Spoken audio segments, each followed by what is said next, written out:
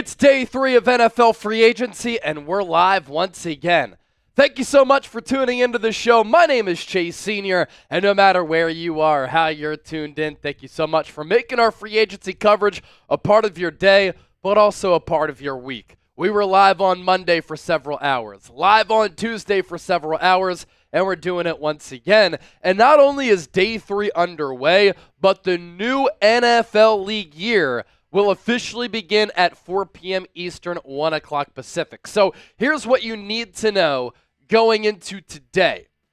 Monday was the start of the legal tampering period, and that's why we've heard about all of these deals that have been verbally agreed to, mutually agreed to. But today, with it being the official start of the 2025 new league year, this is when deals can become official. Players up to this point, and still for the next hour and 20 minutes, can back out of these contracts and sign with other teams. But once 4 p.m. Eastern hits, that's when these deals become official, and some of these players who are designated as post-June 1 cuts can also sign with other teams. I want to know, if you got a fat NFL contract, what are you buying first? As somebody who's in my early 30s, I thought long and hard about this because I've been able to mature in my life, and I've been able to make some money doing what I'm doing, and I was doing some thinking. What's something that if I were to sign an NFL contract right now, I would buy? I think I would try to purchase a house where I want to put down some roots and live for a little while. But a lot of you like to spend money on things like luxury items, including cars. Maybe it's a simple vacation. Maybe it's you paying off your student loans. Let me know down in the comments section. Let's have some fun with this. And I'll start to give you some shout outs. Pitbull said, I'd just buy a box of chocolates. Colby said, I'm buying the 49ers. Jed York seems to be getting a little bit cheap, at least this year. So if you buy the Niners, I want you to make me a promise. You're going to spend on the team and not worry about shedding all of these salaries at once. Aaron Levy said, I'm going to buy a car. Joseph, this is next level trolling. He's going to buy Greenland. That's something that Donald Trump has talked about. Who else is saying something here? John Oden, I'm buying a house for my family. I love that. Jay, I'd free up some money for our young guys. Carol Hosey, Alejandro, it's like a vitamin. Got to have your daily dose of Eagles now. I love that. Carol Hosey, I'm buying a big house.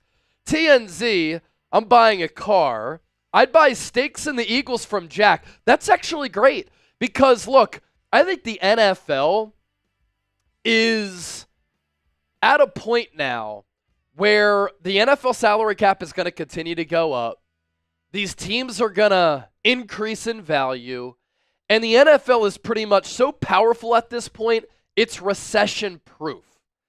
So buying a stake in a team like the Eagles, really any team across the NFL, I think that's a smart investment if we're talking investment strategy. So that might be my first. Camo said, I'd buy my temporary girlfriend an Eagles jersey. Why is she your temporary girlfriend? At first I thought you were going to say, I'd buy a temporary girlfriend. And I'm like, well, there's an increase in AI. You could just get a robot, and she could do all types of things for you, in public and behind the scenes. All right, let's take a look at some of these NFL free agency deals that have taken place recently, and we'll start with some of the moves that happened right before we signed off, or at least right after we signed off. Justin Reed signed that deal with the New Orleans Saints, 3 years, $31.5 million, 22.25 guaranteed. There were multiple teams who were interested in him, including the Philadelphia Eagles, who were willing to give him anywhere in the neighborhood of $20 to $22 million in guaranteed money. Instead, the former Chief is headed to New Orleans to play under Kellen Moore, the former Eagles offensive coordinator. Sam Martin, the punter, signing a 1-year deal up to $3 million with Carolina. Kevin Givens, that move made official because the team announced it. 1-year deal, backup defensive tackle returning to San Francisco. He played well last year before missing time. He was on his way to having a career year. Robert Tonyan, the tight end, been in the league for a long time, headed to the Kansas City Chiefs. Johnny Hecker, 1-year deal, fully guaranteed with Tennessee to punt for them. Jacoby Brissett will be the new backup behind Kyler Murray. Cole Christensen, the linebacker, signing with Kansas City. Brady Christensen, different spelling there, guard, signing a one-year deal, just under $3 million with Carolina, but it is fully guaranteed. Nick Neiman, the Texans have been busy in free agency. Not sure what their plan is along the offensive line, which was awful last year, and it's gotten worse, but they've added a lot of players outside of offensive line. 2 years, up to $6.5 million. Nick Westbrook Kane, 2 years, $6.5, 3.2, guaranteed to Miami. Coleman Shelton, signing with the Los Angeles Rams after they traded away Jonah Jackson. That's a 2-year deal. Ty Johnson, the running back, 2 years, $5. He's headed to Buffalo. Ashton Davis, a safety who I would have liked for the San Francisco 49ers because of the Robert Saleh connection, signing with the Miami Dolphins. DeAndre Hopkins, 1 year, $5 million to go to Baltimore. I like this move for the Ravens because Lamar Jackson has never really had that go up and get it, physical, contested catch wide receiver who can climb the ladder, be that red zone threat. Do I think that DeAndre Hopkins is still in his prime? By no means. But with Kansas City and playing alongside an excellent quarterback in Patrick Mahomes, the Chiefs used him right away, right after they picked him up, as that contested catch guy in the red zone. And so I think with the value there, it just coming in at $5 million, the Ravens found something there. Xavier Woods, 2 years, 10. The safety signing with the Tennessee Titans. Devin Bush, 1 year, $3.25. Cleveland Browns. Eric Stokes signing with the Las Vegas Raiders. The former Packer gets $4 million. Have to imagine he's going to make the roster. The Niners did sign Jason Pinnock to a 1-year deal. Safety, corner, versatile player. Not sure what the money is, but it is a guaranteed deal on that 1-year contract. And I think this is a sneaky good signing for San Francisco. A lot of people have said, well, Chase, he had one of the worst passer ratings when targeted among all DBs in the NFL. That is not false.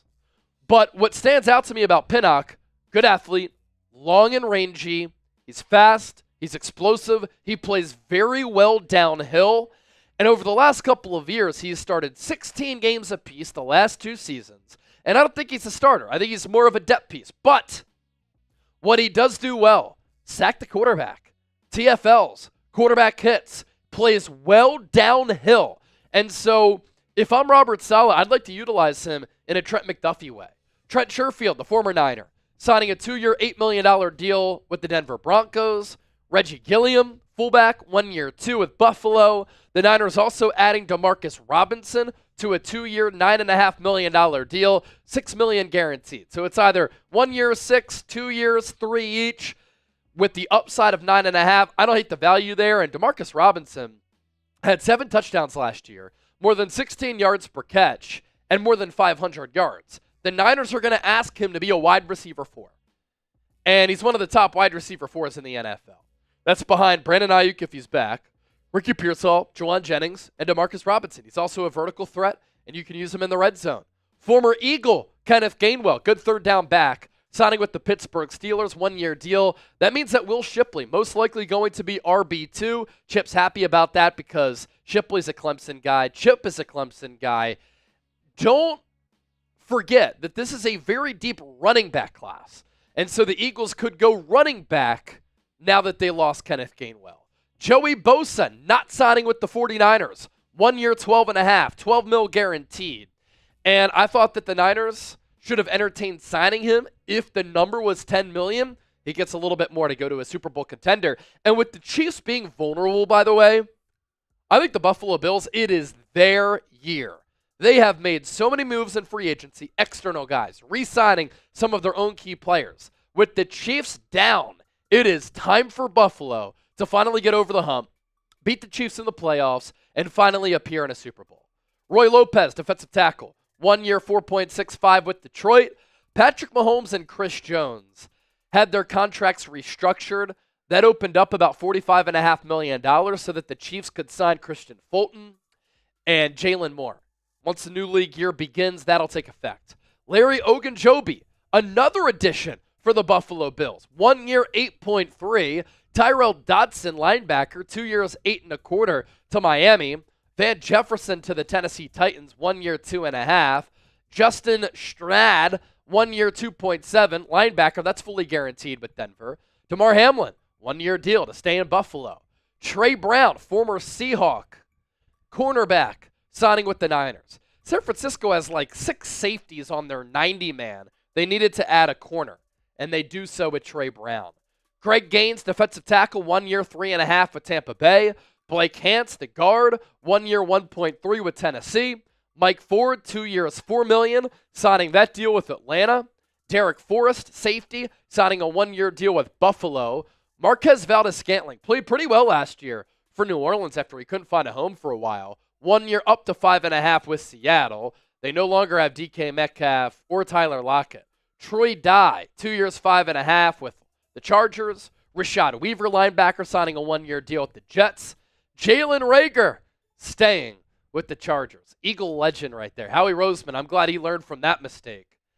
And then Marcus Mariota, returning to the Commanders, 1 year, $8 million deal. And Stone Forsythe, the offensive tackle, signing with the New York Giants. And the Giants and Steelers continue to jockey for Aaron Rodgers. Where will he go? And whichever team he goes to, the team that misses out on Aaron Rodgers, who I think is being undervalued, is going to land Russell Wilson. And there's a big gap right now between Aaron Rodgers and Russell Wilson. But isn't this incredible too? The value of Russ and Rodgers around the league. Daniel Jones got $13 million guaranteed to go to the Colts. He's off the board before Aaron Rodgers and Russell Wilson. Rodgers is a Hall of Famer. Russ, borderline Hall of Famer. But their value around the league has really gone down over the last couple of years. But with Aaron Rodgers, 28 touchdowns, 11 picks last year, 3,800 yards, coming off a torn Achilles at 41 with no OC. If he goes to Pittsburgh, I like what the Steelers are cooking with. Let's do a real one roll call. We have more than 300 people watching on the 49ers Report, 450 people watching live on Eagles Now. Have you been here for all 3 days that myself and Chip have been live for? If that is the case, I want you to type real one. If that's not you, we're glad that you're here with us on this Wednesday, March 12th. I see Ernesto typing real one. Killahunter Ray, real one. SDSD is a real one. Jeff Chipper is here. Aaron Leby, The Bugle, Adric Davis, Eagle Empire, Devin Baker, Garbeer, X-Pac, I've seen you every day. Yak, I Am, Earth, Kane Angel in the building, Peter Thurman, my guy. Great to meet him after the Eagles parade. Brandon Gomez, Michael O'Donnell, Robert, Chud Norris, Steve Brody, Jesselyn Jojo. It's good to see some people are here. Bearded Roofer said, off and on, Chase, had surgery. Well, quick recovery to you, my man. Do have a couple of deals that we want to tell you about. Thanks to our friends at Fanatics. For Eagles fans watching, you can get your Super Bowl merchandise at chatsports.com/EaglesSB. Shirts, hats, hoodies, jerseys available. And then for the Niner gang, this 49ers polo available in all sizes. You got to pounce on this deal. I mean, it's amazing because I have this polo and it's durable, really good material. It's Nike and it's great material that is going to help it last for a long time. It was $80 now on sale for just $43. The links are in the chat, chatsports.com/49polo. We had a great day yesterday in Super Chats. Let's run it back. And let's have a party, man. It's Wacky Wednesday. It's Hump Day. It means we're another day closer to the weekend, even though for myself and Chip, that doesn't really matter when the NFL calendar is as such. But here's our Super Chat menu. All Super Chats get a shout out. If you send in a $20 Super Chat, you enter our jersey raffle, meaning you have an opportunity to win either an Eagles jersey or a Niners jersey. $50, I'll do a beer bong. $100 for a shotgun. If you send in a $200 Super Chat or Venmo, you see the Venmo name at the bottom of your screen, we will send you an automatic jersey. There are also other ways to support the show. It's very simple. You can hit that thumbs up icon like the video. You can subscribe to the channel. You can comment and share your thoughts. Share the video. Most importantly, I want and need everybody to be a real one. And if you're just hanging out watching the show, that means that you're a real one as well. Cameron Ezel, $2 super chat, back like I never left. What's up, guys? Cameron, hope all is well. Good to see you here. And then Conan Johnston. I feel like this year is going to be painful for the 49ers. As of right now, I don't really like how things are shaking out for San Francisco. And I tweeted this a little bit earlier that as it stands right now, the 49ers, in my opinion, have a bottom 5 defensive line.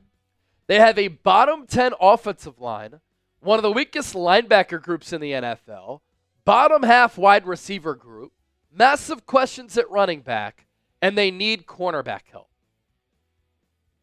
And you think about that defensive line. After missing out on Joey Bosa, this is the Niners' front four. Nick Bosa, Evan Anderson, Jordan Elliott, Sam Okuanu. And there are not a lot of good free agents left. And if you're the Niners, if you're planning to rebuild, let me ask you this question. Does it make sense to sign Brock Purdy to a contract extension? That's what I don't understand. Oh!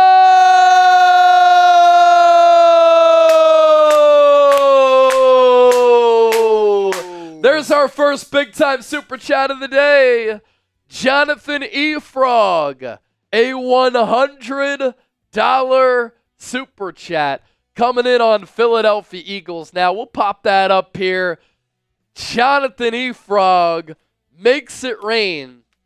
And I was about to come through with the deal for the people and asking, hey, is anybody going to send in a $50 super chat? Because if you do, I'm going to do a shotgun here on the show. Well, Jonathan E. Frog said, you know what? I'm going to send in that 100 right now. So we're going to do a shotgun. And then Alejandro yesterday, one of our super chat MVPs on Eagles now, he sent in that 100 yesterday. Just wanted to say thanks to him once again. And I'm pretty sure I saw Alejandro in the chat. Yes, there he is. Alejandro Maldonado.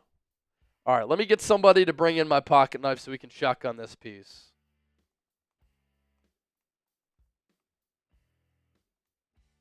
Getting us started early, Jonathan. Let's go. About an hour till the new league year. Let's celebrate.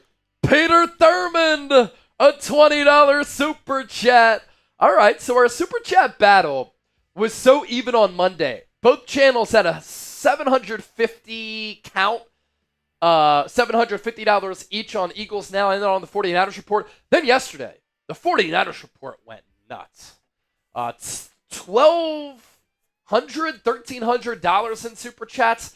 Eagles Now was kind of sleeping a little bit. We nearly got to 300, but today it's Philadelphia Eagles Now off to the early start with $122 already in super chats, and the 49ers report with just $4 after both of those $2 super chats. Not playing around. Good audiences on both streams here. I need everybody watching right now to hit that thumbs up icon and like the video.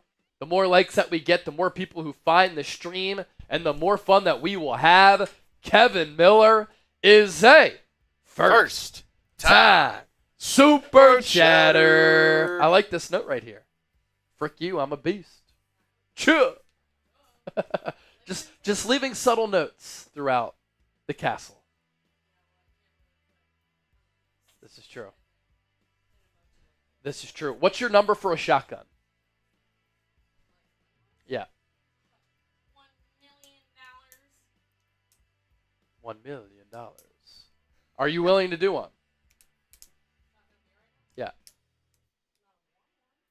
A cold It one. can be cold. All right. $100 super chat? All right. $100 super chat.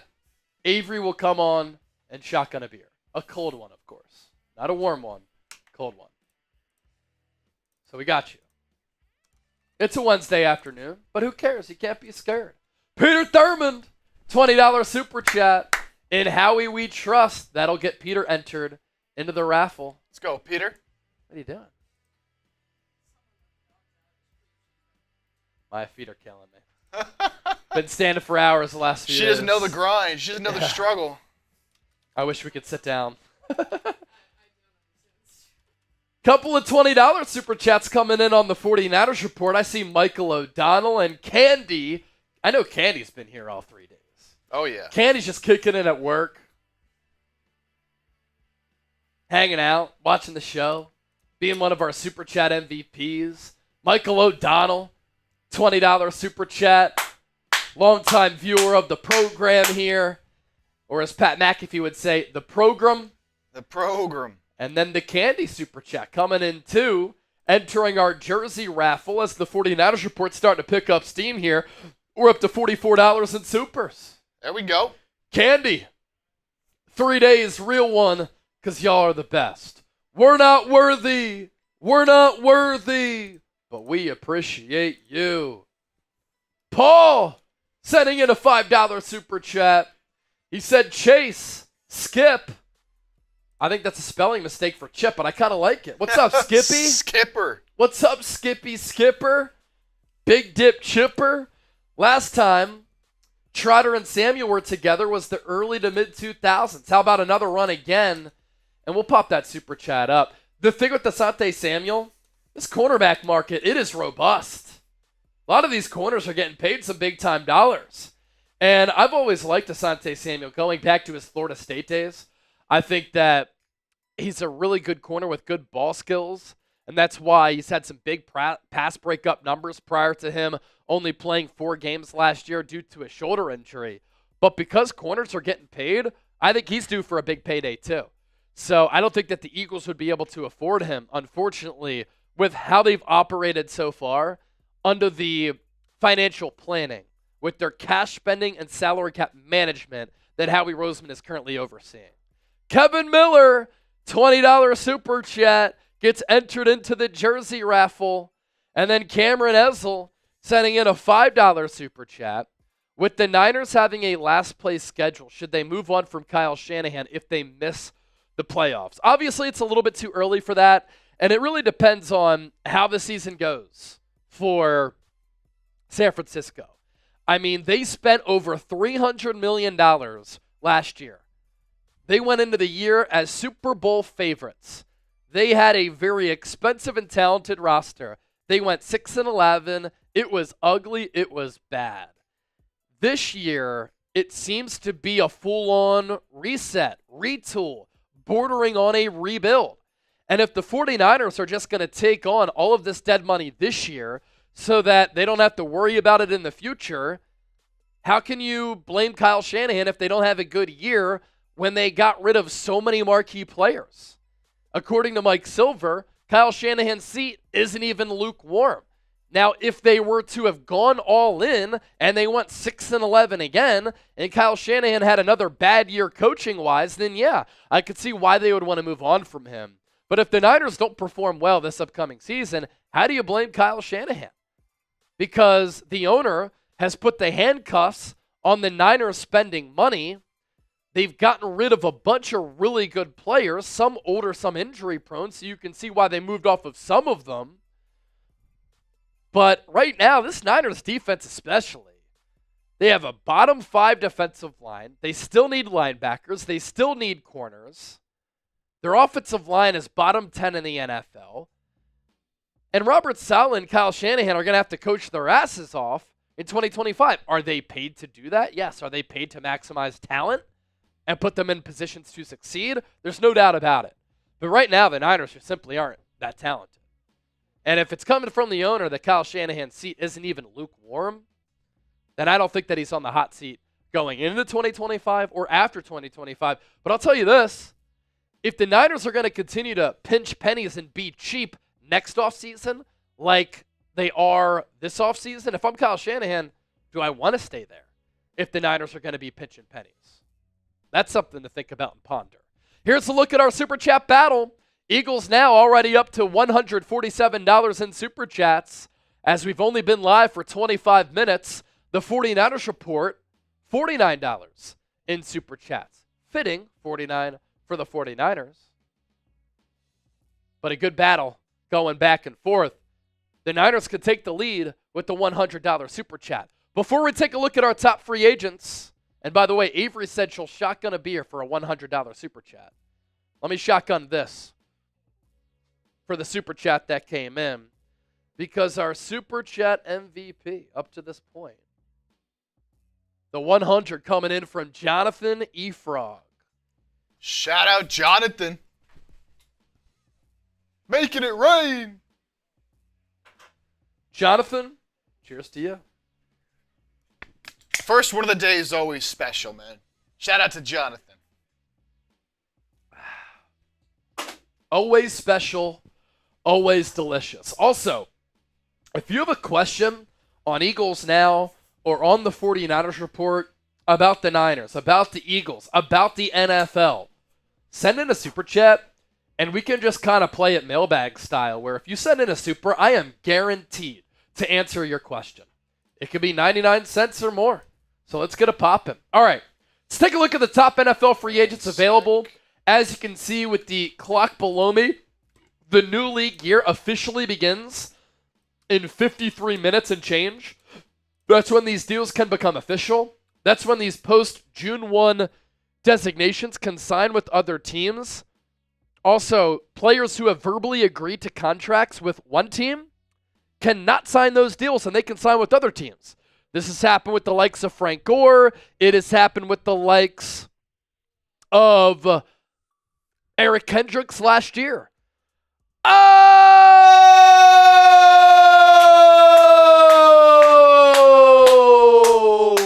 Dragon Slayer, he's back.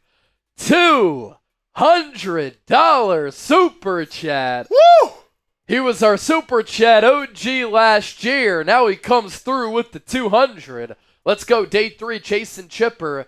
Do you think they will address the problem, a.k.a. Colton McKivitz? What are your thoughts? Look, if Armand Membu is there at number 11, and after how he tested at the NFL Combine, he might not be, I would rush that pick to Roger Goodell. Now, if Kelvin Banks or Will Campbell are still available at number 11, do you trade back and then get another pick?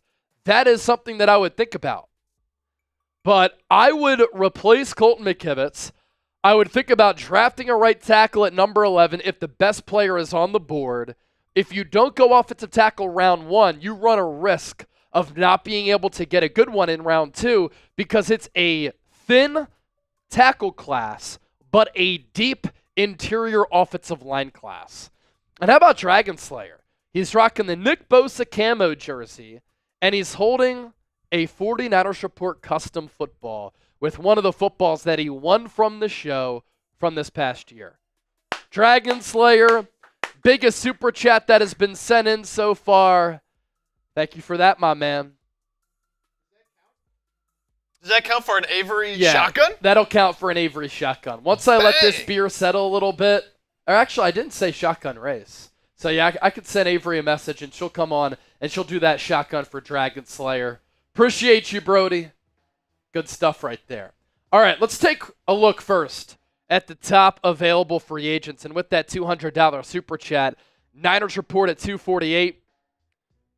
Eagles Now at 146. You can also send in Venmos, by the way, at Chase_Senior. So that is an option for you as well.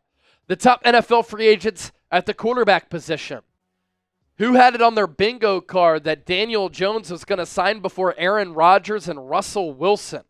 Those are the lone 2 starters on this list. The rest are backups here. Jameis Winston said to have conversations with the Niners about a backup opportunity.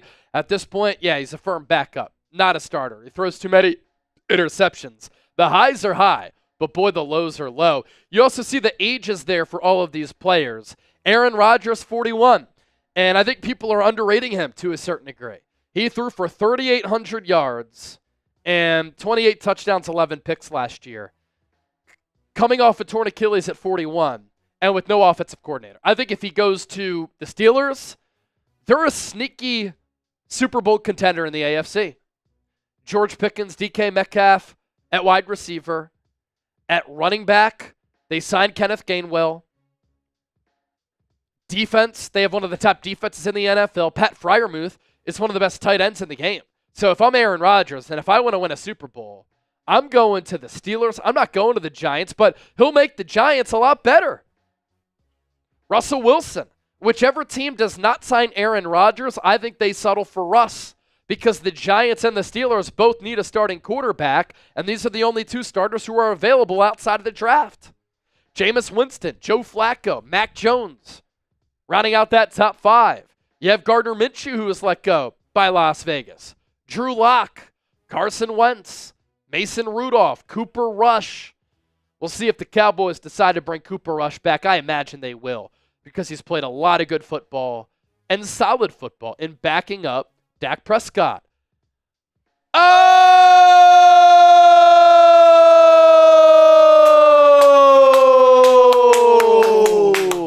Jonathan Efrog. He matches the Dragon Slayer on Eagles now, and he sends in a $200 super chat. I have a Saquon clip that I tried pitching it back, but it had come back for a touchdown on Madden. Oh, okay. So you're a little bit of a gamer. You're on the sticks playing some Madden.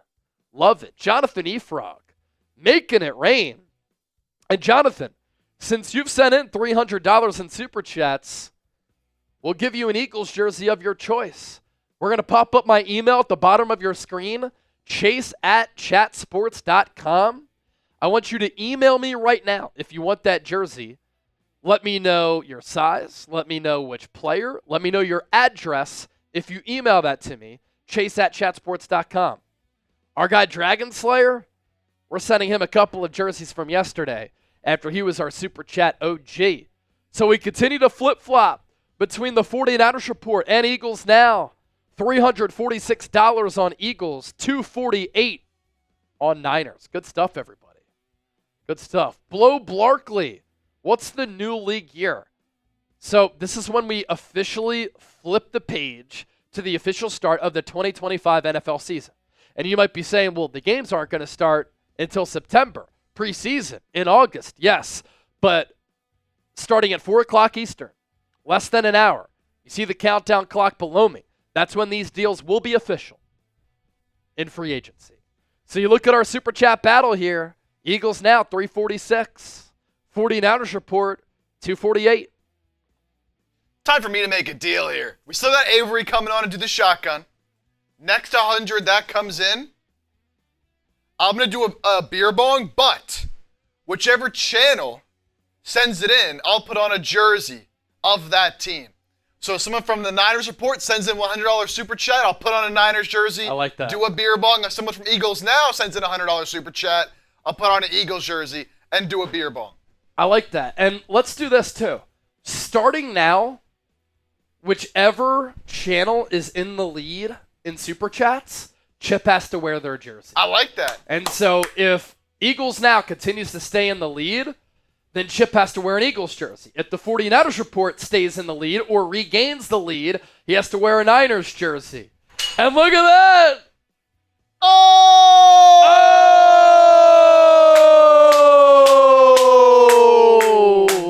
Dragon Slayer sends in a $100 super chat. And so the 49ers report is in the lead, which means Chip, starting right now, is going to have to put on a Niners jersey because the 49ers report is at 348 and Eagles Now is at 346. Would you take Flacco as a backup? I think he's still good. Yeah, I don't mind Joe Flacco as a backup, but you know what I would do, Dragon Slayer? And it's unfortunate that it's a very thin quarterback class, because if it were a deeper quarterback class, then I think the likes of Kyle McCord or some of these other quarterbacks, Will Howard, I think they would have been really good backup plays for San Francisco on day 3. But because it's a thin quarterback class, I think those QBs might go day 2 perhaps, or early on day 3. And so if I'm the Niners, I want a young developmental backup. Do they think that Tanner Mordecai can be that guy? I have to see a little bit more. We barely saw him in the preseason. But if they don't think he's that guy, yeah, I'd take a chance on Kyle McCord out of Syracuse, Will Howard out of Ohio State. Those are players who I'm very intrigued by. Jonathan Efrog just sent in a $20 super chat. So that means that Eagles now back in the lead.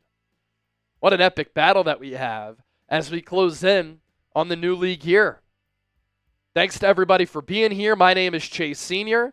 This is our free agency special. In about 44 minutes, these deals will become official.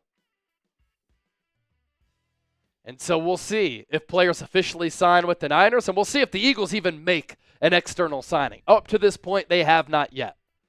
All right, before Chip comes back, how many likes can we pick up on the stream? On the 49ers report, we're at 80 likes. On Eagles Now, we're at 122. How many likes can we pick up on the show before Chip gets back? I need everybody watching right now to rapid fire hit that thumbs up icon and like the video. Smash that thumbs up icon. Let's get it going. Let's get it going.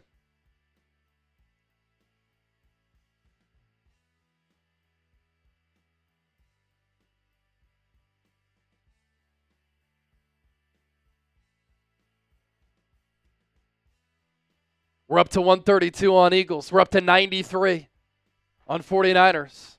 Got to get to 100 likes before Chip comes back on the Niners report. Can we get to 200 on Eagles Now? Also, we kind of knew the writing was on the wall. After the Eagles traded away C.J. Gardner-Johnson for Kenyon Green, that signaled to me Mekhi Becton was going to walk in free agency. And from a money standpoint, it makes sense for the Eagles, right? Tyler Steen's on his rookie contract. Kenyon Green is on his rookie contract. They're going to pay both of those players combined a fraction of what Mekhi Becton is going to get in free agency, which I think could range anywhere between $13 and $20 million per year. If Aaron Banks can get 19 plus per season, Mekhi Becton is a better player who found his natural fit at guard. Why can't Mekhi Becton make 15 to 20 million? Jonathan Efrog, another $20 super chat. You said you sent that email? Let me see. Let me see if I got it.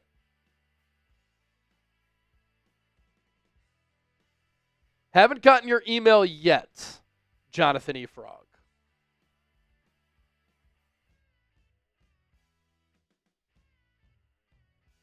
I saw an email from Robert James, but I haven't gotten an email yet from Jonathan Efrog.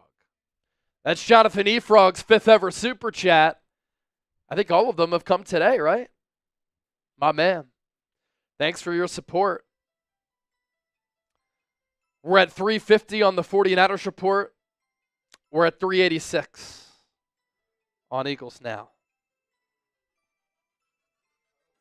Ricky Williams, $2 super chat. Crazy that we can't go all in the year that the Super Bowl is in Santa Clara. Yeah.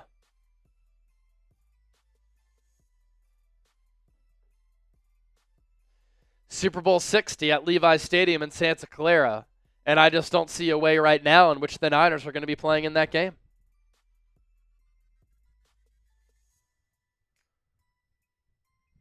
Black Mask, how about Jalen Moore's contract with the Chiefs? $30 million, $15 million per year. I've had some Chiefs fans and friends reach out to me asking me, Chase, who is Jalen Moore? I've barely heard of him. And the Chiefs are giving him $15 million per. I think what the Chiefs thinking is that Jalen Moore played very well in spot duty for Trent Williams. He's a young player who's really developing and has a lot of potential. And if he plays at a really high level in protecting Patrick Mahomes' blind side, $15 million per year for a left tackle is a bargain.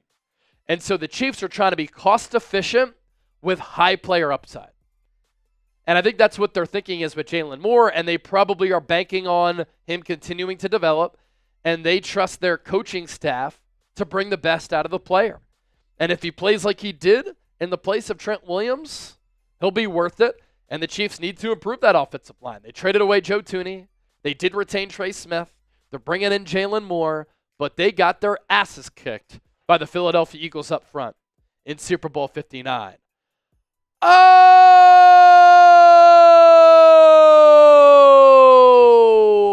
Dragon Slayer makes it rain again.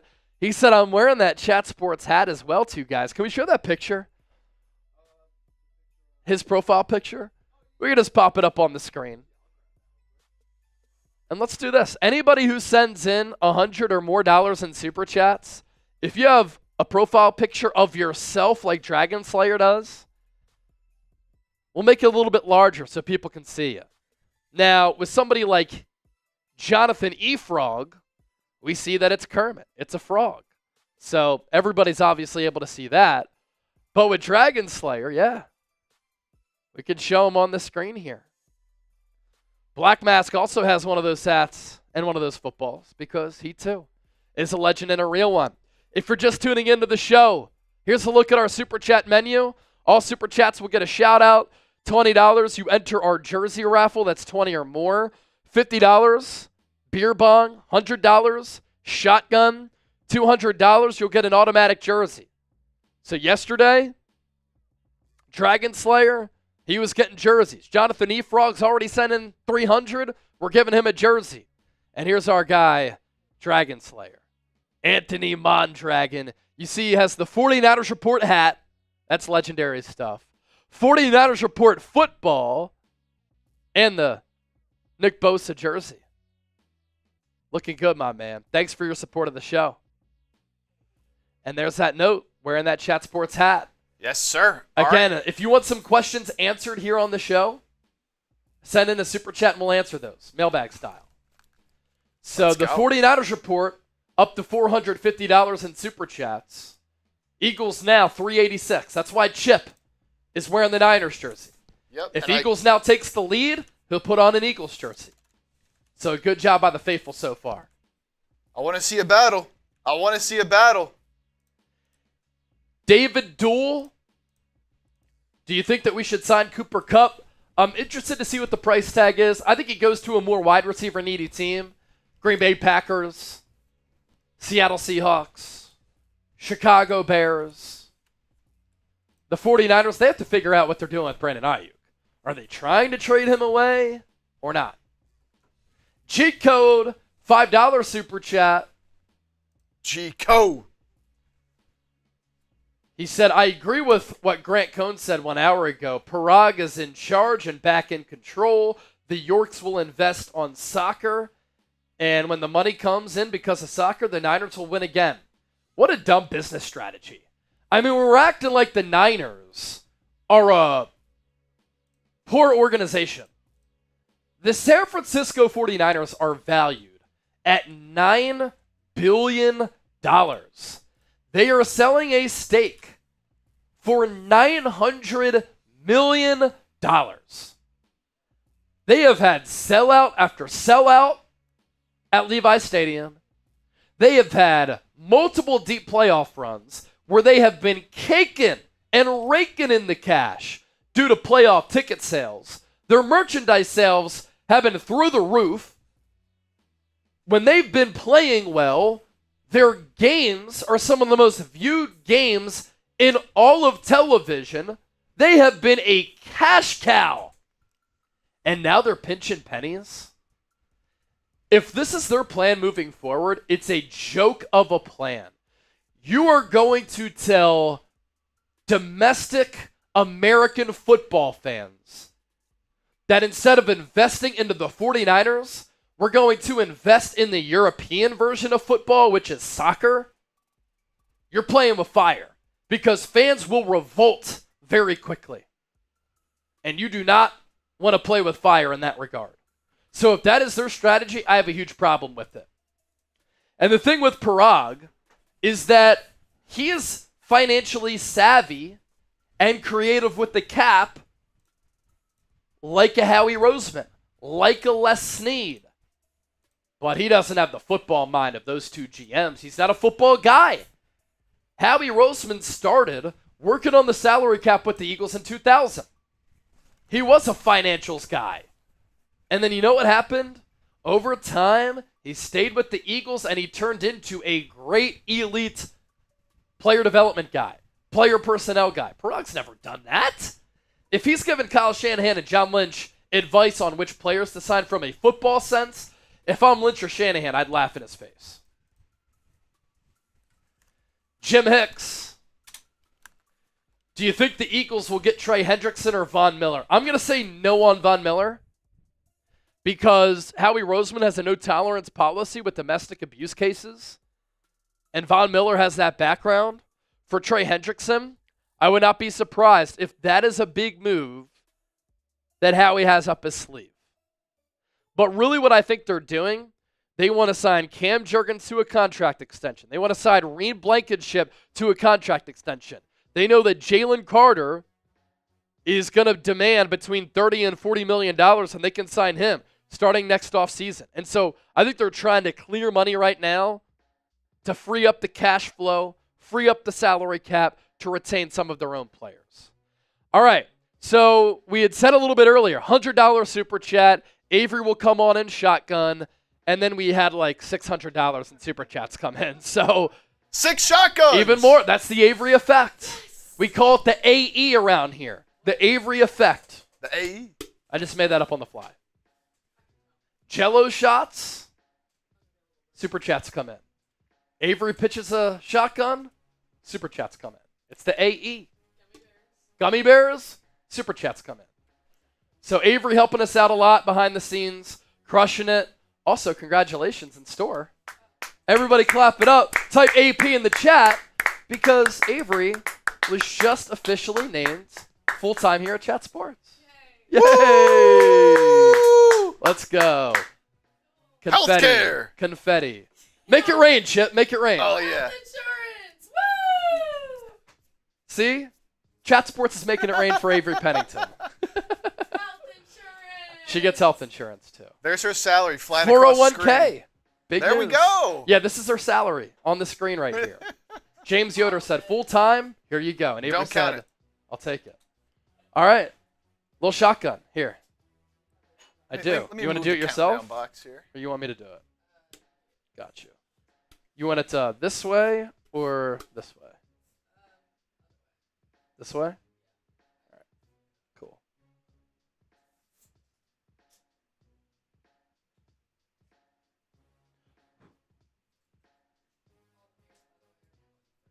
Oh, that's good. Is that your housekeeping duty today? All right, so Avery will do that. I'll join the party, too, with all those super chats that came in. Sir. Iowa beer bong as well. 3 beers, 1 boot. Let's just all drink across the board here. Beer bong coming up. Cheers to everybody and all those big-time super chats. And congrats to Avery for full time. AP in the chat. Spam AP! Spam AP! Easy money. Let's go. Day 3, NFL free agency. Our coverage rolls on. Another $100 super chat. I will do another shotgun here. Woo! Alejandro, Daniel, Kane, Eric, Nick Dolfer, Jafari, Mamba Legend, Ronnie Baca, Killa Hunter Ray. Everybody's spamming AP right now. Showing the love.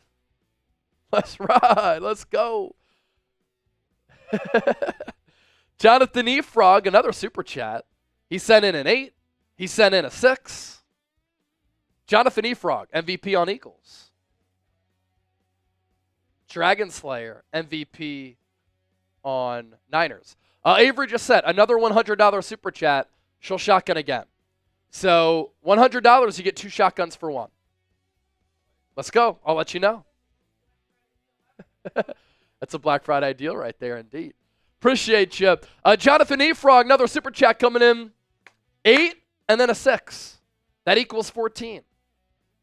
Now, is he doing that to tie things up? No, that gets us over 400, though, on Eagles now. So 455 on Niners, 405 on Eagles. We have a trade. Kane Angel, Chase, have you listened to the song F the Chiefs? No, but F the Chiefs. F the Chiefs. Here is the trade that just went down. Cowboys are receiving Kyer Elam and a 2025 6th-round pick. The Bills receiving a 2025 5th-round pick and a 2026 7th round pick. So the Cowboys are a team.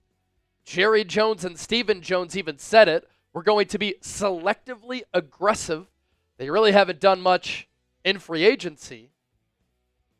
And this is a move that they're making, hoping that they can bring the best out of Kaiir Elam, who a couple of years after being a first-round pick by Buffalo, they're trading him away for a 5th and a 7th. Kaiir Elam played at Florida,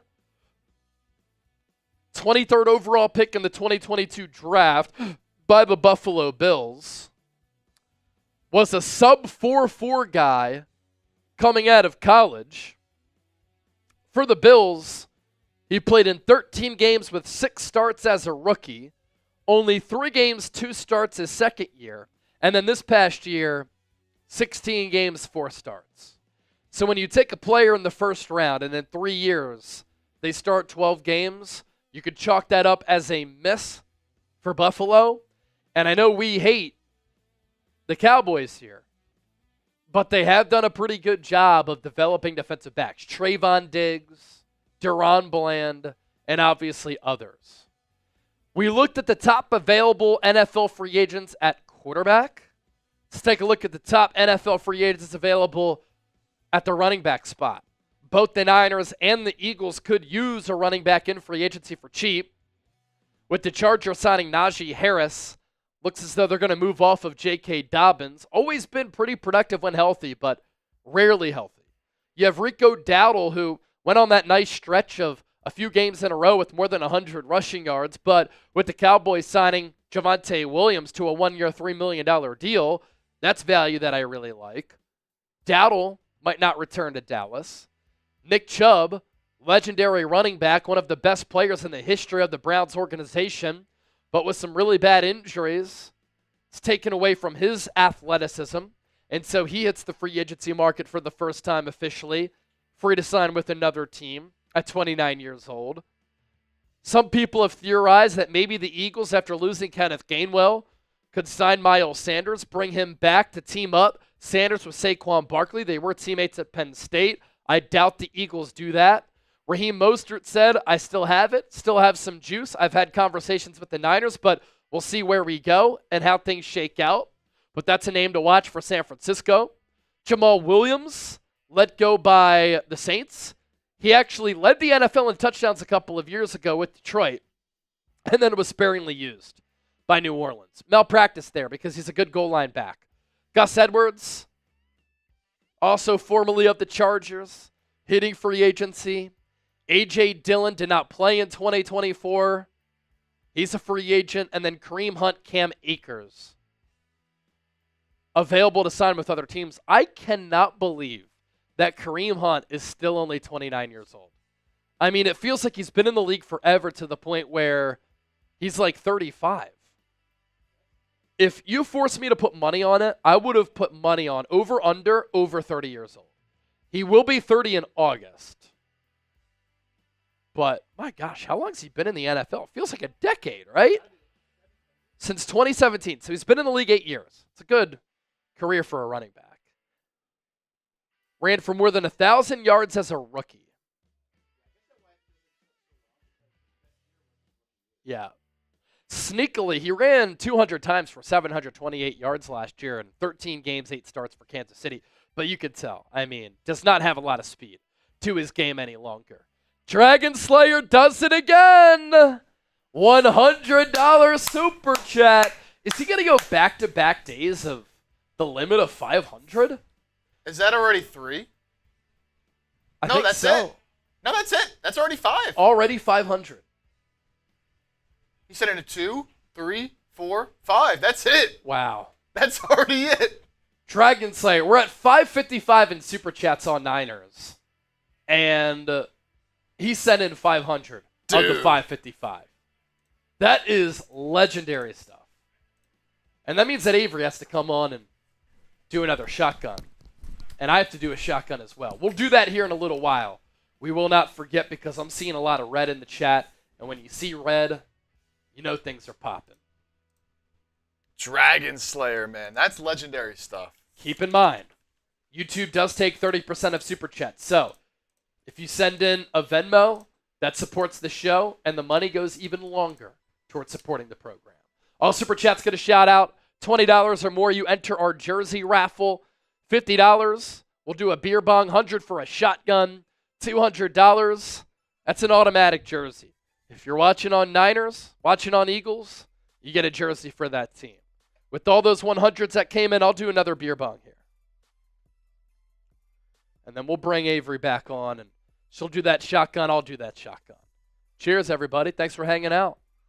And a reminder, special deal today. Whatever channel is leading in Super Chats, I'm going to be wearing one of your jerseys. So right now I'm rocking the Jerry Rice Niners jersey because Niners is up 555 to 405. But if Eagles comes back, takes the lead, I'm popping on that Eagles jersey. Got a Saquon Barkley jersey right here, ready to go. So let's go.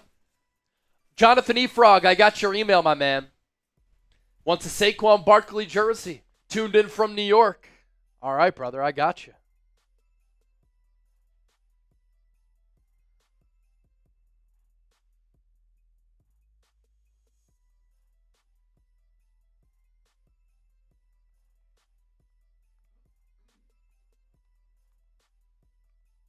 yeah, 1K in 2 days for Dragon Slayer. More than that, actually, because He sent in a lot of Venmos yesterday. yeah, I think it was like almost 1K yesterday alone. Yeah. It was like 8 or 9. He was sending in some crazy Venmos yesterday. Money bags drags from Derek Buck. That's a good one. The free agency MVP on Niners, Dragon Slayer. What is happening at 4 p.m.? Asks Jarky Beef. Well, 4 p.m. is the start of the new league year. That's when all these free agency signings can become official. Until then, all the signings you've heard of so far technically have not officially happened. But starting at 4 p.m., they'll become official, and all the guys that were post-June 1 cuts can officially sign with other teams as well. Like Aaron Rodgers was just announced as a post-June 1 cut. Oh, really? Yeah. Okay, interesting. Darius Slay. He'll be a post-June 1 cut. I imagine that deal is going to happen with the Pittsburgh Steelers. Andrew Nathan, he's using the hashtag Eagles. Can we pop that up by any chance? Yeah, I can get that here in a sec. Nick Dofer, good to see you in the chat, my man. He said game on shotgun time. Yeah, we'll do that in a little while. Let me just let the belly settle a little bit. Yeah.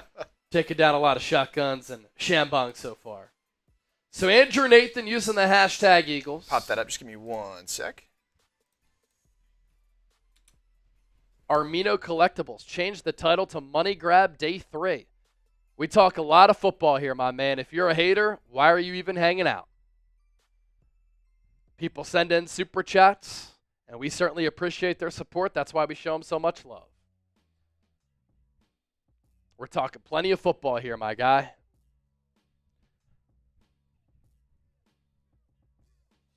Andrew Nathan, all good on the spell check, man. I know exactly what you're trying to say. I'll get to it here. Chase, how do you feel about that report that the Eagles were in on Justin Reed? Do you think they switched their focus to Justin Simmons? And what would that deal be? 1 year or a multi-year deal? So, yeah, according to reports, the Eagles were in on Justin Reed. And he signed a 3-year, $30 million contract with the New Orleans Saints, maybe a little bit more. The Eagles were said to have offered $20+ million in guaranteed money. So that tells me a couple of things, right? The Eagles are willing to make a big move that they think would improve their team. They're willing to make a move and spend on that move if it moves the needle to help them for 2025. And if they were willing to sign Justin Reed to a multi-year contract and trade away C.J. Gardner-Johnson, it says a couple of things. They were tired of C.J. Gardner-Johnson. They saw value in Justin Reed with a little bit more money. He's a lot more low maintenance. And it also tells me they're not too concerned about their cash flow, but they're not going to spend great money on a good player. As for Justin Simmons, I think that he would sign with the Eagles for cheap.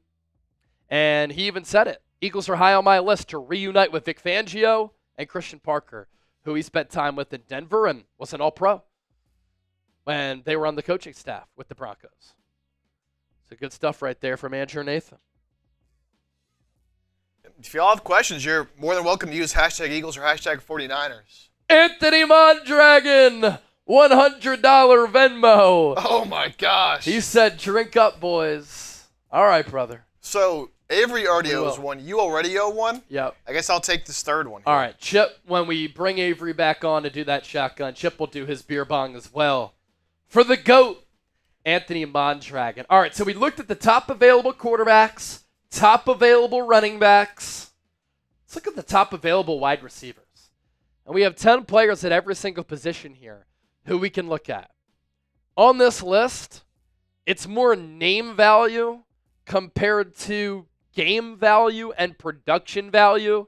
For instance, Amari Cooper has been a really good wide receiver for a long time. He's been highly productive. I just think that his best football is behind him. And he didn't look like the same guy with Cleveland and Buffalo. Now, he's a player who did come into the league very early and when he was very young. And so let me double check on when Cooper came into the league. All the way with the Oakland Raiders back at the time. That was back in 2015. And so Amari Cooper's been in the league for 10 years. Last time he had a 1,000-yard season, it was in 2023 when he had 1,200 yards and 5 touchdowns with Cleveland. Last year with Cleveland and Buffalo, he did only have 44 catches for 547 yards and 4 touchdowns. Prior to that, though, a bunch of 1,000-yard seasons. 1, 2, 3, 4, 5, 6. 7 of his 10 years in the NFL, he's had a 1,000-yard season. With the Browns, awful quarterback play. That impacted the numbers. With the Bills, though, he's playing with Josh Allen. So I wonder if he's zapped or if he still has some gas left in the tank. Stephon Diggs coming off a torn ACL. Mike Williams, slow at this point. Elijah Moore, young player, gadget guy, good athleticism. I think he'd be a good fit for the Niners, but with them signing Demarcus Robinson, that ship has probably sailed. Keenan Allen, older wide receiver, but he can go up and get it. Cooper Kupp is officially a free agent.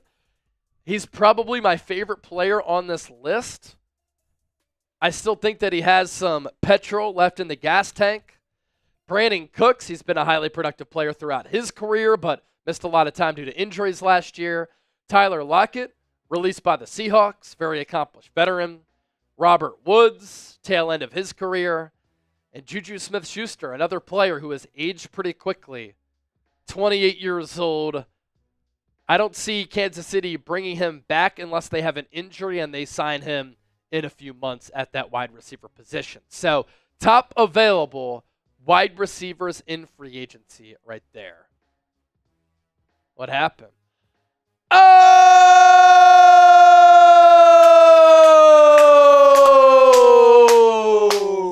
The legend Black Mask. He changed the profile picture. He had Niners gear on in the previous profile picture, but he might be so tired of the Niners right now that he changed it. But looking fly, my dog. Let me help out Dragon Slayer. Hey, has anybody ever seen the movie Major League? This year could be like that for the Niners. Owner cuts money, and the players play their asses off to win. I will say, this is a team that still does have Brock Purdy, Christian McCaffrey, George Kittle, Brandon Ayuk on offense. On defense, Nick Bosa, Fred Warner, Diamador Lenore. So this is a team that is still close to being a Super Bowl contender in the NFC as of right now. Obviously, that could change. The big thing that the Niners need to do, they need to not just hit on the NFL draft. They need to find impact players in the draft and work off of what they did in 2024. Because Ricky Pearsall showed flashes. Renardo Green, starting corner. Dominic Pooney, really good guard. Malik Mustafa, starting safety. Isaac Orendo has some pop. It's 5 players right there. So what the Niners need to do in 2025 in the draft is hit on those picks once again. Kind of like what Philadelphia did. I mean, the Eagles won the Super Bowl, and guess what? Quinion Mitchell-Cooper-DeJean, first and second round, starters, high-level players. Jalix Hunt came on at the end of the year. looks to be a dude. And now the Eagles are banking on him replacing Josh Sweat. Draft and develop, and that's what allows you to lose players in free agency and have those players as cost-controlled assets. And then if you sign them early, you can get ahead of the market. That's what the Eagles do so well, and the Niners have not done well. The Eagles sign players a year early. The Niners sign players a year late.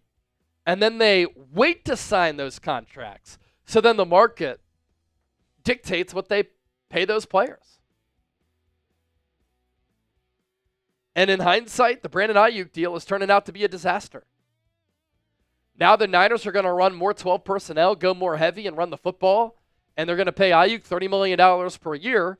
And he's never a guy that is going to go over 90 catches. Black Mask, thank you for that. Who else outside of Jonathan Efrog, Dragon Slayer, and Black Mask going to send in some supers here? Let's go. 420 people watching on Eagles now. 360 on the 49ers report. Great super chat battle. You see it here to my right. 655 to 405. Again, Eagles fans, you see me rocking the Niners jersey. I'm going to wear whatever jersey is leading in the super chat battle. So if you want me to put on my Saquon Barkley jersey right over here, got some catching up to do. Sorry, my bookie gets paid first. Got to pay your debts to the bookie. You don't want to be in debt to the bookie. That's good stuff. March Madness coming up. You want to have a clean slate. No doubt. No doubt.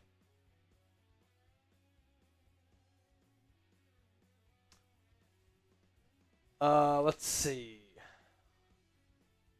John Galt. Anybody else freeze? That's on you. I'm getting excellent connection on my end. I think we're straight. That was like a couple minutes ago at this point he said that. Okay. I think that was just him. We ride.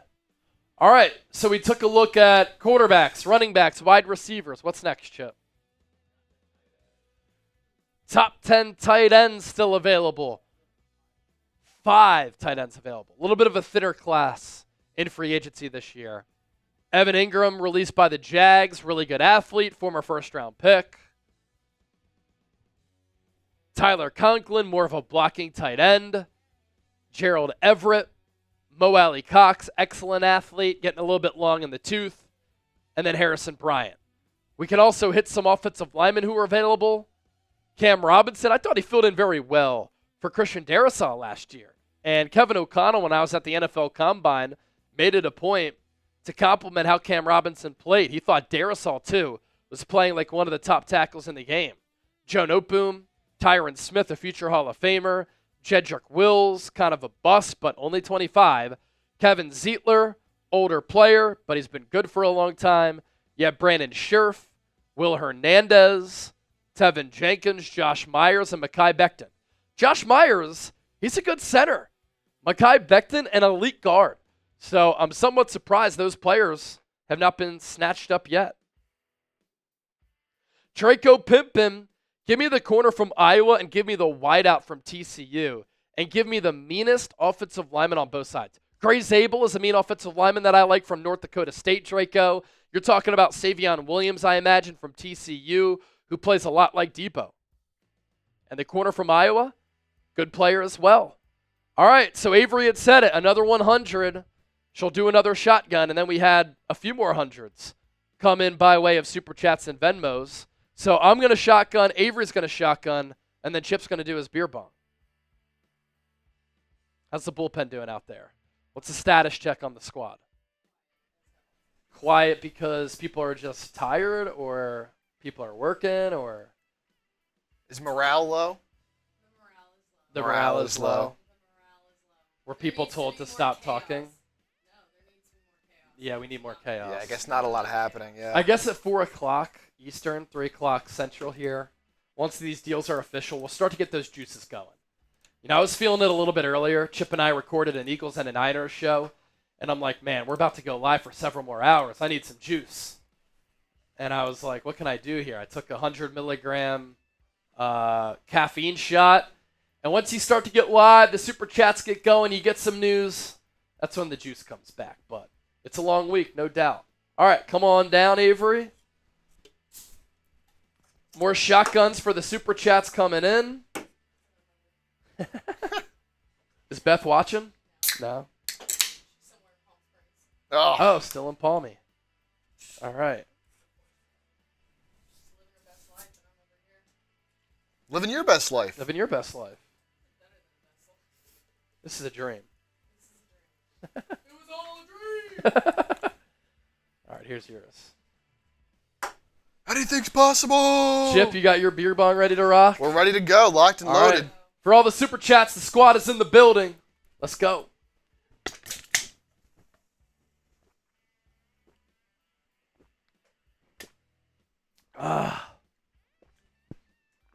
That's efficiency, crew. Appreciate it. Under 10 minutes to go until the start of the new league year.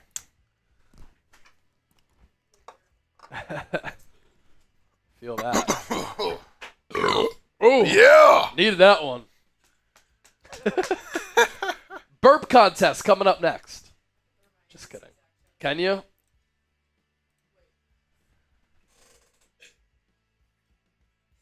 That's crazy. That's some good work right there. $2 super chat. Avery will come on and burp the ABCs. Yeah, that's actually a good skill. Like, I can't generate the burp like that. I bet. Because you're, like, manufacturing a lot of oxygen. All right. And the Niners.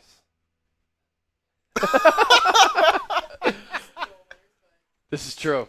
We're up to 425 on Eagles. Thanks, Avery. We're up to 655 on the 49ers report. And as you can see, new league year getting underway in less than 8 minutes. Jeff Chipper! Yo! Great show. The only team worse than the Niners at signing players late is the Dallas Cowboys. You know, you make a good point.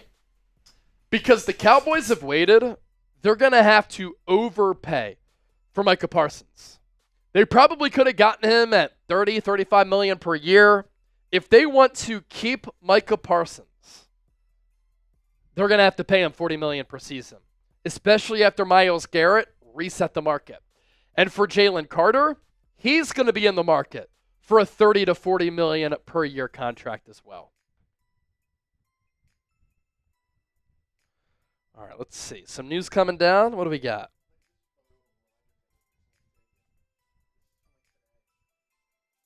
No way. Oh, at first I thought he had blonde hair. No, But it's a it's a photo hat. of Rodgers alone on a beach in a blanket with headphones in. Aaron Rodgers pondering if he wants to continue his football future, and if so, where? He's a unique dude. I like him, but I I do know too. he's not everybody's cup of tea. But I kind of like his uniqueness, honestly.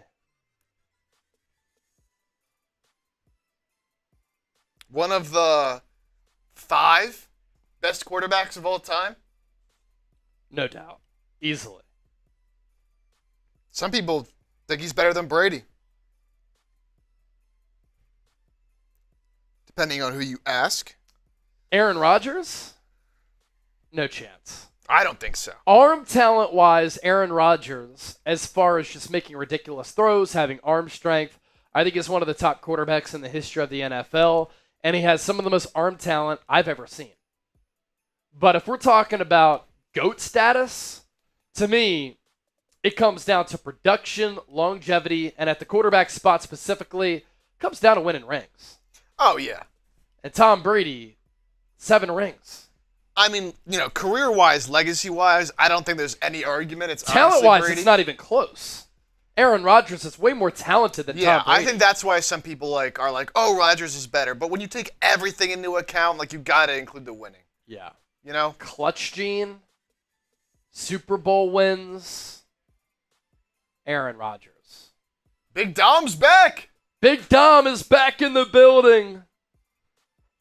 Big Dom said, okay, I'm here. What's up, Big Dom?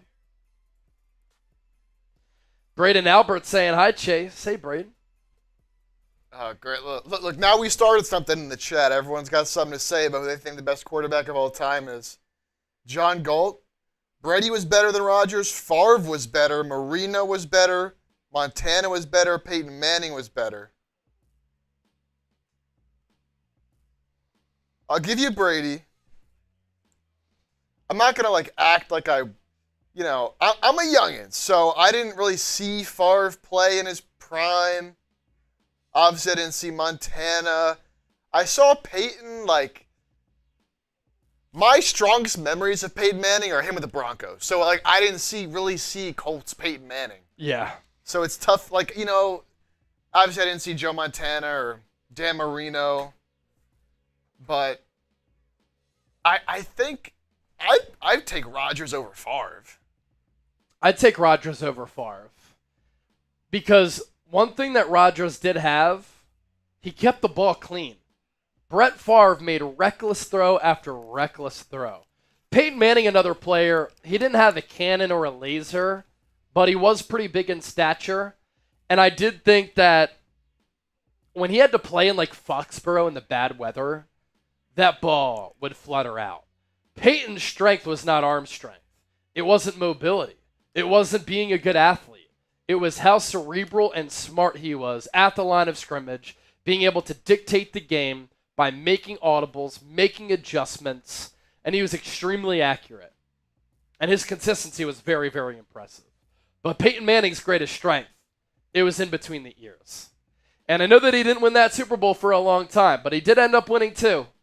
And that is one more than Aaron Rodgers. But from a talent standpoint, yeah, not even close. And Aaron Rodgers is very talented too. I mean, we see that with the Jets still, at least last year, where he's making audibles at the line. I tweeted this out at the start of last year.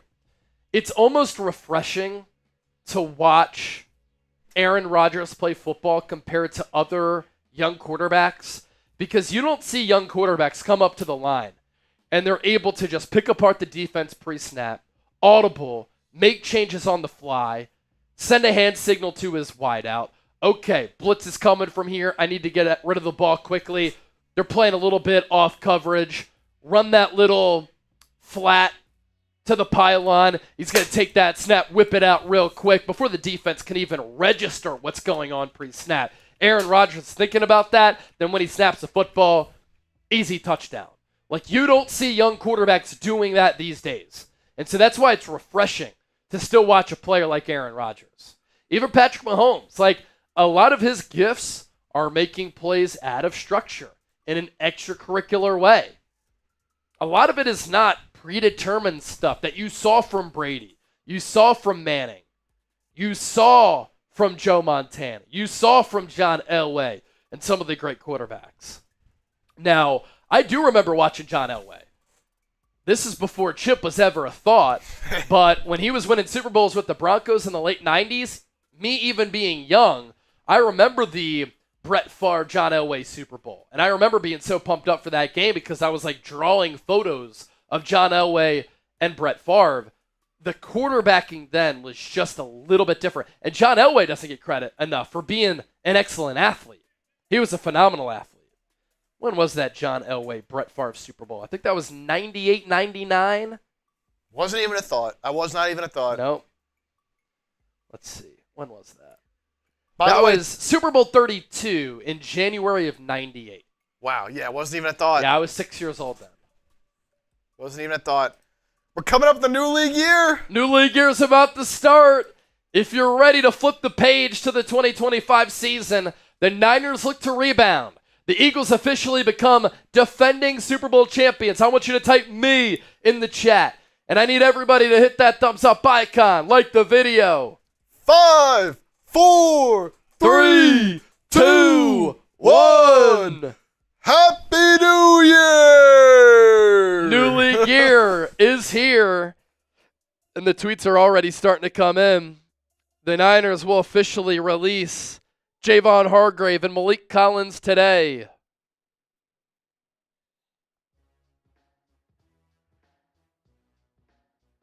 Oh, wow. How about this?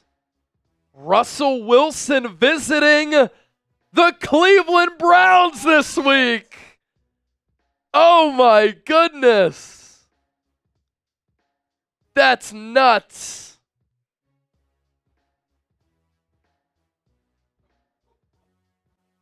Wow, what a turn. What if Rodgers goes to the Steelers, Russ goes to the Browns, and the Giants are left with what's their next option? Joe Flacco? Oh. Happy New League Year! New league year is here. If you're excited for it, type me.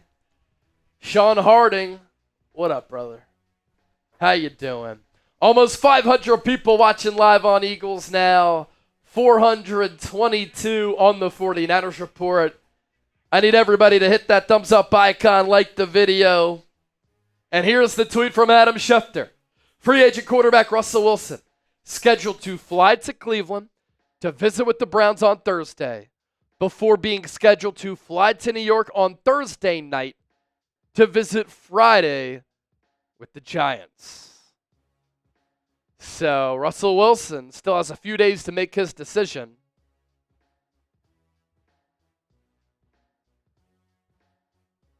So we probably want to have a decision before the weekend if he's not meeting with the Giants till Friday. Yeah, unless, things either go well or poorly with one team and he can make a decision on that Friday. Deebo Samuel officially traded from the Niners to the Commanders.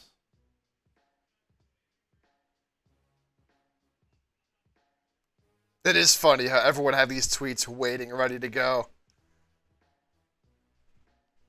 Jack Sanborn plans to sign with the Cowboys on a one-year deal.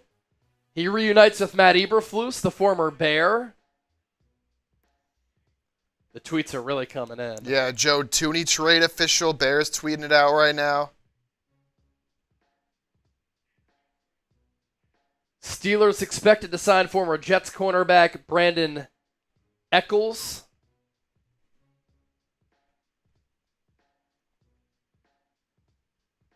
Man, Russell Wilson's a 10-time Pro Bowler. That's nuts. Wow, Russell Wilson visiting the Browns.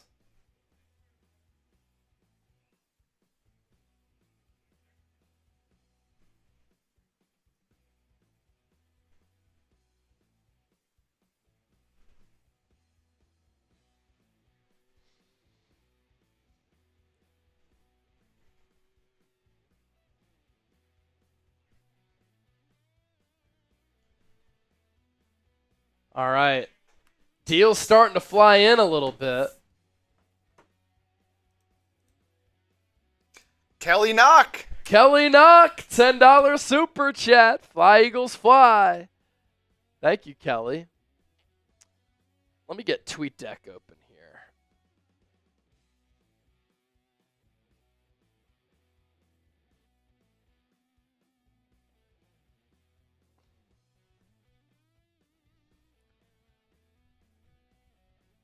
The Niners saying thank you for everything, Deebo Samuel. Now that it's official.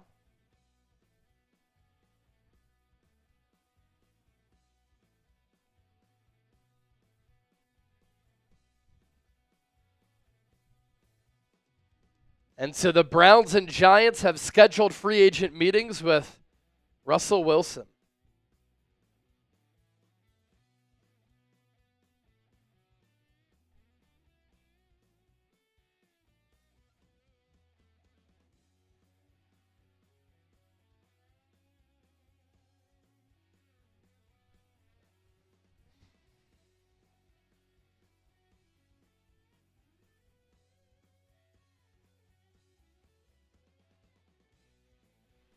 Ben Van Sumeren staying with the Eagles. Oh, really? 1-year deal. All right. Ben Van Sumeren back to the Eagles. Javon Hargrave, by the way, you were 2 wondering the years, official numbers. $30 million. Yep. After he got released by the Niners. So Javon Hargrave cashes in again. Malik Collins and Javon Hargrave post June 1 designations. And so those are the two post June 1 cuts. that the 49ers will make. All teams across the NFL have 2 to utilize. And so the Niners utilize both on Collins and Hargrave. Ben Van Sumeren coming off that season-ending knee injury, special teams player, backup linebacker, and he even played some fullback for Philadelphia last year.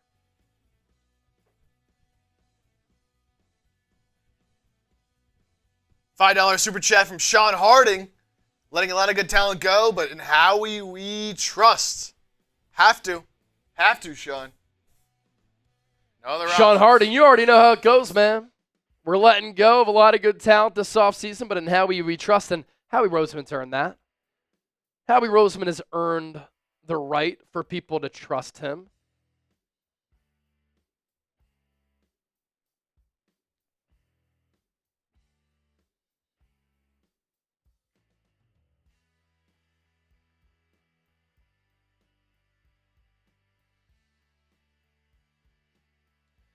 All right, I'll do a YouTube short here in the meantime on Ben Van Sumeren. He's logged snaps at linebacker, special teams, and fullback during his 2 years in Philly.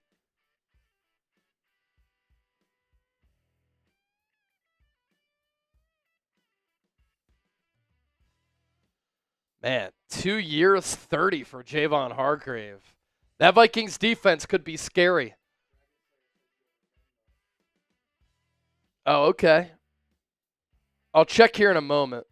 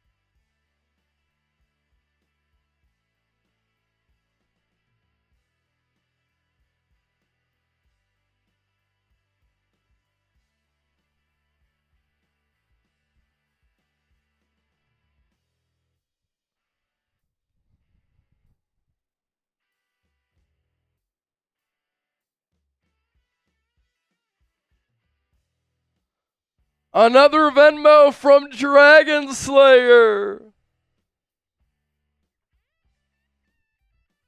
We got to get those DSs in the chat once again. Back-to-back days, that Dragon Slayer is just going crazy.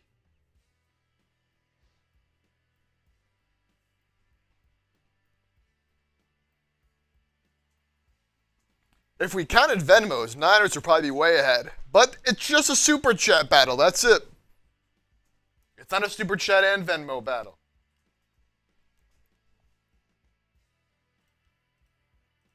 All right, Ben Van Sumeren, official. Re-signing with the Eagles. 1-year deal. The linebacker, fullback hybrid. Yeah, we'll do a video on that here in a little bit.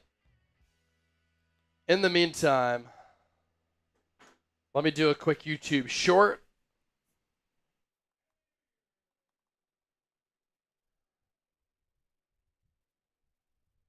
Ben Van Sumeren, 24 years old, played college football at Michigan and Michigan State.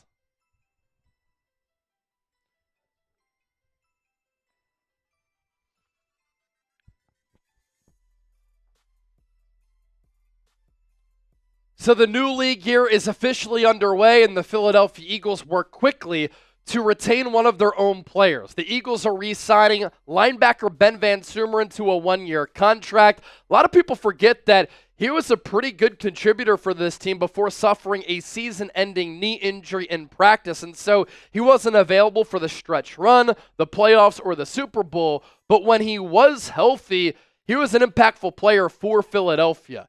He got snaps at linebacker, snaps at special teams, and what the Eagles started to do before him getting hurt, they started to utilize him as a fullback. And he played very well as a fullback and lead blocker for Saquon Barkley. And compared to a Niners team, for instance, that would pay Kyle Juszczyk a few $1 million to play fullback, the Eagles weren't playing. Fuck, I messed that up. We'll get that going here. I'm getting all these notifications on my phone. Yeah, it's nuts. Javon Hargrave, 19 guaranteed. Malik Collins, 2 years, $20 million. Holy shit. It's also now official Cooper Kupp is a free agent. There are so many notifications coming in. We talked about the Javon Hargrave, 2 years, $30 million.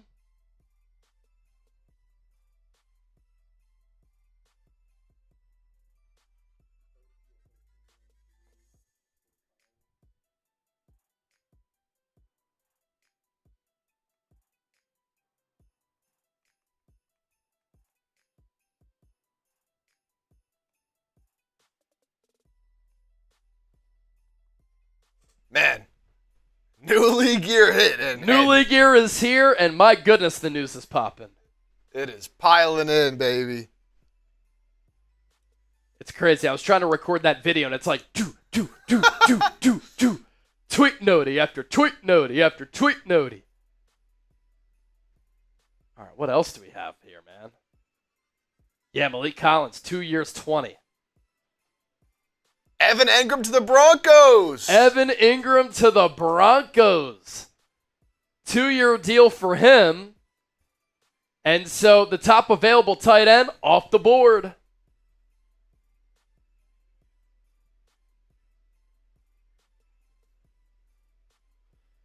Cooper Kupp will be a post-June 1 cut, by the way. Keeping his $29.78 million salary. Until then, Leonard Floyd is a standard cut, not a post-June 1 cut, because Malik Collins and Javon Hargrave are designated as that. I don't know why the Niners moved on. They need another pass rusher. Especially since they didn't sign Bosa.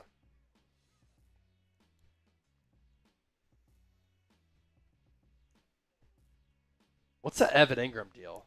2 years. Do we know the money? Not yet.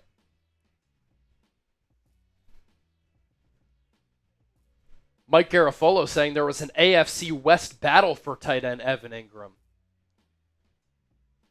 Good athlete. Not much of a blocker, but a really good athlete and pass catcher. He's kind of handled his drop issues a little bit. I would say the Broncos adding Evan Engram is significant because I thought that was a trade destination for Dallas Goedert. But now you can cross that off. So if the Eagles don't want to give Dallas Goedert a contract extension,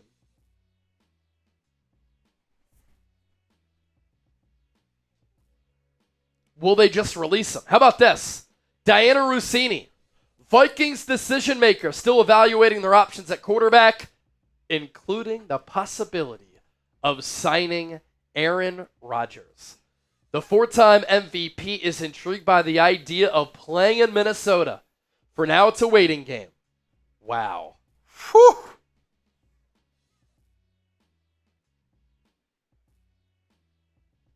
Wow. All right. Let me try to get this Ben Van Sumeren video done here.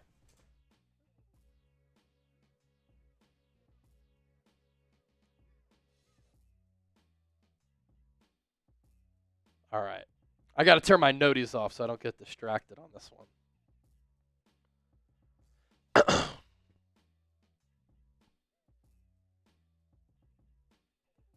So the new NFL league year is officially underway, and the Philadelphia Eagles have made a minor move in free agency in retaining one of their own players. Howie Roseman and Philadelphia are bringing back linebacker Ben Van Sumeren. It's been a pretty good story for Philadelphia ever since he was signed as a UDFA coming out of Michigan State, and he's been a versatile player. A lot of people forget the impact that he was able to have in 2024, playing snaps at linebacker, on special teams and as a fullback. And his increased usage as a fullback gave the Eagles a secret weapon because he's a pretty good athlete. He was actually recruited as an athlete to Michigan before transferring to Michigan State. The Eagles used him as a fullback. He was a pretty good lead blocker for Saquon Barkley, and he was a good fullback at a very affordable rate. Now, he did suffer a season-ending knee injury in practice, so he wasn't available for the stretch run or in the Super Bowl, but this is a nice signing for Philadelphia. All right, so Ben Van Sumeren back to the Eagles. No moves made for the Niners here as far as additions to their roster, just subtractions happening. Malik Collins instantly signed in Cleveland, 2 years, $20 million, good pass rushing defensive tackle. Leonard Floyd, he got a decent price tag as well with Atlanta.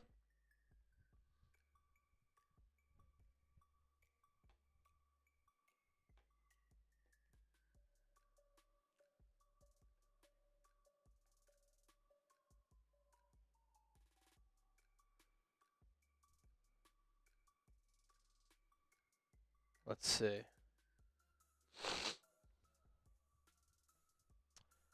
Wow. The Niners are up to $86.5 million in dead money with the Hargrave and Collins releases becoming official. With the post-June 1 designation. With their adjusted salary cap of $341 million for 2025, the Niners will have nearly 25% of dead cap this year. So I think the strategy here in part for San Francisco, taking on all the dead money this year so that they can have a lot of cap space next year.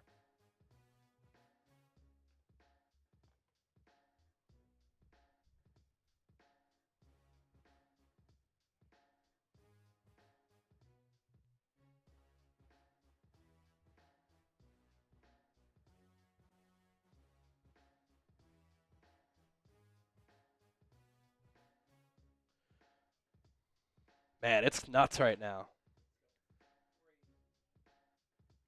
Very, very fluid as things are changing very, very quickly. We have had an uptick in audience on Eagles now. We're up to 730 people watching live, 422 on the 49ers Report. Thanks to everybody for hanging out. Our free agency special, as we've been live all 3 days for free agency for several hours on each channel. 49ers Report, Eagles Now, both channels over 100,000 subscribers. We're trying to talk as much as we can here as all of these deals are coming in relaying all of these moves. I know that Chip has been able to pop up some of these moves here. Evan Ingram signing with the Denver Broncos, 2-year deal. We'll see what the details are there. But Sean Payton gets that joker tight end that he's like to utilize and hasn't really had with Denver. Some super chats that we can also get to. Go Birds, $5. What is the percentage that we keep Mekhi Becton? I'd put it at 0.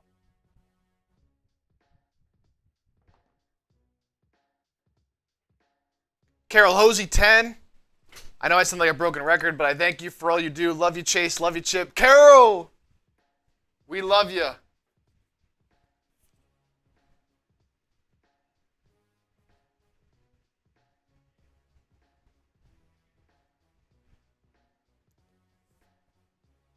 We love you, Carol. Then yeah, Tony Carol Breeze. Hosey. Appreciate you, Carol. Appreciate you, Carol. Sorry, I'm trying to deal with so much news right now. So much. Tony Green, $5. Howie is cooking up something big. Would not surprise me at all. Would not surprise me at all. Could it be a trade of Dallas Goedert and or Bryce Huff to clear up some more cash? That could be a possibility.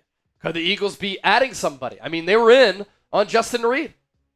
They offered him more than $20 million guaranteed. So that's pretty interesting as well.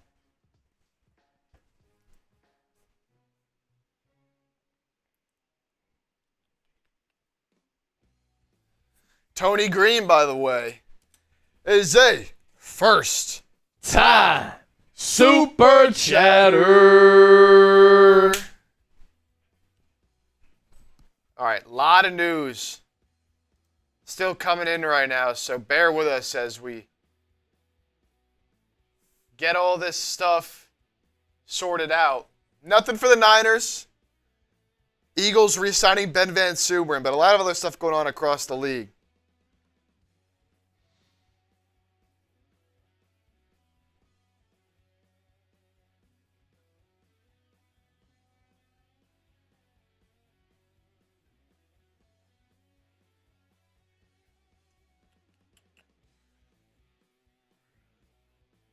Okay.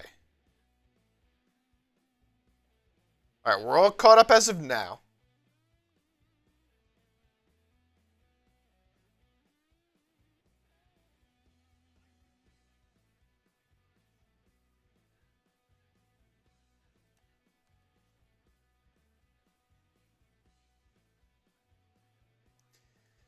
Levi, oh gosh.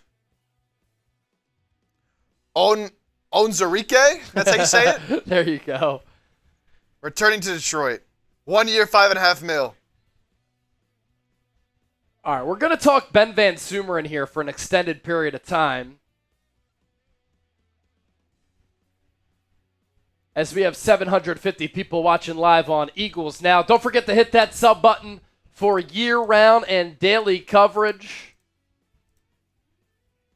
And anytime I'm in front of this camera on this microphone, I want to give you Eagles content that is informative, insightful, entertaining, thought-provoking, that involves you.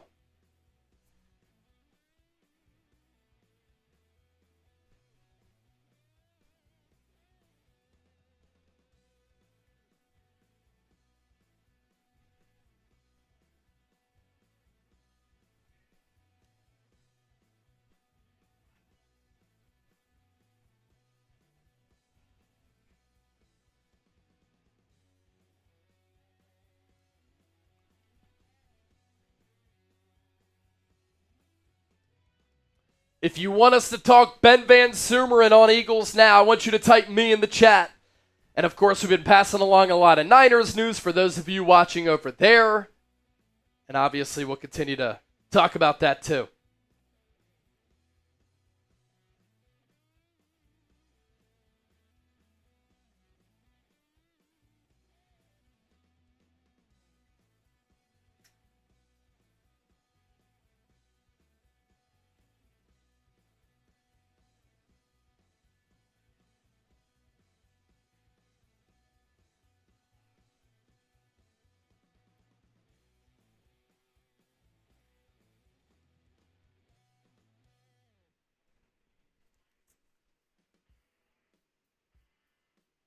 Talk Moody? Jake Moody, he stinks. If the Niners are going to rebuild, just let go of Jake Moody. No, in all seriousness, I know a lot of people have commented about that. The kicker free agency class is bad. If they're going to make a move on Jake Moody, wait to see what happens in the NFL draft. Now, hopefully they don't use a third-round pick on a damn kicker. But Yeah, Moody has not been cut.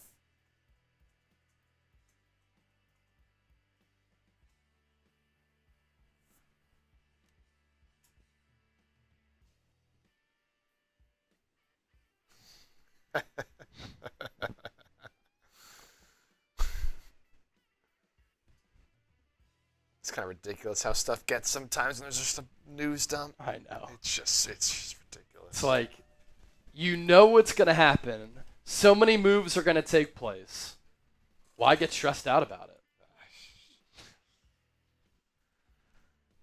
Do you like James Pierce from Travis Jones? Yes. Got to figure out the character concerns and got to figure out why he only had one good year of production.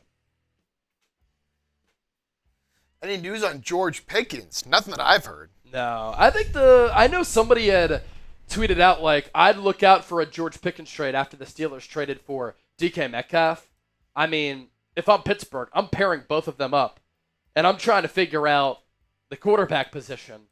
And if I'm Pittsburgh, I'm going all in on Aaron Rodgers. All right, we've had a bunch of moves happen. Yeah. So I think we left off here. So we can go through all the moves that have kind of happened here in the last, 10 plus minutes? Oh, it's been 25 minutes. Oh, my God. 25 minutes already.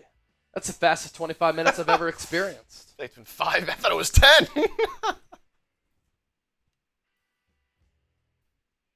Kelly Knock, $20 super chat.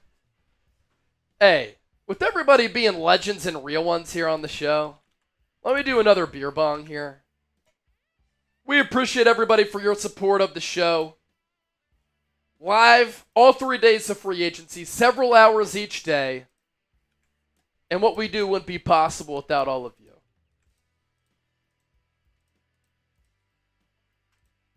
Kelly Knock. Kelly's a real one. We love you.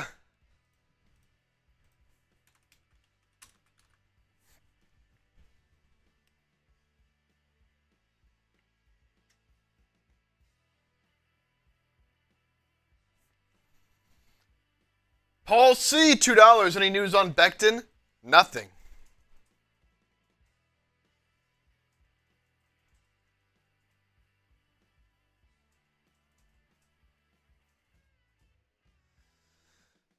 Nothing on Becton. Here's that $2 from Paul.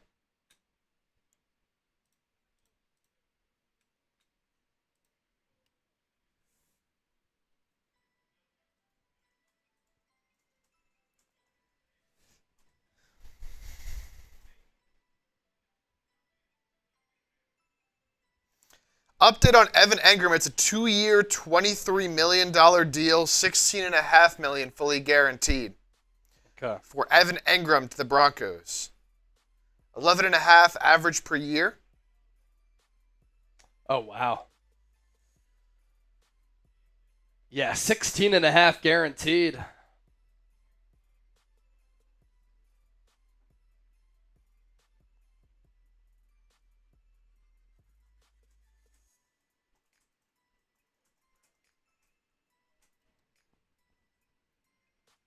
Joseph Ernberg, with a $2 super chat over on Niners.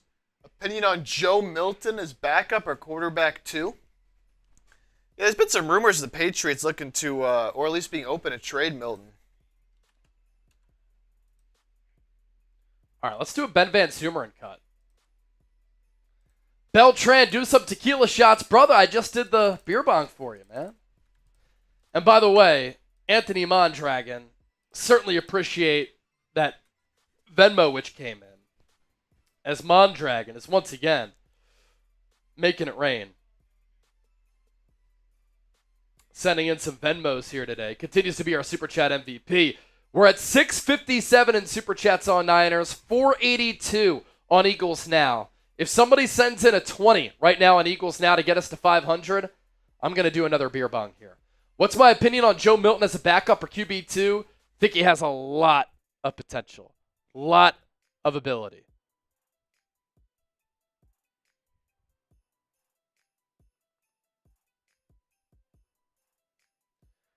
Stupid athlete, great arm. What he did the final week of the season in that start with the Patriots was very impressive. Here's the thing with Joe Milton, though.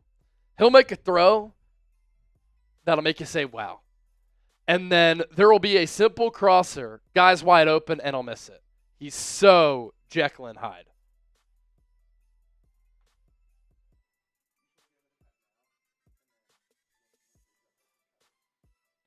Yeah. We can get into it now. Paul C., have the Eagles made any moves recently since around noon? I'm at work. Yes. Re-signing Ben Van Sumeren. So we're about to talk about that right now. Yeah.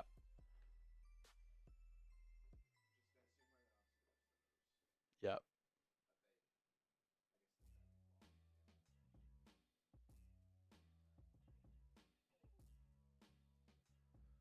Other than that, oh, wow. The Eagles are monitoring the Trey Hendrickson situation, according to a report.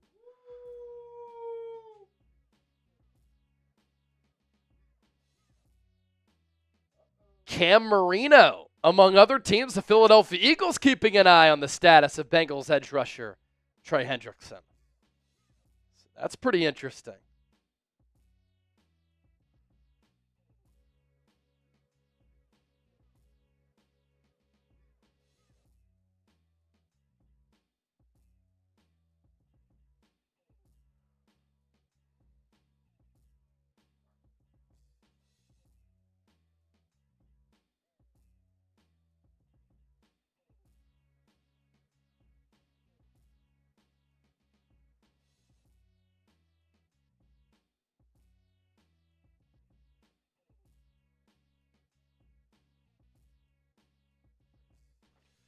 All right, we'll talk Ben Van Sumeren and then all of the players who the Eagles have lost, pretty much, in free agency.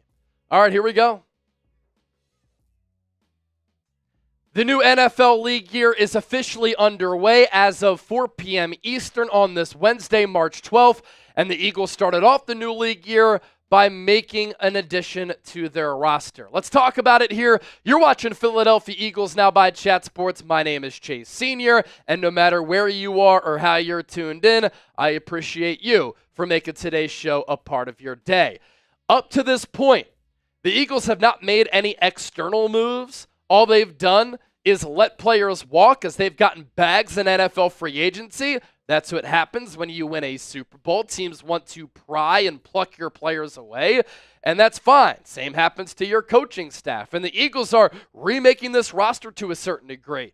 They knew they weren't going to be able to afford top dollar players who were going to get paid by other teams. So Howie Roseman, instead of being nostalgic like he was at times after the 2022 Super Bowl and the 2017 Super Bowl, is taking a more cutthroat approach to this free agency period. I don't have a problem with it because those players are getting crazy contracts from other teams. And we had a feeling that the Eagles were going to go in this direction. Howie Roseman pretty much said as much when I was in front of him talking to him at the NFL Combine in Indianapolis, and I mentioned that here on the show. But what have the Eagles done? They have re-signed Saquon Barkley.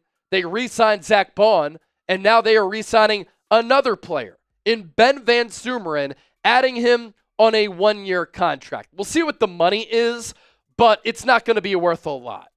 And let me just say this. I think this signing of Ben Van Sumeren is a sneaky good signing for Philadelphia. And casuals will say, Chase, what are you talking about? Bro, come on. Here's what I mean by this. Do you think that defense matters? Yes. Do you think that special teams matters? Yes. It can win and lose you games. Do you think offense matters? Yes. You have a player in Ben Van Sumeren who has given the Eagles snaps as a former UDFA out of Michigan State. At linebacker, he's been a special teams ace, and the Eagles started to introduce him as a fullback, and a good fullback. And so Ben Van Sumeren is a player who's being retained on a one-year contract who has helped you in all three phases of the game. And you're barely paying him any money at all. And compare a team like the Ravens, who's paid a lot of money to Patrick Ricard, a fullback. A team like the 49ers, who's paid $4 or $5 million per year for a player like Kyle Juszczyk at that fullback position. The Eagles, as compared to that, are paying Ben Van Sumeren pennies on the dollar. And he's a cheap, affordable, versatile player who's a very good athlete. Coming out of high school, where he was a stud, he committed to Michigan as an athlete. Then he transferred to Michigan State, bulked up a little bit, became a linebacker, and a good one. The Eagles signed him as a UDFA a couple of years ago, and at the very least, he's been a good special teams player. There are teams across the NFL who are paying special teams only guys $3 to $5 million per season. This deal for Ben Van Sumeren is not going to be anywhere close to that. He's a damn good special teams player. He ended up being a good fullback and a lead blocker for Philadelphia as they started to introduce that type of secret weapon, and he opened up some big holes for Saquon Barkley, and then he suffered a season-ending knee injury in practice, and when he was starting to find a groove and find a role on this team, that's when he got hurt, and then everybody kind of forgot about him. The Eagles then added Kari Blasingame, a good player and an accomplished fullback, who they elevated multiple times from the practice squad to the game day roster. He's been a good player in this league for a long time, and he helped the Eagles win a Super Bowl, and he had value for this Eagles team. Ben Van Sumeren is going to have some of that same value. So this is a sneaky good signing for Philadelphia here because of the multifaceted, triple-faceted impact that he can have and the affordability as the Eagles are trying to be cash conscious. So grade the signing of Ben Van Sumeren. Grade it for me, A, B, C, D, or F. Let me know down in the comment section right now. Eagles Super Bowl gear available thanks to our friends at Fanatics. Head to chatsports.com/EaglesSB so that you can add to your wardrobe. If you've already gotten Super Bowl gear, get some more. It's one of the most impressive and dominant Super Bowl performances that we've ever seen. Shirts, multiple kinds. Hats, multiple versions. Hoodies, all types available. Jerseys, merchandise as well at chatsports.com/EaglesSB. Now, it's been a busy free agency period for Philadelphia, not because they've added players. Again, as of this recording, they have not signed a single player from outside of their team. They've lost a lot of players, and they've retained some marquee players and rewarded others. So Isaiah Rodgers, he's gone, signing with the Minnesota Vikings. He got about $7 million in guaranteed money. Good for him. Milton Williams is going to make $26 million per year to anchor that defensive line for the New England Patriots under Mike Vrabel, and I can't wait to see what he does under Vrabel. Young player who is really starting to find a groove. Darius Slay, all signs indicating that as the Eagles designated him as a post-June 1 cut, that move made official on this Wednesday, the start of the new league year, that he's going to sign with the Pittsburgh Steelers.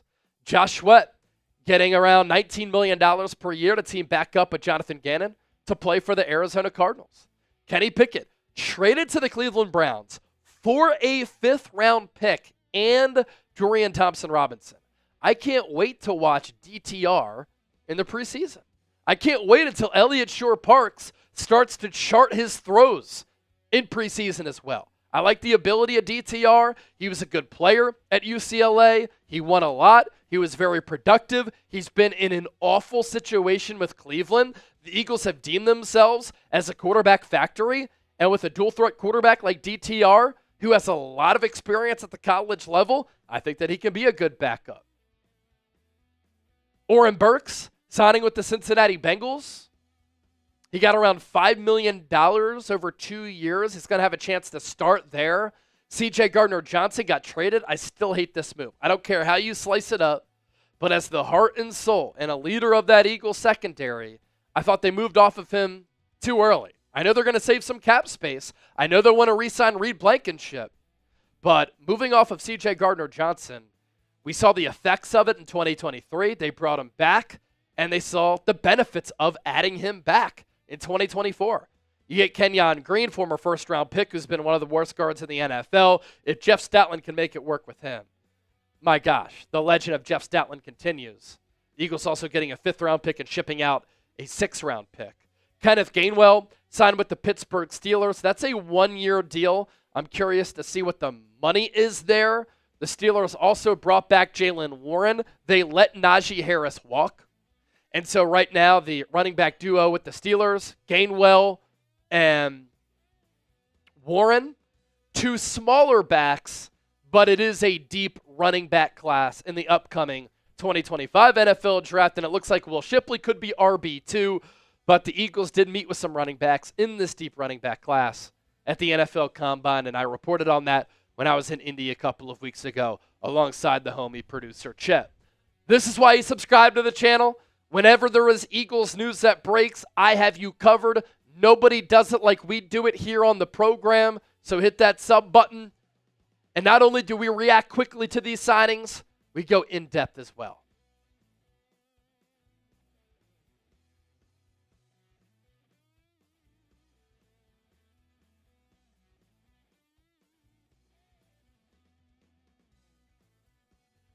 All right, is Slay official?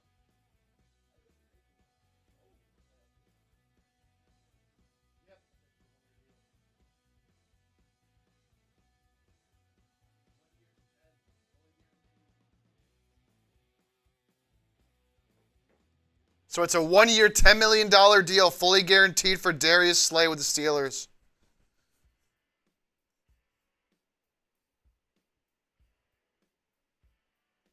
Sorry, what is it? 1 year 10? 1 year, 10, fully guaranteed. Wow. $10 million for Slay.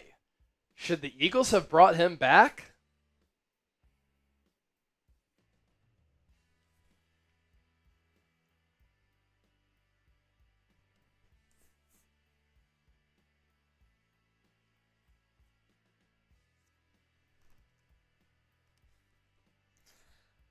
We'll get that up here for you.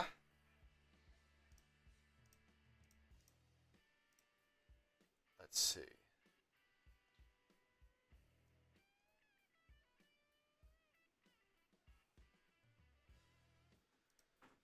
All right.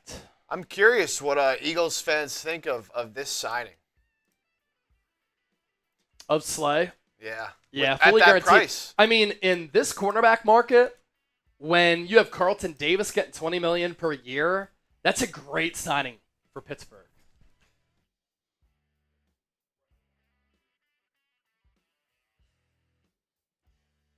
Anthony!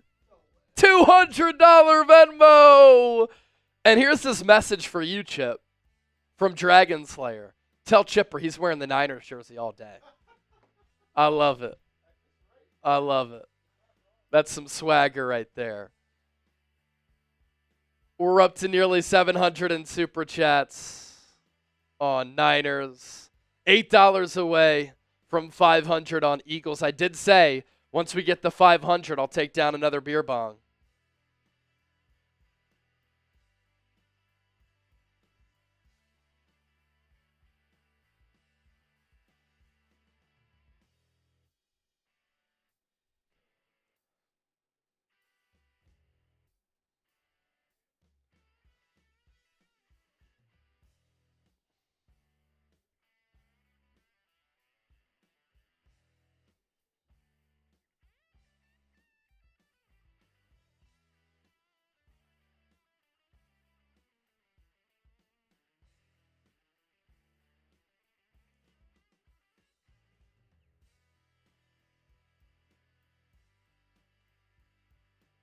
Ascend, $2 Super Chat. We'll pop that up once Chip comes back.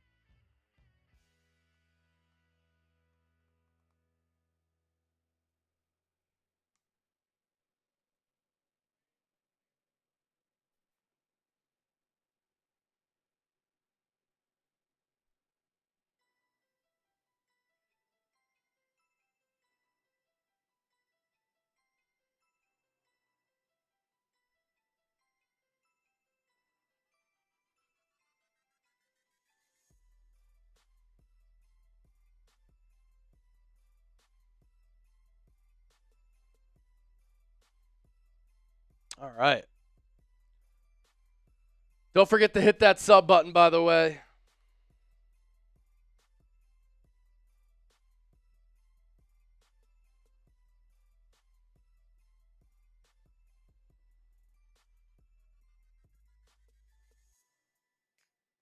Nick Dolfer.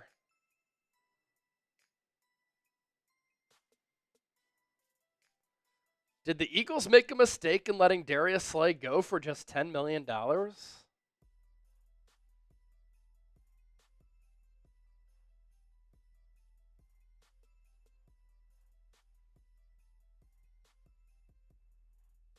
Tanner Plummer, real one, roll call.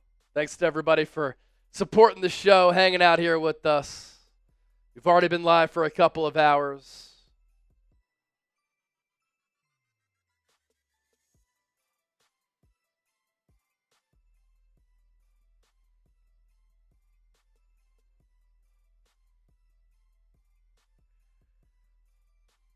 Tanner Plummer, Covey might be gone too.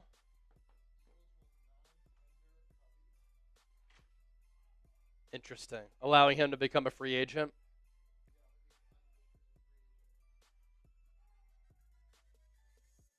So Britton Covey will become an unrestricted free agent.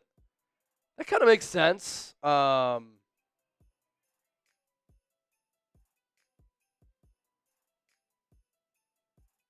I think they like Cooper DeJean as a punt returner. Will Shipley could be used back there as well.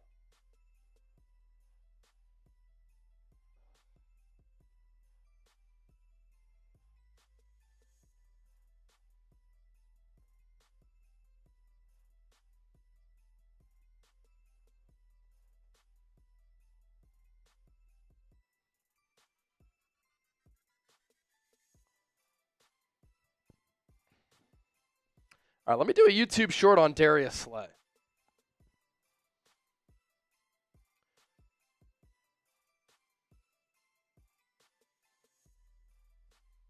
The Eagles' decision to release cornerback Darius Slay as a post-June 1 cut was just made official now that the new league year is officially underway as of 4 p.m. Eastern time.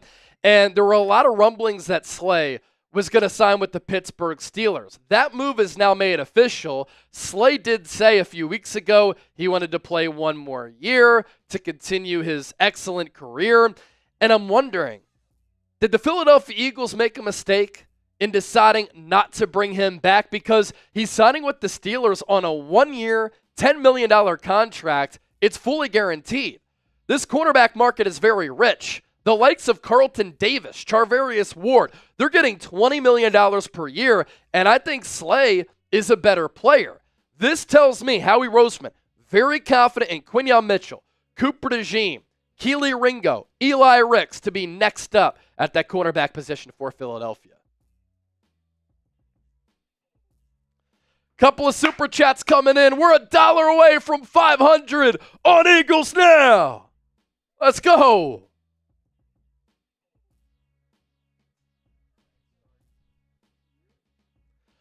Paul C.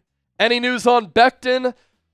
The news from Adam Schefter was that the Eagles are probably going to let him go. Look, I was talking about this after the Eagles traded C.J. Gardner-Johnson for Kenyon Green. And Kenyon Green, a former first-round pick, entering the final year of his deal. They have Tyler Steen under contract. And those players are not going to cost anything, pennies, as compared to what Becton is going to get in free agency. And so that's one of the difficult decisions that the Eagles are going to have to make here. I'd be surprised if he came back, just because financially it doesn't fit what they've been doing. Have the Eagles made any moves recently since around noon? I'm at work. As I said, Ben Van Sumeren, my brother. That is it. Ooh. How about this signing coming in? DeMarcus Lawrence heading to the Seattle Seahawks. Wow. Longtime Cowboy. D-Law. Headed to Seattle. Quite the super chat from Brian Pumper. Brian Pumper, stay with me. AJ for pick number 4 and Christian Gonzalez. We take Travis Hunter. He covers wide receiver 2. Cornerback 2 for the price of 1. Gonzo, Cooper, interchangeable nickel safety. Bruh. I love that. I mean, you want to pump me up and you want to get in the shoes of a general manager and bring up something like that, I got to take a picture so that I remember that. Because if I ever talk about that on the show, I'm going to give you credit. Now, the Patriots are desperate for a number 1 wide receiver to give Drake May a legitimate weapon. They might give up number 4 for A.J. Brown. Would they give up Christian Gonzalez as well, who is an excellent young corner? And then you have Christian Gonzalez on his rookie deal. Quinyon Mitchell, Cooper DeJean on their rookie deals. And then you take Travis Hunter, who can play both sides of the ball. That would be insane. Crazy super chat. I just thinking about that is nuts. I don't think the Patriots would do that. But that'd be crazy. Ascend Sports Academy, $2. Can't believe we're back begging for Justin Simmons. He said he would play for the Eagles. He said the Eagles are high on his list. He played under Vic Fangio and Christian Parker. And so when he says something like that and the Eagles trade away one of their starting safeties, it's pretty notable. Pretty notable. It's pretty notable. And you damn well know I'm going to talk about it here on the show. Ardell Spender Only team that would want Slay is the team that has cornerback depth because Bro's going to be injured for a quarter of every game. Slay was not hurt a lot last year. Slay was very productive. Slay was very durable. I know that at times he would leave for like a snap or two, but look at Slay's games played throughout his career. Now, it looks like you might be in medicine, physical therapy or something, so you're probably into that soft tissue injury type of realm. But, I mean, look at Slay's history, right? Been in the league for 12 years. Games played, listing him out, from year 1 onward. 13, 16, 16, 13, 16, 15, 14, 15, 16, 17, 12, 14. 2023 played those 12 games. He had to get that knee operation that he said was really bugging him. But, bro, I mean, he's played less than 13 games once in 12 years.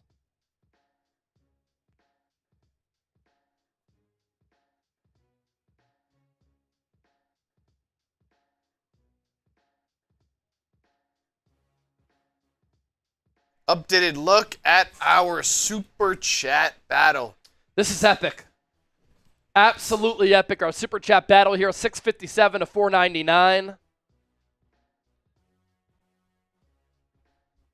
We continue to go back and forth every single day of free agency. Whoever sends in a $20 Super Chat right now, I'm doing another beer bong. Another beer bong for a 20. Let's go. As a reminder, I'm wearing whatever jersey is winning the Super Chat battle. It's why I'm rocking a Niners jersey right now. If the Eagles now takes over, I'll put on the Eagles jersey. But hey, Niners is doing well, so I'm going to keep rocking this Jerry Rice jersey. Let's see. $158 away from Eagles Now, overtaking the Niners report. Whichever team is in the Super Chat lead, that's the jersey that Chip is rocking. Tanner Plummer, Chip is from Bucks County, man. Bucks County, baby.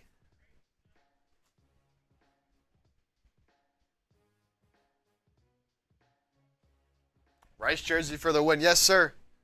I saw the Rice jersey. I was like, gotta go with the Jerry Rice jersey, man. Dragon Slayer says, Chase, check the Venmo again. Oh, no. Oh. I did not go to Temple, John Galt. Oh, you meant Chase, yeah. I went to Temple. He said Chip and he said Chase. Chip went to Clemson. My girlfriend went to Temple. Allie G. Venmo. Let's see what we got here. Oh, the Dragon Slayer. He does it again. Are you kidding me? Another 100 in Venmo. Dragon Slayer. Dragon Slayer. Dragon Slayer. All right, that's another one that we need to take down. The legend, Anthony Mondragon, the Dragon Slayer. Come on. As you can see, supporting Chat Sports in the movement here.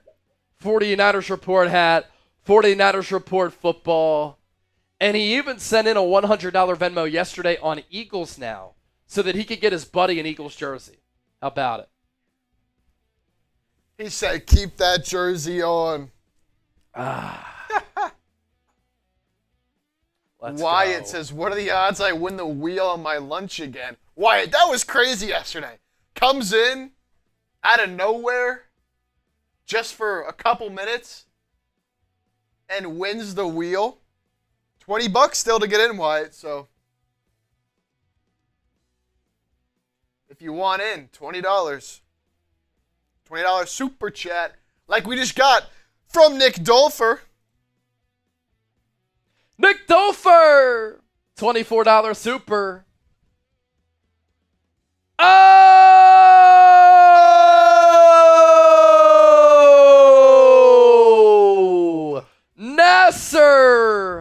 Now, I'm not sure what AED is in currency. I know that's at least a $50 super chat.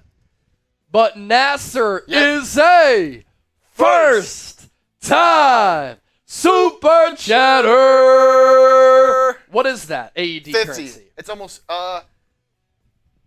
it is United Arab Emirates. Okay. UAE. Okay. Nasser. Tuning in from a long while away. My man. Now that gets you in the running for one of our Eagles jersey raffles, by the way. That's Dubai, I think. Dubai. Yeah, Nasser says Dubai. Go Eagles. All right. Go Birds from Dubai. Here we go, Nasser. Here we go. Here we go, Nasser. Here we go. Yes, sir. Popping that up here in just a sec. Thanks for the 24, Nick Dolfer. That'll get you in the raffle.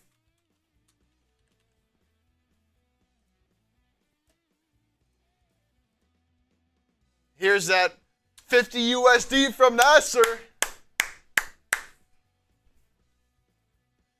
And Nasser is a first time super chatter. Let's go. That's into the jersey raffle.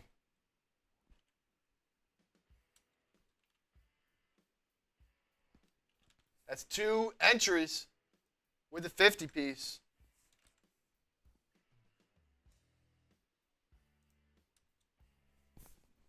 Let's go. And then a 10 from Stephen Bailey. Eagles making a run here.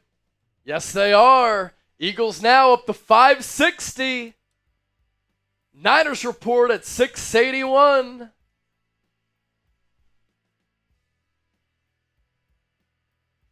Stephen Bailey, thanks for the 10, my brother. Appreciate you. Nasser, beer bong coming up for you.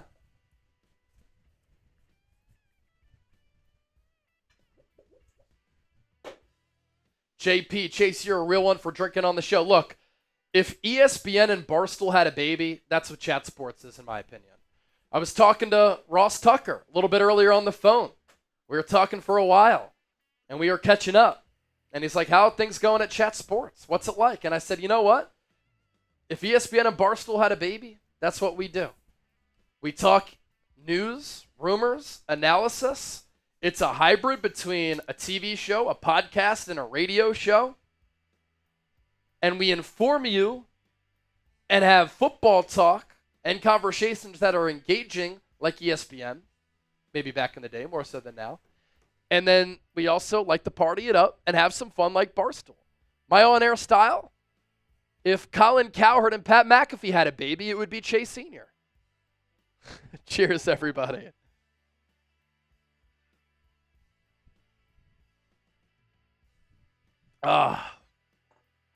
That's for Nasser.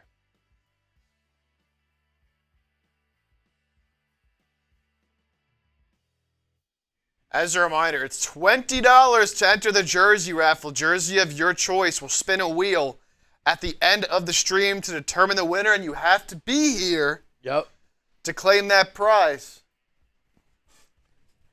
$20 to get in.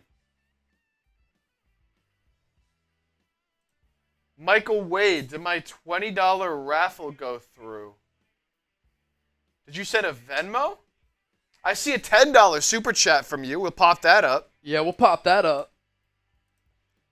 There's a 10 here from Michael Wade saying, go Niners. Go Niners.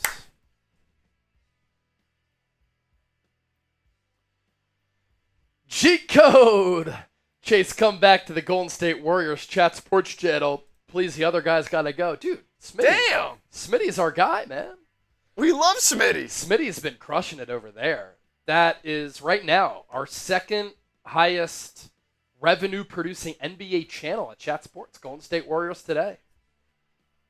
Michael Wade, I sent 20 earlier. On Venmo? Must have been a super chat, I think. I don't see a super chat. I see one from Michael O'Donnell. Yeah, Michael Wade, I don't think we got the super chat earlier. 75 Dignan, $20 super chat. Sprinkle some raffle dust on these ducats for me, boys. I love it, 75. I love it, 75. All right, Chip, what I think we can do here is go through all of the recent moves that have happened because there have been a lot of them that have taken place. For sure, for sure. Just want to show these couple supers that we got. We got one from, let's see. We showed Stephen Bailey. Go through the supers here. G-Code, you read this one out. We got this one from WD on Eagles. Yep, WD. Are the Browns or Giants more likely to get Russell Wilson? Will it be a surprise team? Let's hear your take. I think you have to throw in the Steelers there. This is what I think happens. And I was shocked to see the Browns are interested. But this is what I think happens. I think ultimately, whichever team between Pittsburgh and New York does not get Aaron Rodgers, the other gets Russell Wilson. So if I'm Aaron Rodgers, I like the Steelers situation more than the Giants situation. Better defense, better offense, better coaching staff. The Giants are spending recklessly, in my opinion, trying to rebuild that defense. I get it. But they're doing it in a desperate way where I think they're overpaying in trying to save their jobs. And they're paying a lot of money for good players, but not great players. And if I'm Aaron Rodgers, if I'm playing in the NFC East, I'm going up against the Commanders, Eagles, and Cowboys. Now, I know if you're going into the AFC North, you are playing against the Ravens, Bengals, and Browns. But I think that division is a little bit easier than the NFC East. The other team, WD, for Aaron Rodgers, that was just mentioned a little while ago, the Minnesota Vikings. And I can imagine that Aaron Rodgers wants nothing more than to stick it to the Green Bay Packers, and then he always spins it and fares well against the Bears and the Lions. So I kind of want Aaron Rodgers to go to the Vikings. I think him and Kevin O'Connell would be a great match. Look at what O'Connell did with Sam Darnold. Aaron Rodgers threw for 3,800 yards, 28 touchdowns, and 11 picks last year. Like, people don't realize because that Jets team was a dumpster fire how good he was. And I think there is such a big gap between Aaron Rodgers and Russell Wilson. All right, we're getting a bunch of super chats in on Niners We'll here. continue to get to your super chats here. Let's waste no time. 75 Dignan, read this one out. Sprinkle some raffle dust on these ducats for me. We got you with the raffle tickets. Candy, keep it going, making my day better. Salute to Candy. Won a jersey yesterday. We got you. Michael Wade, $20. Last one, or my wife will skin me. I need the raffle. Go Niners. Bro, I don't think we got the 20 earlier, but because you've been supporting the show, let's give him 2 raffle tickets. Gotcha, Michael. We'll give Michael Wade 2 raffle tickets, my man. And we don't want your wife to get you in trouble or, as you put it, skin you. That would not be good. Not be good. Not be good. Oh, G-Code. See, I can still talk Warriors, man. Let me give you an NBA take, G-Code. I think the Warriors or the Lakers will represent the Western Conference in the NBA Finals. I love the trade of Jimmy Butler. Maximize Steph Curry's prime while you can. And they've been awesome since the acquisition of Jimmy Butler. He's an absolute dog, too, who fits so well with Steph Curry and Draymond Green. Thoughts on Kuminga coming back? Sky's the limit for Golden State. Exactly. That's why I think they can win the West. Wyatt Maddox, $20. Wyatt is a first time super chatter. Here we go. First time super chatter. My details for the jersey are in my Venmo from yesterday. My man, I have it jotted down. It's on my to-do list. After this insane week, we'll order those jerseys. We'll have them sent here, and then we'll get them sent out to the people. Camo Campa, $20 super chat. We are going to do something, and we're going to win another Super Bowl this year. Lost in the shuffle of the Eagles losing all of these players is the fact that Philadelphia is still arguably the most talented team in the NFL. I know that they lost a bunch of players, but Josh Sweat, starter. Darius Slay, starter. Outside of that, C.J. Gardner-Johnson, starter. So they lost 3 starters on defense. Milton Williams and Isaiah Rodgers were rotation pieces. They were depth pieces.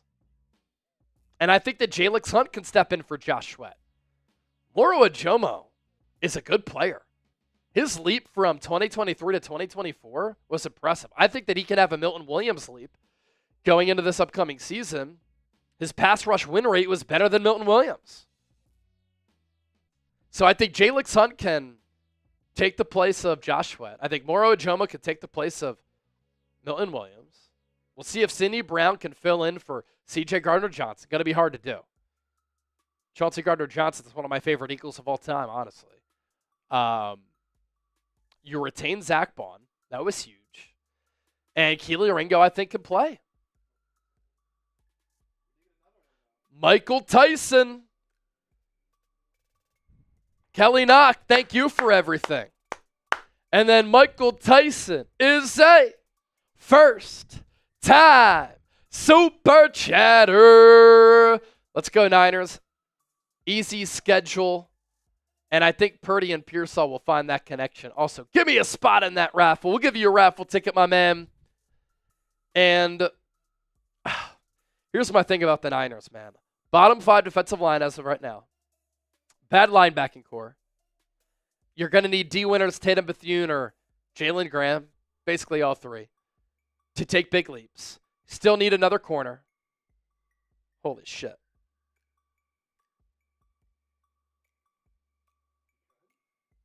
Which Murray got traded? Oh, Kenneth Murray. I thought it was Kyler Murray. Bad offensive line for the Niners. And the receiving core, it's unproven. So Kyle Shanahan and Robert Saleh are going to have to coach their tails off. Brock Purdy's going to have to rebound and play very well. They do have that last place schedule. That should help. But I just don't love the talent on this Niners team.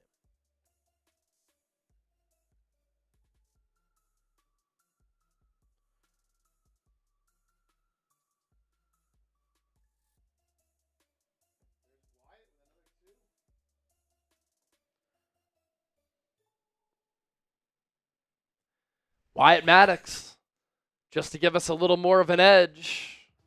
Yeah, what's the Super Chat battle? $7.98, now $2 after the Wyatt Maddox deuce. 800 in supers on Niners, $5.85 on Eagles. Hey, we appreciate it. Both streams humming today. Kevin Zietler, 1 year, $9 million deal with the Titans. So they've really invested in the offensive line. Does that mean they're going to be taking a quarterback number 1? That's what that tells me.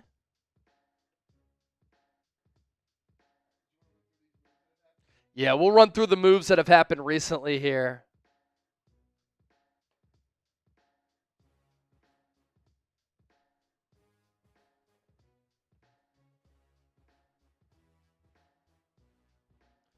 Man, internet in here. Brutal.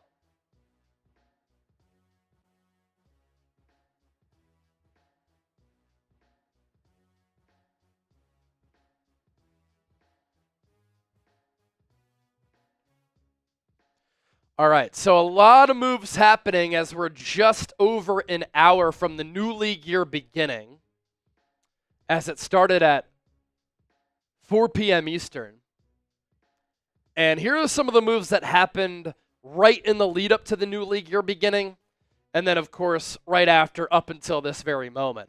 So the Commanders are bringing back Marcus Mariota to be the backup behind Jaden Daniels on a 1 year, $8 million deal. Stone Forsythe, offensive tackle,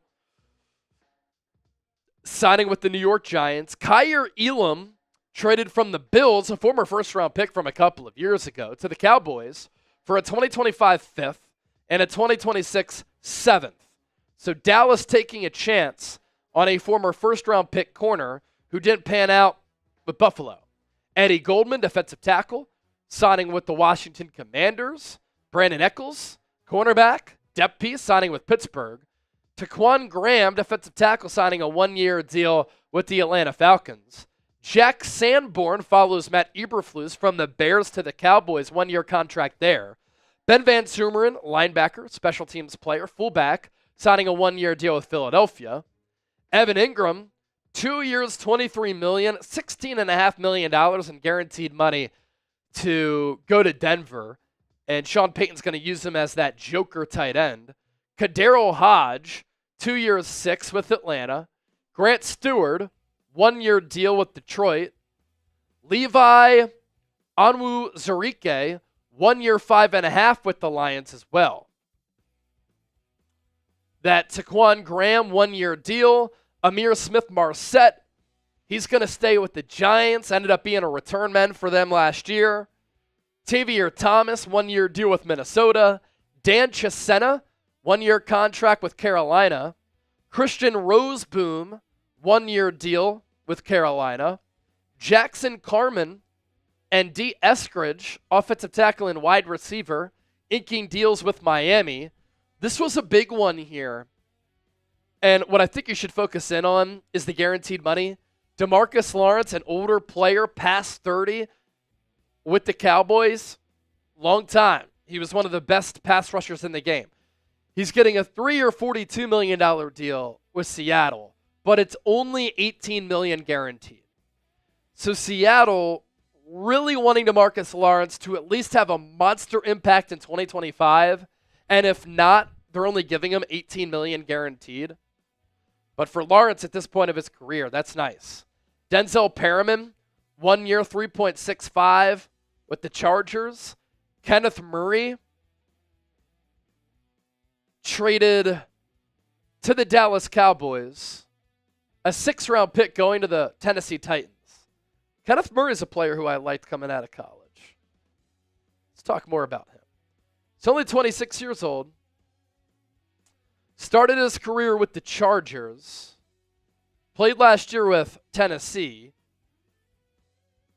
In the seasons that he's been able to stay healthy, he's been able to hover around 100 tackles. He was the 23rd overall pick by the Chargers in the 2020 draft. And so what have the Cowboys done today? Kyer Elam, former first-rounder. We'll take a flyer on him. Kenneth Murray, former first-rounder. Let's take a swing on him. I don't hate it from Dallas. Khalil Herbert signing with the Colts, 1-year deal, and then Kevin Zeitler, 1 year, $9 million with Tennessee. Bunch of moves happening over the last hour and change. Yep. It was kind of slow right up until that 4 o'clock Eastern time slot, and then the moves have been piling in. Not really much for the Eagles or Niners still.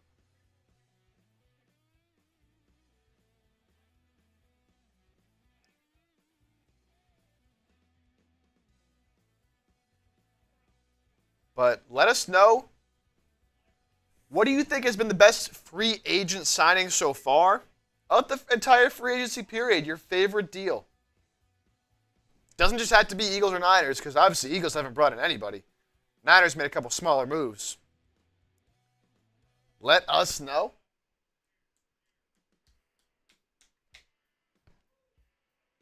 And we'll see if some more moves, keep piling in here, because it's just kind of been nonstop. Non-stop action today. David Santizo with the good super chat on Eagles Now. Can we see a Miles Sanders Penn State reunion as the RB2? I personally like Will Shipley at RB2. I really think that he has a lot of ability. When he was at Clemson, he was like a poor man's Christian McCaffrey.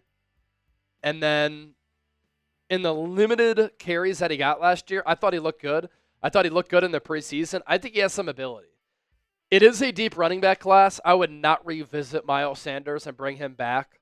I would just go with a young running back. I know the Eagles met formally with Jaden Blue out of Texas.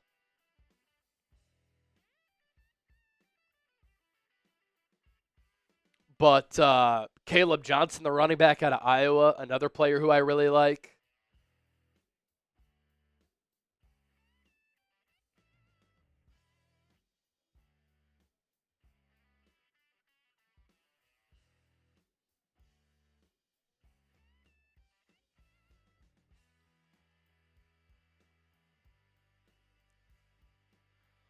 What's the update on Mason? Niners put a second-round tender on him. So if another team wants to sign him, they have to give the Niners a second-round pick.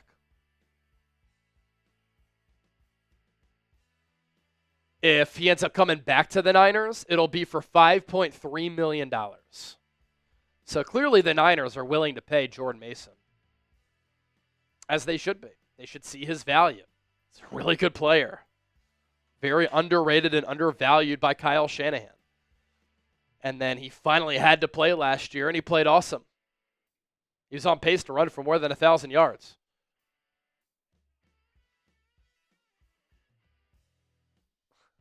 Black Mask, the release of Lombardi and Sourdough Sam, the biggest moves for the Niners. They also got rid of all the footballs, but kept a dozen for practices.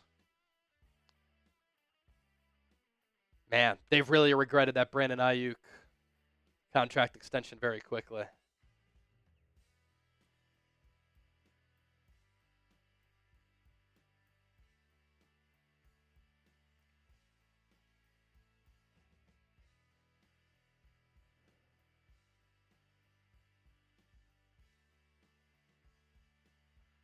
Man, you got to love Eagles fans. If we trade Goddard, then what? We have no tight end. WTF, I'm done with Roseman.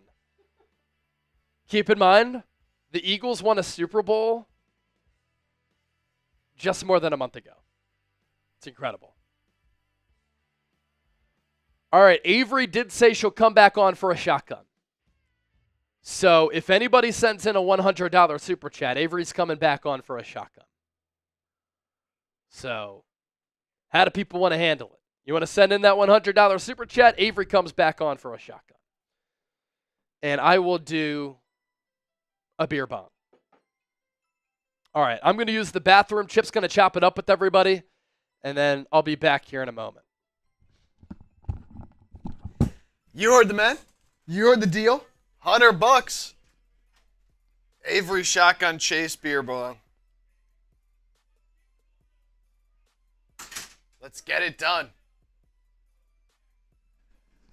Wow, what a crazy hour we just had there. The Jets are signing former Steelers and Patriots offensive tackle Chukwuma Okorafor.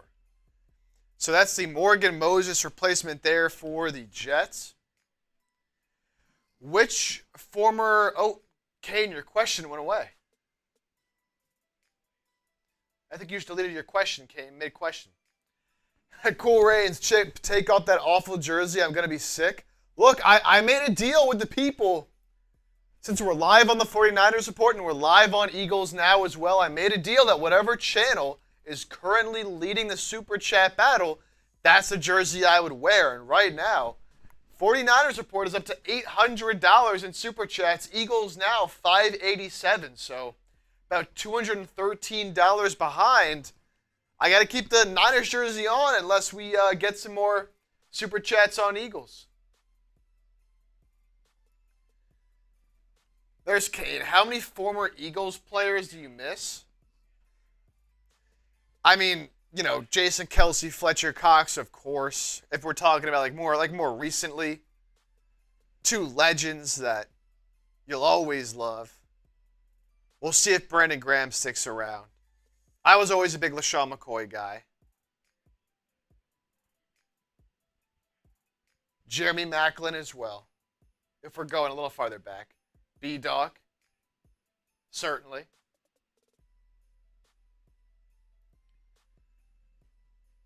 Let's see.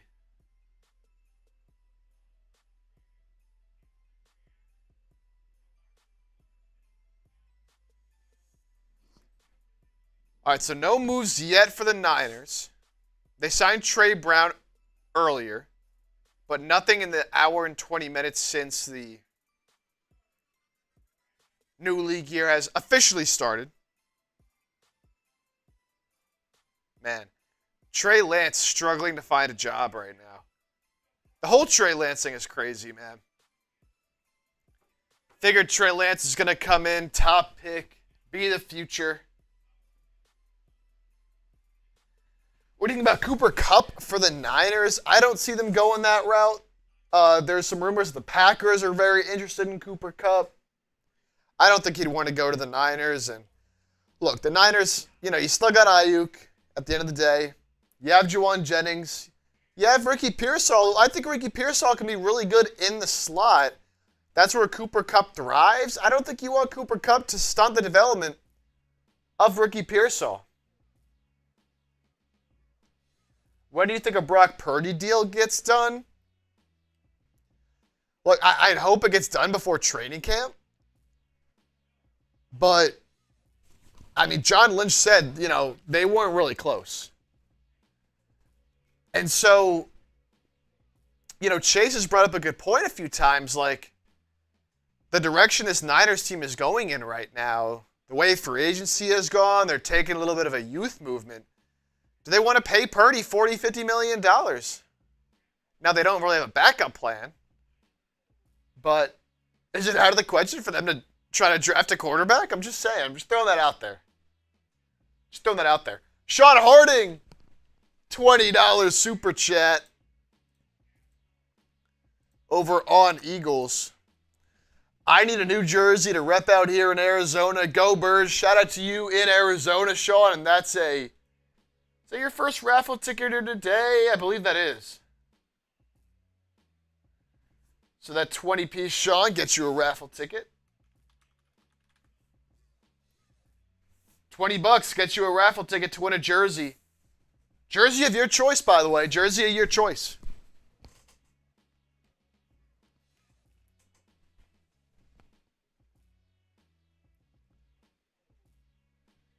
If the Niners didn't draft Purdy, would Lynch and Shanahan have been fired by now? Well, you think if they didn't draft Purdy, they probably would have made another move for a quarterback, honestly. So it's tough to say. Like, would they have ended up with a Kirk Cousins or an Aaron Rodgers if they didn't have Purdy in place already? It's possible. Now, if you're just saying, like, no Purdy there and you've had to roll with what you've had, they've been that bad, it's certainly a possibility, though I don't think Shanahan's as quite on the hot seat as people like to think. If Shanahan ever got fired, he'd be picked up immediately.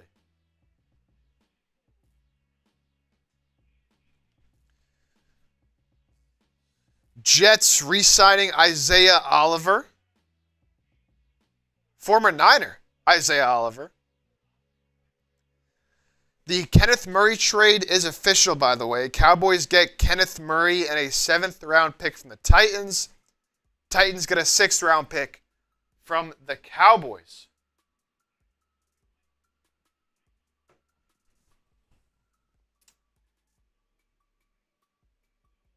Isaiah Oliver is solid. I'm not going to lie, he kind of stinks. Isaiah Oliver, not that good. What are we doing here?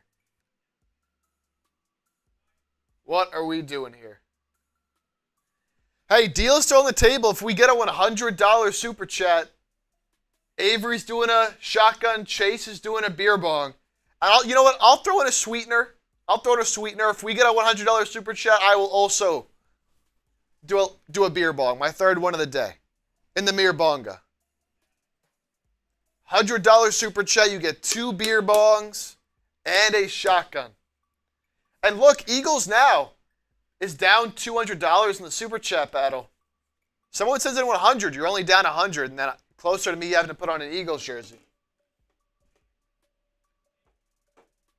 Just throwing that out there.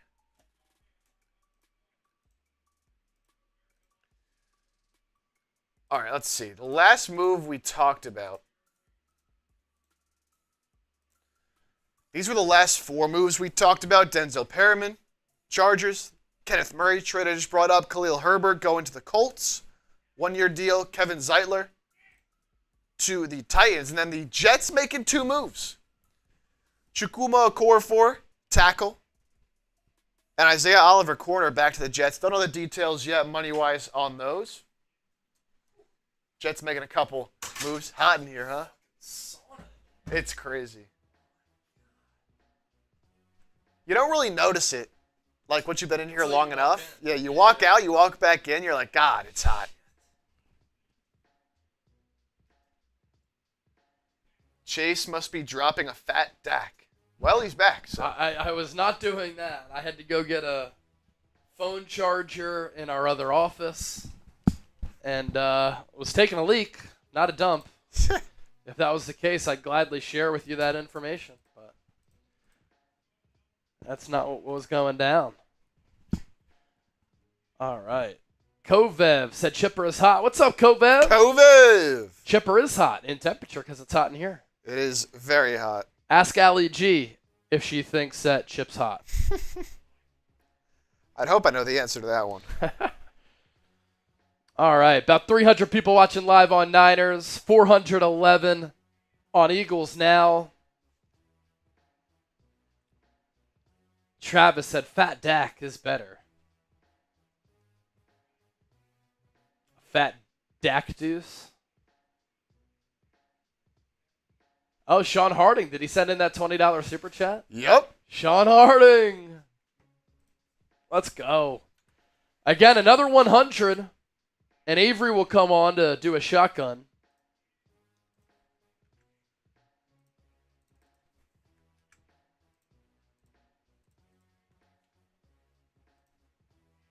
Wait, the Dragon Slayer, I think, may have sent another one in. Another Venmo? Dragon Slayer said, am I eliminated from jersey contention? Where's Avery? All right, we'll bring her on.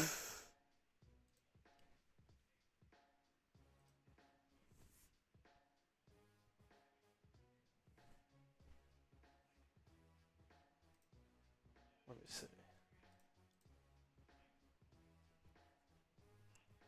That was trying to check the time here. Yes! Anthony! Oh! $100 Venmo, baby. Let's Wow. go! He might be at 1K today now. Dragon Slayer does it again. All right, we'll bring Avery on.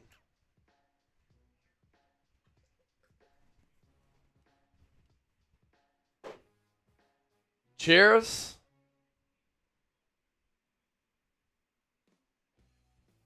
I'll send a message to Avery. Faithful to the Bay, $5 super chat. Chase, could you see the Niners signing someone like Amari Cooper? Do you see a blockbuster free agent signing for the Niners in the upcoming days? I'm not really in the camp of the Niners signing a wide receiver like Amari Cooper, but Yeah, no, I don't want an older wideout, and I think after the Niners signed Demarcus Robinson, that's probably the oldest that they'll go. He's 31, 7 touchdowns, 500 yards, 16.3 yards per catch last year. He has never missed the playoffs in his career. He was a part of that Chiefs team, by the way, that beat the Niners in 2019. And so I think that is the veteran wideout who they're going to add. And so I don't think it's going to be Amari Cooper. And no, I don't see a blockbuster free agent signing for a couple of reasons. One, Niners have said they wanted to free up some money. Two, they want to get younger. Three, there isn't a good free agent left.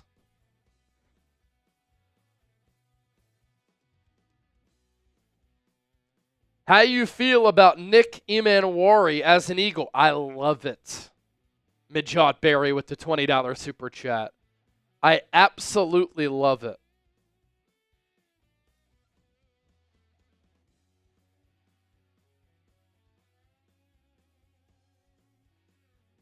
Jim Everett, Rams are winning the Super Bowl. I think they're the best team in the NFC West. Huskers fan. I've watched them fake chug many times. You can't fake chug a shotgun, bro. When I bring a knife out, I pierce the beer can, and then we drink it all. And then we have this beer boot right here that we're taking shambongs of. Midjot. Hopefully I pronounced that right. If not, I apologize. You got that auto switch on there, or does it just go? Okay. Oh, that makes sense. It's linked? Got you. Got you. How do you feel about Nick Emanwari as an Eagle? I love it. I love it. I think that he's an awesome player. Had one of the best athletic combines in the draft and in draft history. I think he would be a sensational pickup at that safety spot. Not sure he lasts until 32, but there is a possibility that could happen.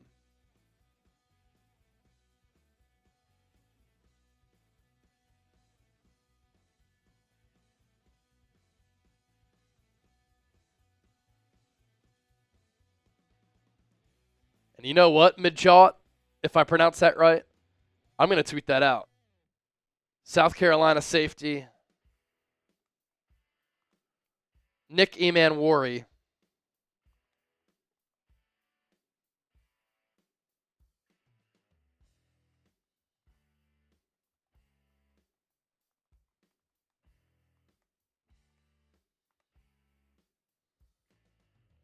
Is a dream draft target for the Eagles at 32.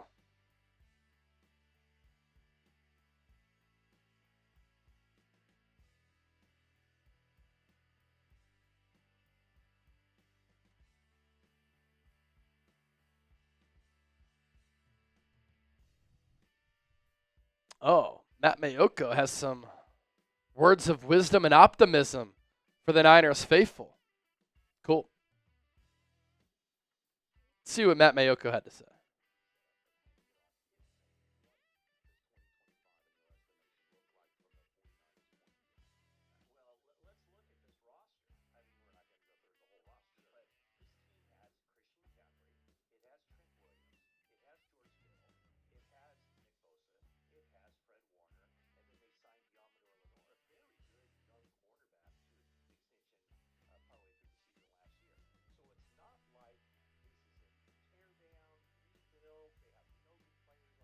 Mayoko said it's not a teardown rebuild because they have good players. But that being said, they have a lot of work to do.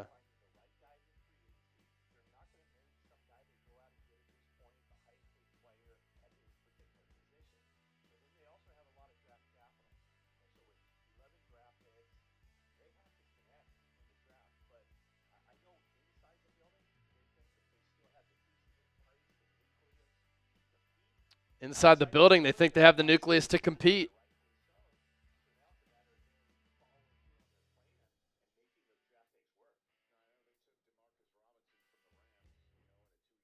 Interesting.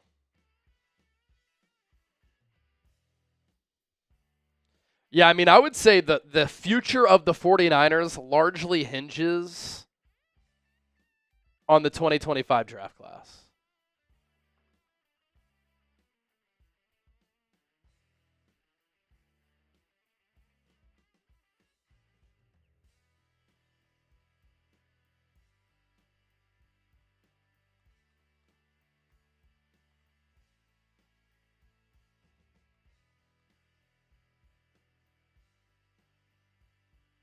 Couple more signings going down right now. Benjamin St-Juste going from the Commanders to the Chargers. And then the Commanders signing Jonathan Jones to replace him at that corner spot. Oh, interesting. Okay. CJ isn't make or break. It's not like he's the best safety in the league and we let him walk. Yeah, but did you see how much they missed him in 2023 when he wasn't on the team? And then the impact that he had when he came back in 2024. 2 years that he was on the Eagles. Not only was he a really good player, leader, emotionally on the field, but they won the NFC and made it to the Super Bowl both years that he was on the defense. So we have Avery stretching for Dragon Slayer. Dragon Slayer asked for Avery. And here she comes. Avery's getting ready. She's getting loosened up. Now for Dragon Slayer, I'll take down another Shambong here for you. If somebody else sends in a $50 super chat, I'll do another shotgun. And you can send that 50 in either on Eagles or Niners. Some whiskey. Trace was just Trace Gerard earlier today. Everybody knows Trizzy Trace on both channels here. He's walking around at like noon. And he's like, you want a sip? I'm like, what is this? He's like, old-fashioned. I'm like, bro, it's noon on a Wednesday. But that's what makes Trace Trace. Yeah. Trizzy. There's only one Trizzy. There's only one Chip. There's only one Avery. There's only one Chase. Some people can be duplicated. We cannot be. All right, Avery. Let's ride. For Dragon Slayer, you asked, Avery provides. Oh, I'll give you mine. Say less. Oh, Say no. less. You're gonna get it. Hey, fam. gimme. Say, hey, Dragon Slayer. Dragon Slayer, my man. What up? Wait. Okay. Another 50. I'll shotgun again. $50. Chase is shotgunning. Can't be scared out here. If someone makes it at 100, he'll shotgun and I'll do a beer bong. Everybody spam AP. Avery Pennington in the building. Studio L. 2 G-strings and barbed wire for protecting the property without obstructing the view. Classic. Cheers. Cool Rains, John Oden. Chua. Kovev, typing AP. Woo! Like it ain't nothing, Buzz. Take this. Here's your crown, King. Easy money. Dragon Slayer! Dragon Slayer. Dragon Slayer. What'd you say? Oh, yeah. It's like creativity flowing a little bit. Yeah. That was incredible. Oh, man. See, I thought our whole reconstruction of the office and expansion, Raiders was going to be like in a separate part of the building. And then they could have said anything that they wanted. But now it's like they're a little bit further away, but there's a clear pathway to the office.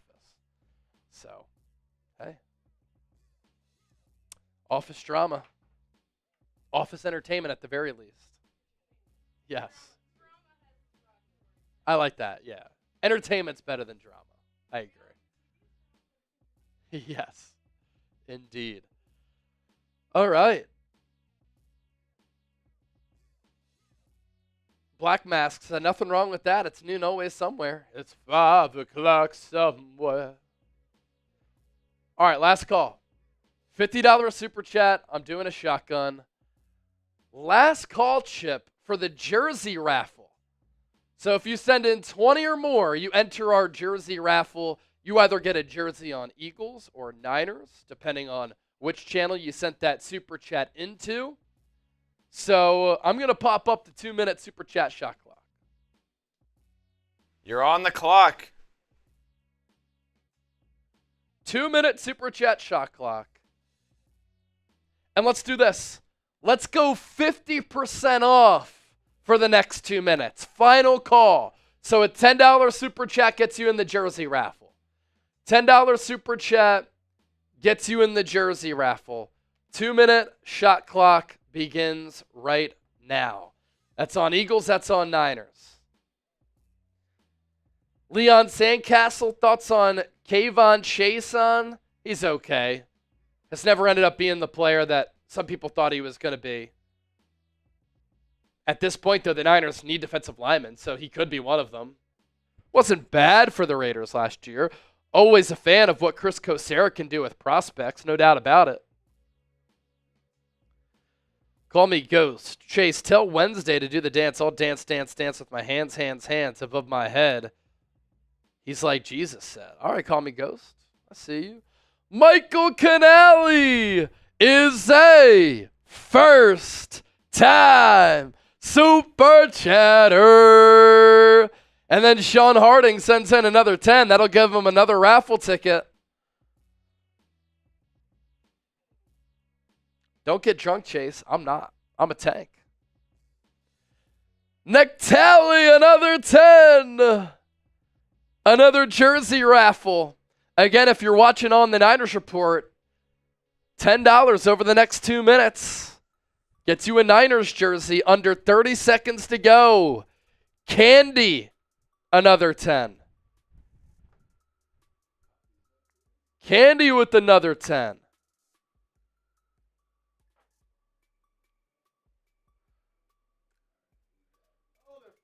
Camo Campa, another 10. Thank you for the discount. Had to do it for the real ones. Had to do it for the real ones.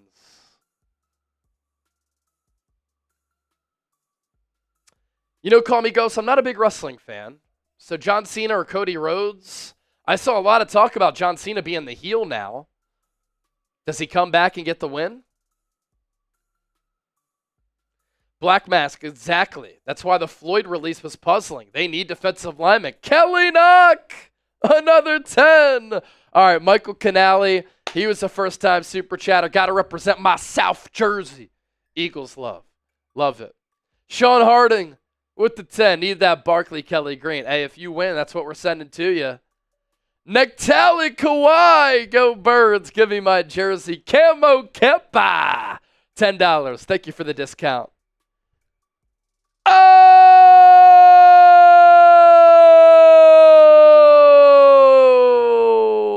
Michael Tyson and Jimmy Moots with some big-time super chats. Jimmy Moots, we'll give him a couple of raffle tickets for the 100 because Jimmy is also a first-time super chatter. And then Go Birds with another 10. That's another raffle ticket. Michael Tyson, we'll give him 2 more raffle tickets. I did say I'd shotgun for 50 or more. So Jimmy Moots, this one's for you.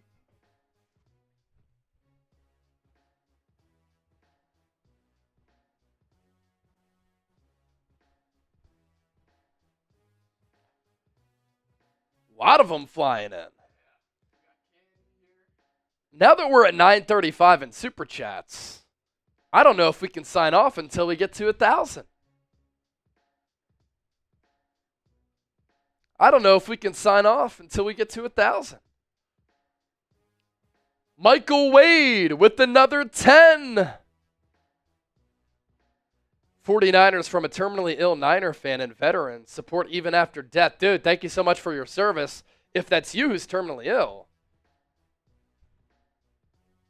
God bless you, man. And here's to health, happiness, peace, prosperity.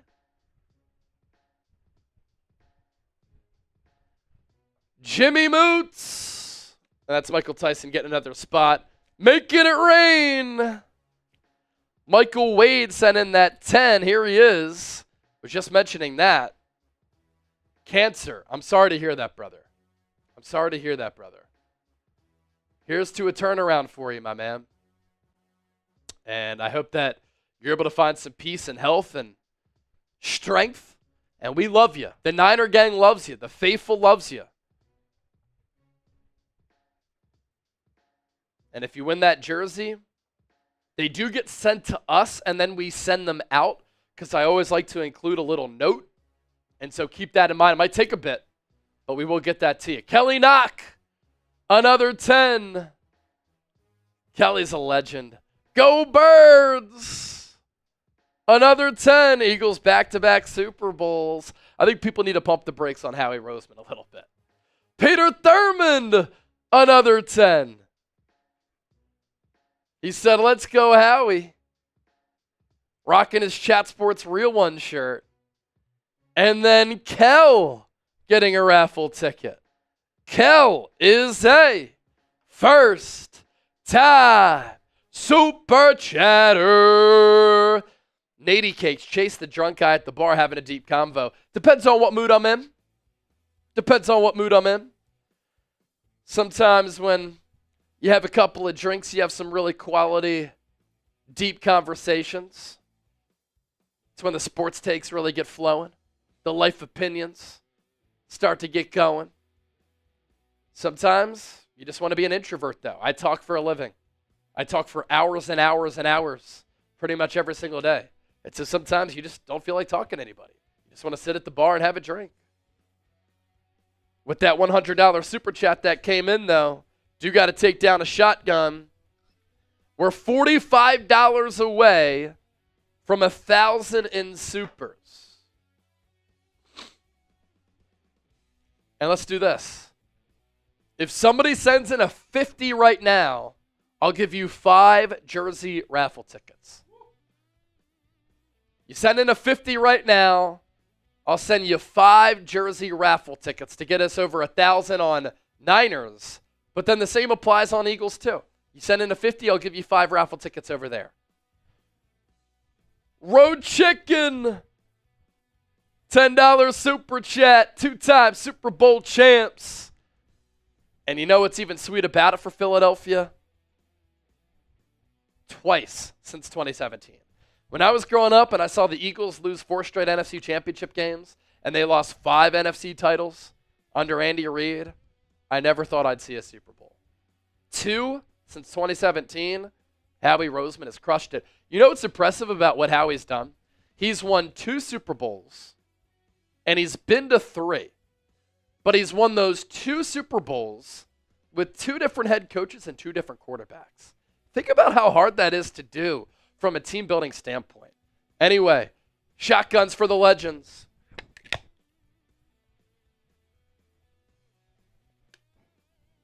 That's cold, man. That's cold, man.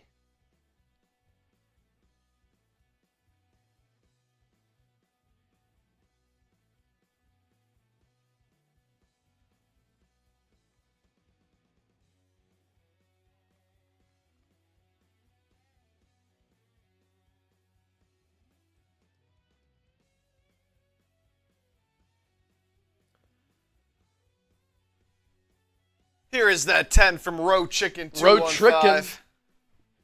He also said that was a brutal time. Hey, man, we look as though we're along the same age. It was a brutal time. A brutal time.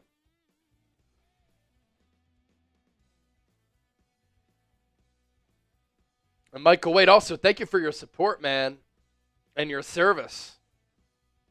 Thank you, man. Your we service love you. in supporting our country and protecting our country, incredible. So have you been to 4 total at Chat Sports? Super Bowls, I've been to the last 3. Arizona, Vegas, New Orleans. I'd say New Orleans was number 1, Vegas number 2, and then Arizona number 3 as far as Super Bowl hosting cities. JG1, hope Chase is doing this from his home office. Oh, we're here, man. We're in studio, baby. Studio L at Chat Sports.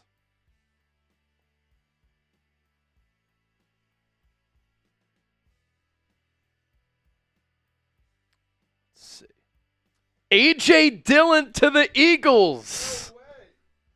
That's interesting. Did not play at all last year.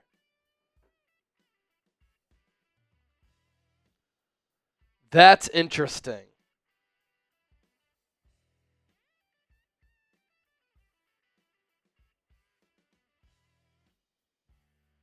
So he's Boston College's all-time leading rusher. He was a second-round pick by the Packers in 2020. Didn't play at all last season.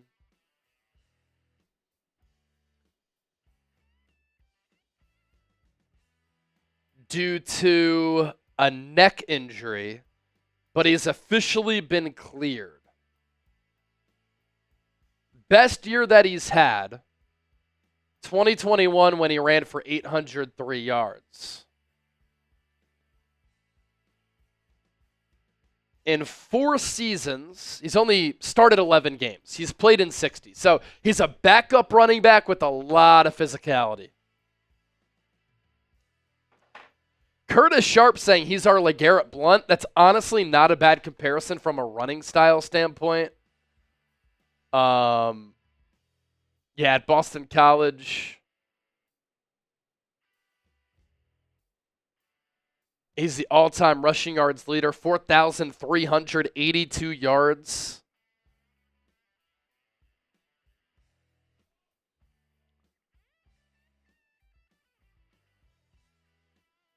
All right, interesting signing here.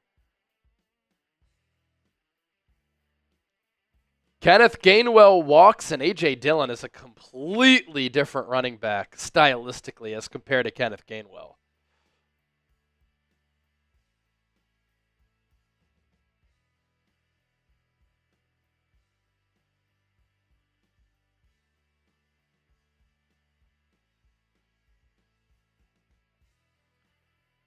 More Super Chats coming in on the Niners Report. $10 from Boxing Fan, $2 from Cheat Code. And we'll get to that here in a moment.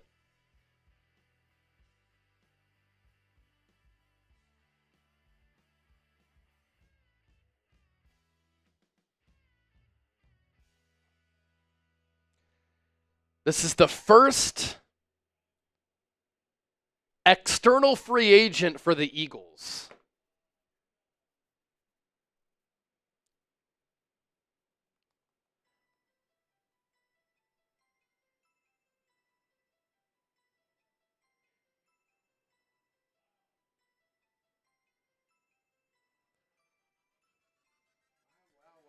And we'll talk about that in depth here coming up. 6 feet, 247 pounds is A.J. Dillon.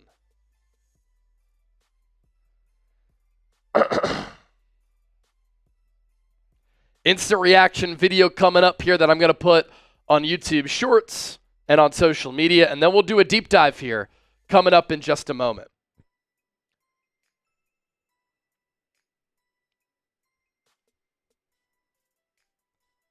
We're live here on Philadelphia Eagles now for day 3 of free agency, and on the third day of free agency, the Eagles have finally signed an external free agent.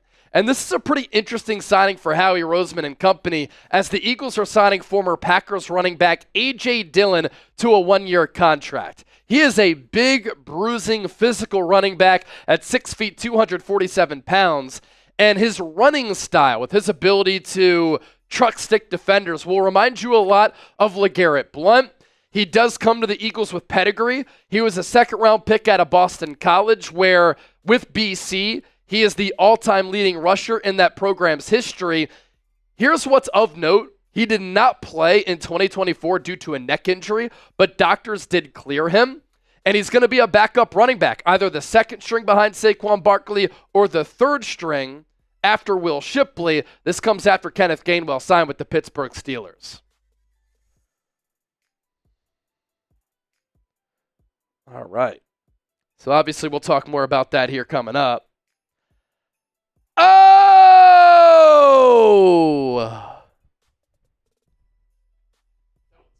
Anthony! $150 Venmo! He does it again. All 3 of you drink. Is Avery single? LOL. I'm going to have to ask her. I'm not sure. But after we talk A.J. Dillon here, we can keep the party going for sure. Yes, sir. I think I got a beer bong for you, Anthony. All right. So at least Chip has a beer bong in there for you. I've got a little bit of this beer boot left. We'll see what Avery is doing. If not today, then tomorrow. Dragon Slayer. As he's trying to slay Avery, is what it seems like. All right, let me post this A.J. Dillon video. As the Eagles signing A.J. Dillon to a 1-year contract. We're going to discuss it here on the show.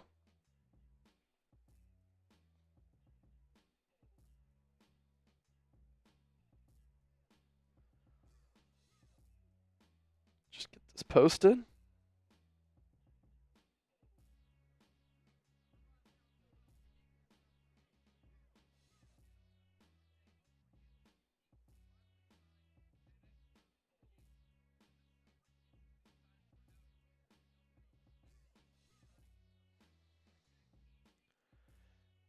Anthony, another 100. Anthony, Anthony, Anthony. He does it again. What a guy. Anthony, I guess we're going to have to send you another jersey, dude. By the way, the Eagles gotta have the biggest quads in the league now with Saquon and A.J. Dillon. I mean, Did you see that on Twitter, or did you just come up with that yourself? No, I saw it on Twitter. Look at these quads on A.J. Dillon. That's crazy, man. Holy shit. That's hilarious.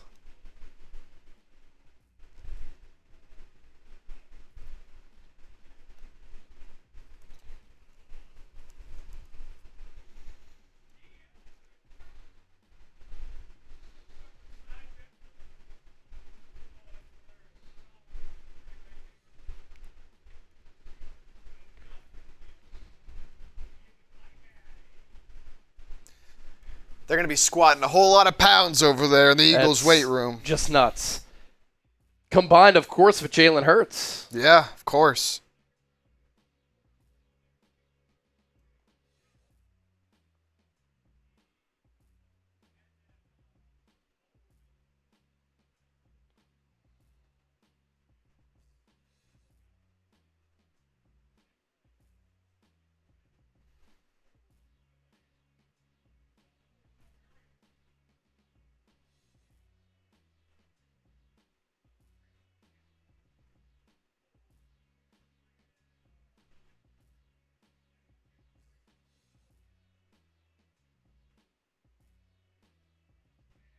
All right, we'll get that video out here.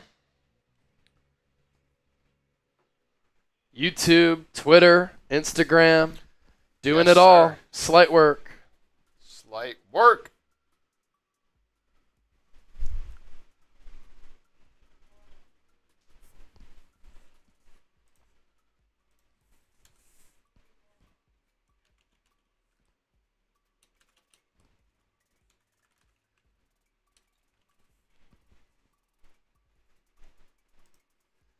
A.J. Dillon. You're an Eagle. A.J. Dillon, First external free agent for the Birds. you are a Philadelphia Eagle. All right, what is your one-word reaction to the signing? Bob Regan, bro, you okay? Yes, as I mentioned, we're getting that video out on Twitter, Instagram, YouTube, and now we're about to talk in depth about it.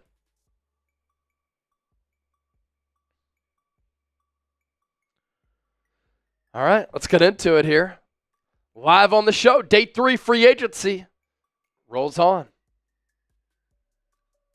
We have some more breaking news to get to on day 3 of NFL free agency. You're watching Philadelphia Eagles Now by Chat Sports. My name is Chase Sr., and on the 3rd day of free agency, Howie Roseman and the Eagles have finally signed an external free agent. They've let a lot of players walk. They've retained some of their own talent. But now Philadelphia goes elsewhere, and this is a very interesting, intriguing signing for the Eagles. Philadelphia is adding running back A.J. Dillon, formerly of the Green Bay Packers, on a 1-year contract. Not sure what the money is going to be, but I can't imagine it's going to be for that much coin. And A.J. Dillon has certainly had his moments with the Green Bay Packers. He is a physical, bruising back who will hit you with that truck stick, does not have blazing speed by any means, but he will run you over. He will pick up tough yards in short yardage, and you had a feeling that the Eagles were going to do something at the running back position. Kenneth Gainwell signed with the Pittsburgh Steelers. He's been a really good backup running back for Philadelphia since they drafted him in the 5th round out of Memphis a few years ago. The Eagles also have Will Shipley on the roster, and I think that Will Shipley can become something at the NFL level. They have Ty Davis-Price on their practice squad, and now they add A.J. Dillon. Of note, he did not play in 2024 due to a neck injury. Doctors have cleared him, but anytime a running back with that type of style who relies on being a bruising running back, has a neck injury, you do have some concerns here. A funny note, in the Eagles' backfield, they might have the best quads of any team in the NFL. We know Saquon Barkley is known as the Quadzilla. Get this. A.J. Dillon's nickname is the Quadfather. He is 6 feet, 247 pounds. His running style will remind you of a player like LeGarrette Blount, who had a long and great career in the National Football League and helped the Eagles win the Super Bowl in 2017 as a rotational running back. His career numbers, you look at him. He was a second-round pick out of Boston College, where he is the program's leader in rushing yards in program history. And the Packers took him in the second round with the 62nd overall pick in the 2020 draft. And he never really ended up being the bell cow running back that the Packers thought he was going to be. He's only started in his career 11 games. That's not the return that you want on a second round pick, but he has had some pretty solid production throughout his career. Year one as a rookie, he plays in 11 games, 46 carries, 242 yards, 5.3 yards per carry with 2 touchdowns. In year two, 187 carries, 803 yards, 4.3 yards per carry, 5 touchdowns. Statistically, as far as rushing yards picked up, best year of his career. 2022, 186 carries, 770 yards, 4.1 yards per carry, 7 touchdowns. And then in 2023, 178 totes, 613 yards on the ground, 3.4 yards per carry, and 2 touchdowns. Throughout much of his tenure, he was always the backup behind Aaron Jones, and now he'll be a backup for Philadelphia here. And we'll see who's going to be the RB2 on this Eagles roster behind Saquon Barkley. And you do have to have some concerns with Saquon going into 2025. The history of the last few running backs who have led the league in rushing, the following year, they've missed a lot of time, and their usage has gone down greatly. And that's Derrick Henry, that's Josh Jacobs, recently that's Christian McCaffrey, and hopefully that does not happen with Saquon. He's a freak athlete, does have a little bit of an injury history. That's, of course, a little bit of a concern, but he's a freak athlete on a loaded offense with an excellent offensive line, regardless of what the Eagles do at that right guard spot. But you always need insurance at the running back spot. And this acquisition of A.J. Dillon, it's going to be insurance at the running back spot. I'm confident that Will Shipley could be a good player. At Clemson, he was like a poor man's version of Christian McCaffrey. Not just saying that because he's white. Because what we saw from him in the preseason, what we saw from him in the regular season, you saw some juice. You saw some pop there. When he was a return man, you saw some ability.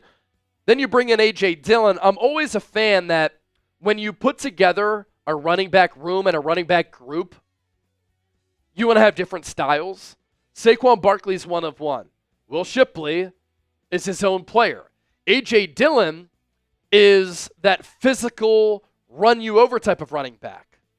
And let me just throw this out there as it just crosses my mind. It's a lot of talk that teams want the tush-push, the brotherly shove banned. The Eagles could be planning ahead and have a contingency plan just in case that play is banned by bringing in a running back like A.J. Dillon to help them in these short yardage situations. So grade the signing here of A.J. Dillon, A, B, C, D, or F. Let me know down in the comment section and comment with what you think down below.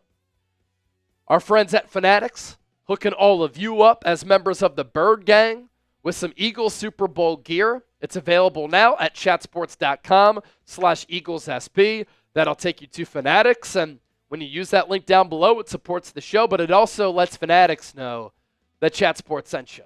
Michael Rubin's a Philly guy. Let him know that you're watching Philadelphia Eagles now by heading to chatsports.com/EaglesSB. Anything you need, it's available. So all of the moves so far that the Eagles have made in free agency, you have Saquon Barkley, signing that contract extension, 2 years, $41.2 million. He gets rewarded for having the best season that any running back has had in the history of the league. It's pretty insane. Thank you, Giants. Zach Bond signing a 3-year, $51 million deal, $17 million per, and that really set the tone for the running back market to explode for Saquon and the linebacker market to explode for Zach Bond and other players at those positions across the NFL. Because after Bond got $17 million per, you saw linebackers getting paid left and right. So they could thank Zach Bond for that. Thought it was critical for the Eagles to bring him back. He was the free agent who I thought the Eagles needed to bring back among the in-house free agents, and he's the only one that they've retained of significance. They've let everybody else walk. And I don't think they're going to bring back Mekhi Becton. They traded Kenny Pickett to Cleveland for Dorian Thompson-Robinson and a 5th-round pick. That's a great move by Howie Roseman. Can't wait to see what DTR can do as a developmental player in this Eagles organization. Kenyon Green, another developmental piece. Eagles traded away C.J. Gardner-Johnson. Still hate the move. But Kenyon Green and Tyler Steen will compete for that right guard spot. Jeff Stoutland going to try to work his magic, and they'll be a fraction of the price of what Becton will get in free agency. And then today, 2 moves once the new league year got underway. Philadelphia signing Ben Van Sumeren to a 1-year deal. Full details, we'll see what they are, but he brings the Eagles value as a player who could play linebacker. Keep in mind, they lost Oren Burks, who's a great special teamer. Ben Van Sumeren, a special teams ace, and he can help you on special teams. So they're going to pay minimal money to a player who can help in all 3 phases. A.J. Dillon also added today, and that's what we've been talking about here over the last several minutes. As for the players who the Eagles have lost, to give you a refresher, Isaiah Rodgers to the Vikings, Milton Williams to the Patriots, Darius Slay to the Steelers, Josh Sweat to the Arizona Cardinals, Kenny Pickett traded to the Cleveland Browns, Tanner McKee, it's your time as QB2, Oren Burks to the Bengals, C.J. Gardner-Johnson traded to the Texans, and Kenneth Gainwell signing with the Pittsburgh Steelers. Why would you not subscribe to the channel? And if you ain't subscribed, you ain't alive. Hit that sub button right now for the most elite Eagles coverage right here on YouTube. All right, for those of you watching on the 49ers Report, thanks for continuing to hang out here with us.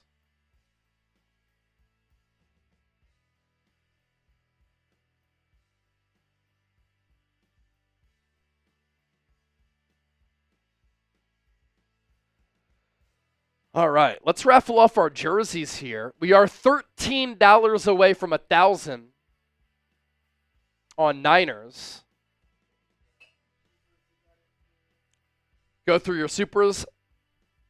Dragon Slayer, this one's for you. We owe you some drinks. So we got this 10 from Kel, Forever Faithful.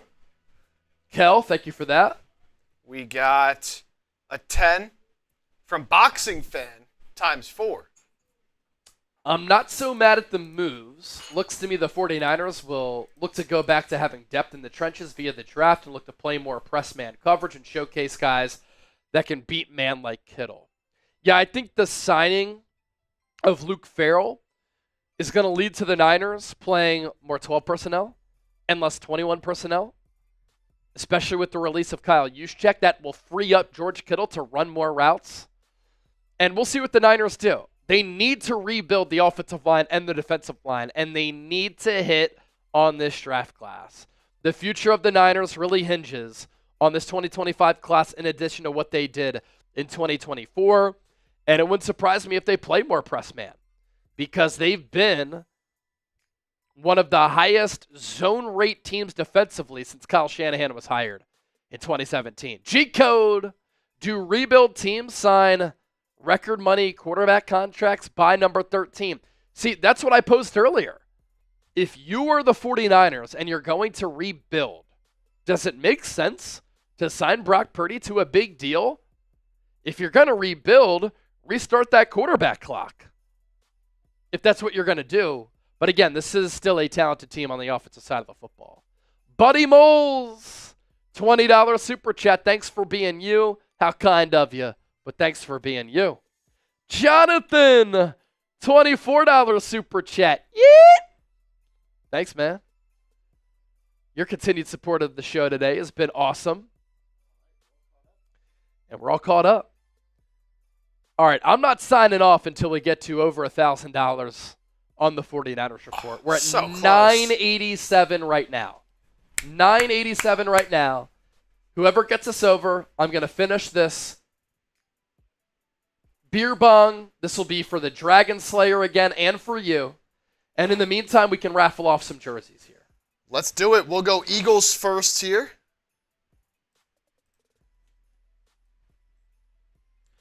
Eagles first. A lot of names here on the board. Let's raffle off this Eagles jersey. See who gets it. Let's do it, baby. Spinning that wheel in 3, 2, 1. Who's going to win? Eagles jersey out there choosing. It's going to be... Ooh, Michael Canale. Is Michael Canale here? If not, it's obviously going to go to our guy, Jonathan Efrog. I already have his information. Michael, missed the H there. My fault, brother. My fault, brother. Oh, he's here. Michael's here. Michael's here. Awesome, man. All right, so let's do this. Jonathan Efrog. And then Michael Canale. Hopefully I pronounced that right. If I didn't, I apologize. But Michael, you're a goat. Michael, you need to shoot me an email. chase@chatsports.com.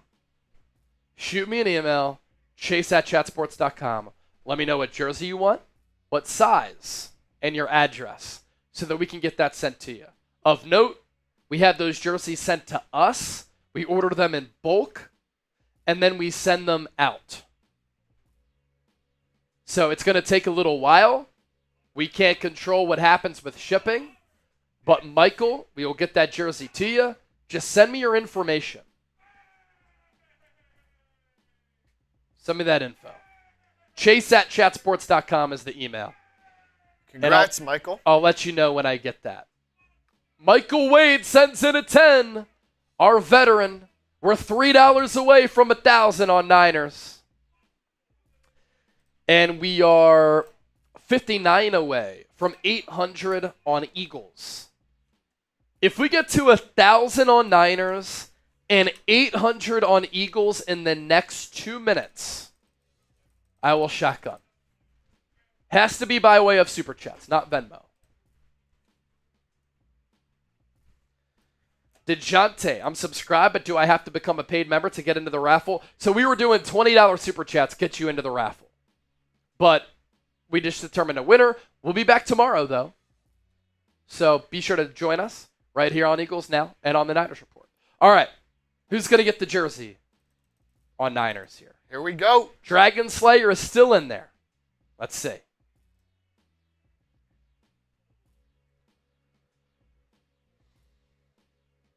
It's gonna be Michael Wade. Is Michael Wade here? Oh, Michael Wade's here. Michael Wade just sent in a couple more supers. I think Michael Wade's here. That's awesome! Michael Wade gets the jersey. Dealing with cancer right now. A veteran. And Michael Wade wins our jersey. Michael, same thing. Email me. Jersey, size, address, chase@chatsports.com. Again, might take a little while for us to get it to you, but we will get it to you. Teflon! Oh! $50 super chat.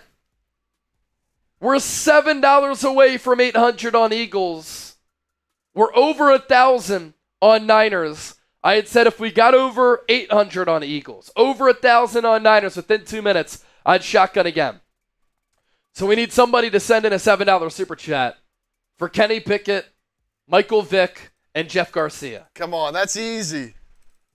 Bobby Hoying also wore the number 7. I think I had a Bobby Hoying jersey back in the day. Teflon! Makes it rain with the 50. Chris, Eagle sign A.J. Dillon. Brother, we already talked about it here on the show. Did a whole video on it. We also had Jack Tucci coming in. Tucci with the $2 super. And then we got another 5 from Michael Wade, who's getting that jersey. Congrats, Michael, again.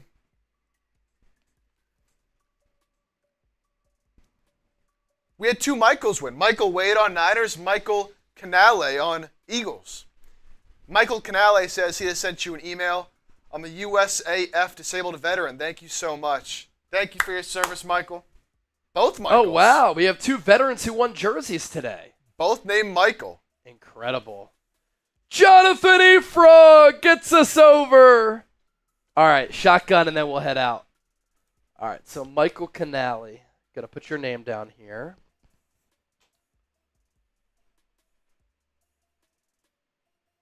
And then, oh, I already got your name there. And then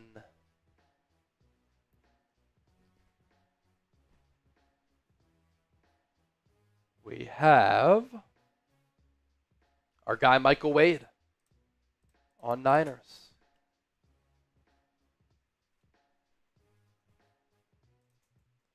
All right, let's see. Let me check my email to make sure I got those from both Michaels. Dragon Slayer saying Venmo, by the way. Oh! Dragon Slayer! $100 Venmo! Dude. Unbelievable. All right. I have not gotten the email from Michael Canale. Chase@chatsports.com. Oh, he said he sent you one. Yeah, let me see. Not in my spam folder. So I'll wait for that. And then Michael Wade. Still waiting on that email. Just popped up the email again on screen for y'all. And Candy, if you're watching, can you do chat hats and footballs and super chats? The footballs that we make are customized, and the hats are as well. I've actually run out of hats. And footballs, we have to have them pre-made, like, well in advance. All right, so Michael. Still waiting on that email.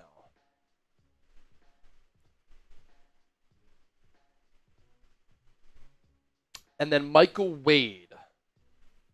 Is Michael Wade still in the chat? Chase@chatsports.com, right below. Oh! Another one! Anthony! All right, I got to do another beer ball for Anthony. He wants all 3. All right, all right. Are you messaging Avery? Yeah. Can you ask her to bring me a Happy Dad? Yep. Because I'm all out. Man, Anthony, Candy, I do have some Niners hats left. And I was going to say, Anthony, I'll send you one, but you already have one. All right, sorry, what do you want? Just a Happy Dad for the beer bong. Cool.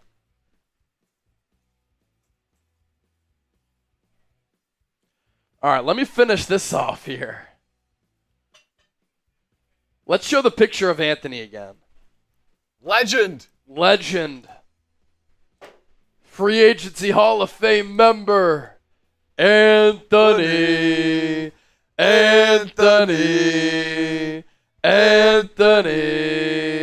Eric Camper. Chase, I just got here. How about A.J. Dillon? Yeah, man, we reacted to it. You know, his running style's very interesting, obviously. Comes with risk. He missed all of 2024 with a neck injury, but with Gainwell going to Pittsburgh, Eagles needed running back depth, and he can provide that while being a pretty physical back. Kind of like LeGarrette Blount.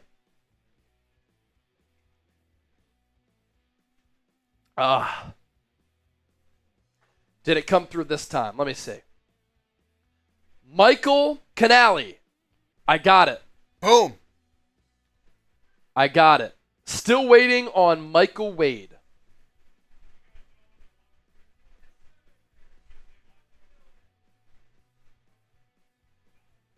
Michael Wade, still waiting on that email, my brother. Buddy Moles, another 20.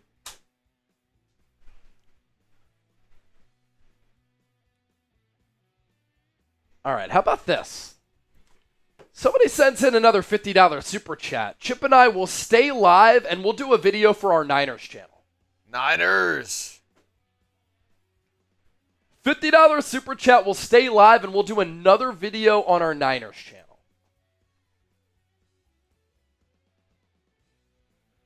I messaged Avery. Oh, whoops.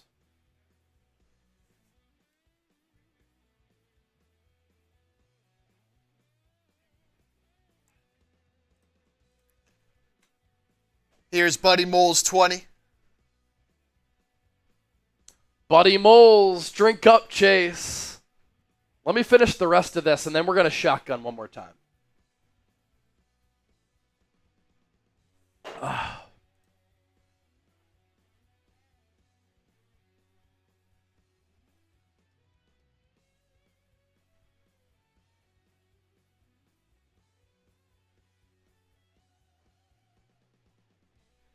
Did the Niners sign to Stephon Diggs? No.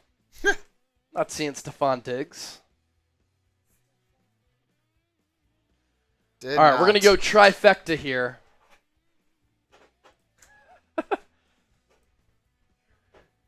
Trifecta. Chip, this one's for you. Thank you. Let me...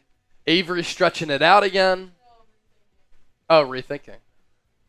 Let me get this up real quick here.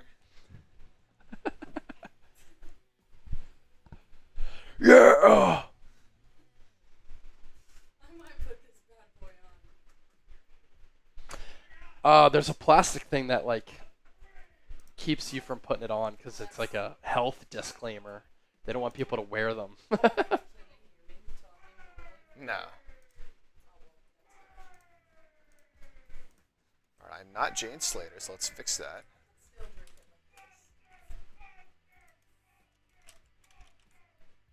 What is Tyler doing?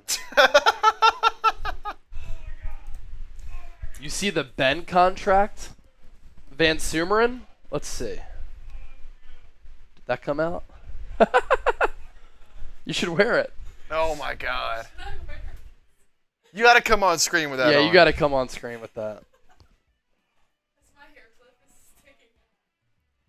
sticking. You can just wear it real quick.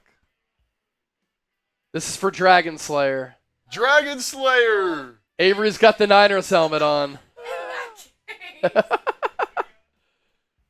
That's awesome. Okay. Make me a sandwich.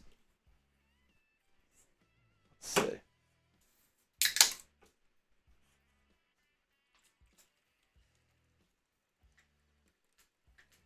All right. You gonna try to take that down? How's that? That'd be Here. You pretty good? much impossible. Yeah, it's very hard to do. Michael Unless you Wade- just like spilled all over yourself.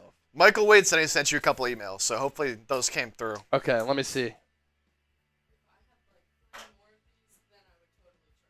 All right, Michael Wade, I got you. I got you. All right, so Michael Wade, Michael Canale. I have you both. Here we go. The trifecta, Chase, Avery, for everybody who sent in supers and watched the show today, including Dragon Slayer.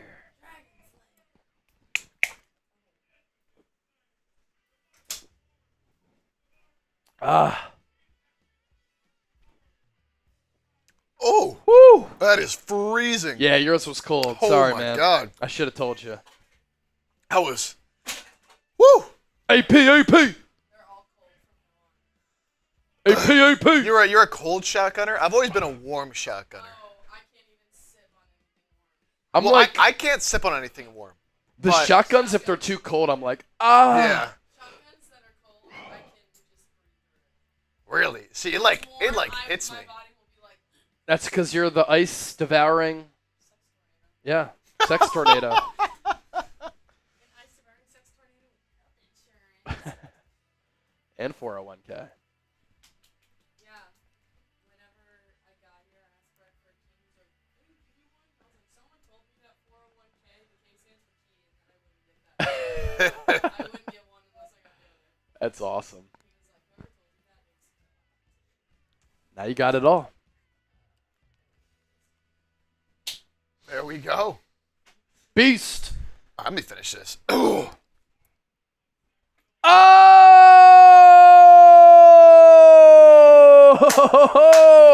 Come on, dude. Dragon Slayer did it again. Dude. All right. What more can we do for Dragon Slayer? We're gonna stay live and give Dragon Slayer another video. That's That's what fair. we're gonna do. That's fair. That's what we're gonna do for Dragon Slayer. We're gonna stay live and we're gonna do more content for Dragon Slayer. And then we'll Dude. sign off here. Dragon Slayer, man. Oh, Probably.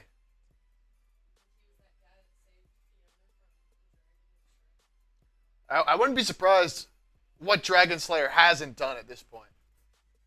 oh man. Paul C. Y'all need to try Clase Azula. Highly recommend, but expensive. Oh, you know that? Is that like tequila bottle? Oh, like the famous one. Is that the bell? Is that the bell one or no? Yeah, like the little bell on top. You can hit it. Yeah. Yeah, that's the really good tequila. Yeah. I know you're a big tequila person, right? Oh, Tequila person as well. Chip does not like tequila. no. Paul C. said y'all need to try it.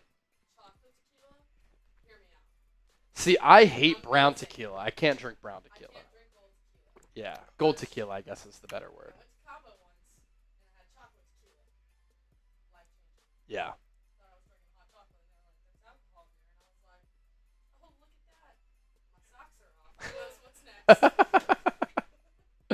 That's legendary. Legend. Appreciate your help today. Thank you. Appreciate your help today. Dragon Slayer says over 2K today. Jeez, man. Yeah, Dragon Slayer, just a goat.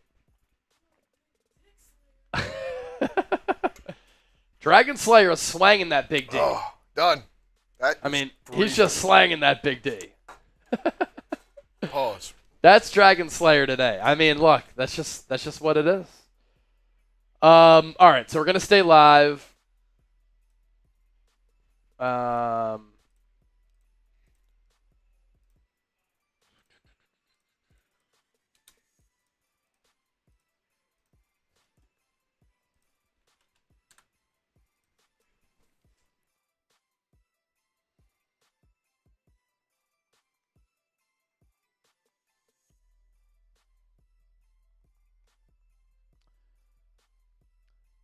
We're gonna talk Brandon Ayuk trade rumors.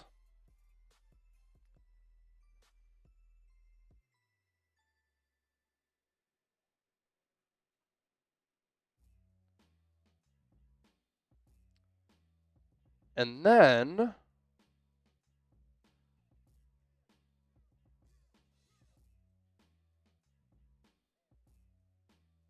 we'll talk Christian McCaffrey trade here. Because Ryan Clark said the 49ers should trade him.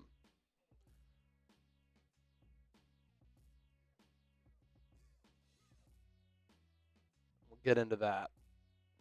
Peter Thurman, another 10.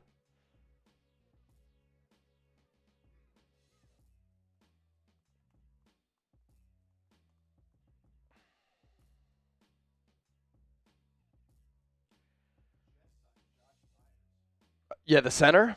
Nice. Good pickup for them.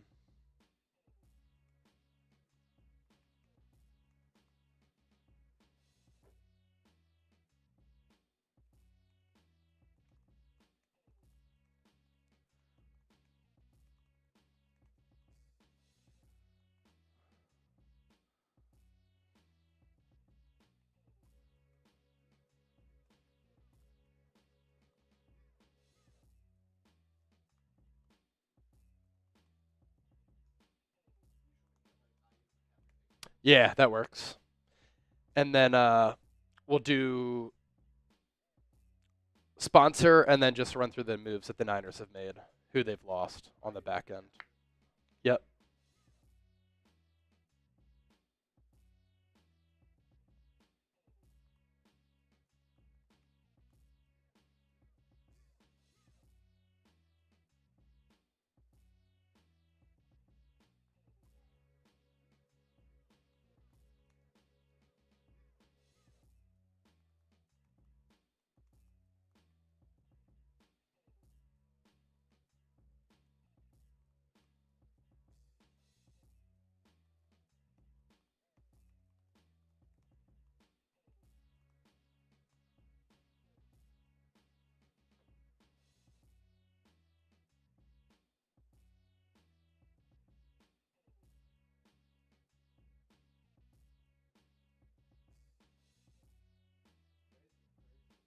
It's been an awesome day, man. Awesome day here on the show.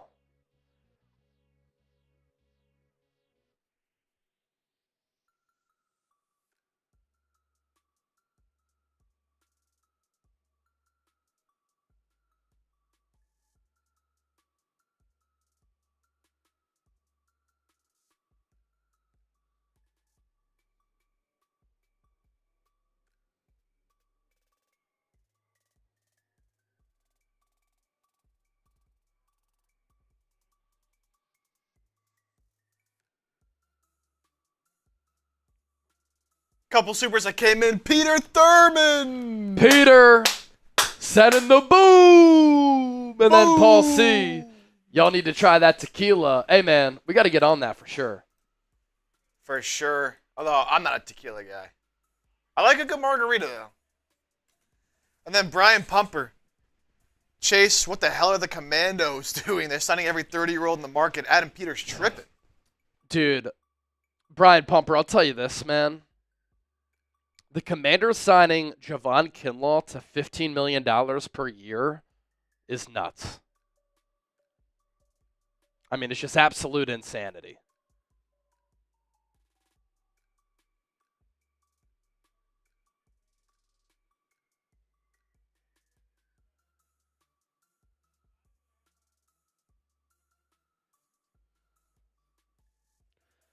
Renasso said, shout out from Tijuana, Mexico. Renasso, thanks for watching the show.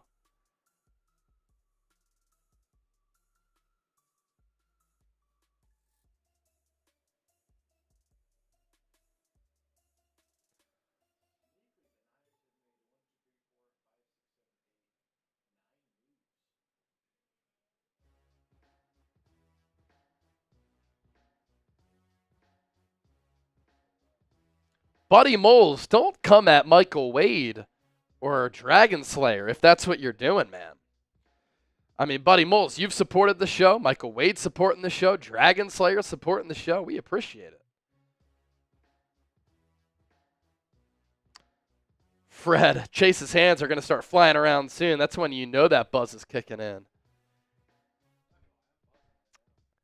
Hey, man, we're feeling great, but we're just loving life.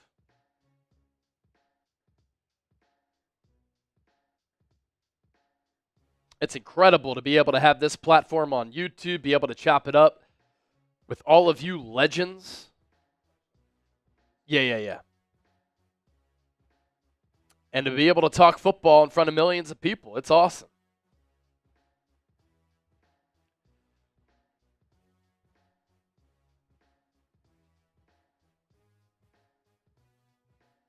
Wow, CJ Mosley released by the Jets.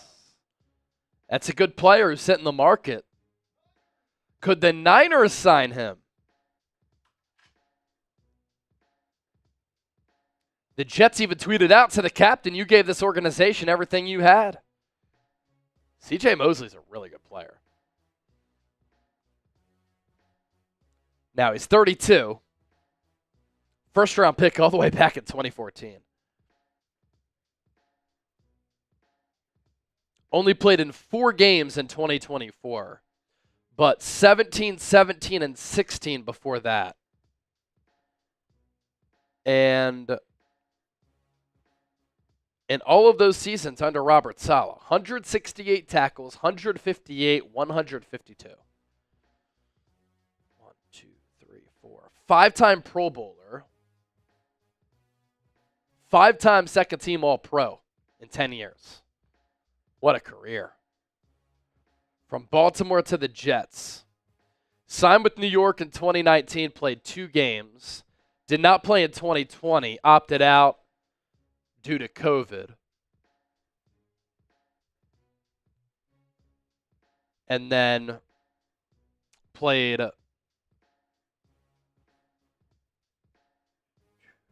5 total seasons with the Jets, the last 4, of course, after the COVID opt-out.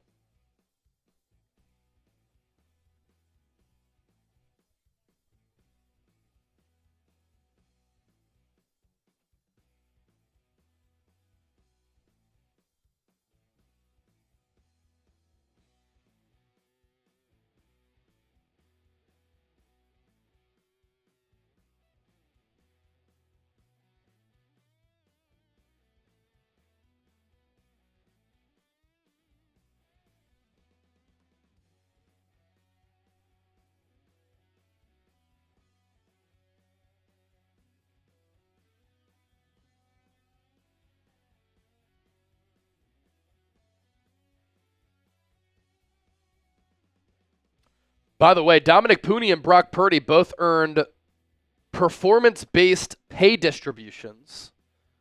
Pooney gets $898,000. Purdy gets $858,000.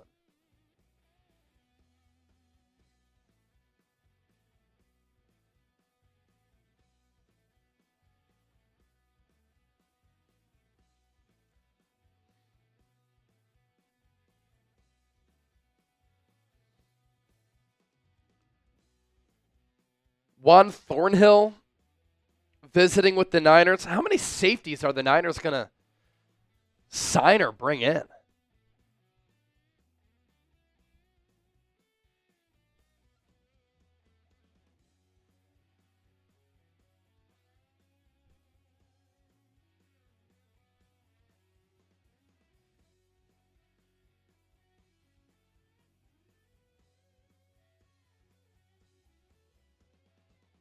But Juan Thornhill going to visit with the Niners.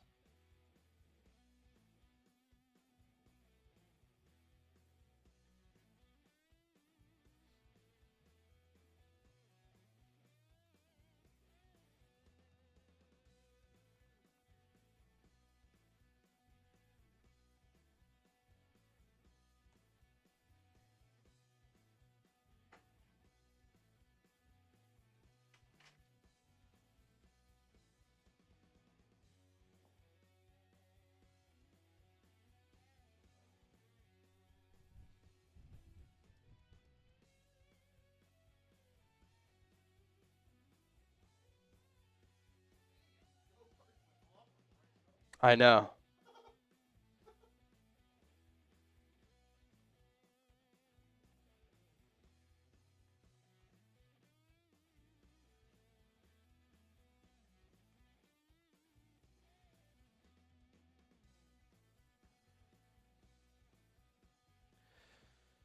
All right.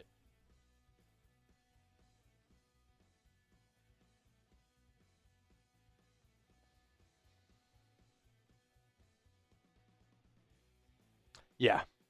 All right. Thanks to Dragon Slayer, who sent in another Venmo. 150. Dragon, I think we're all drinks out, man. How about we owe you a drink tomorrow, Dragon Slayer? We're staying live for you. And this video that we're about to do is coming up for Dragon Slayer specifically.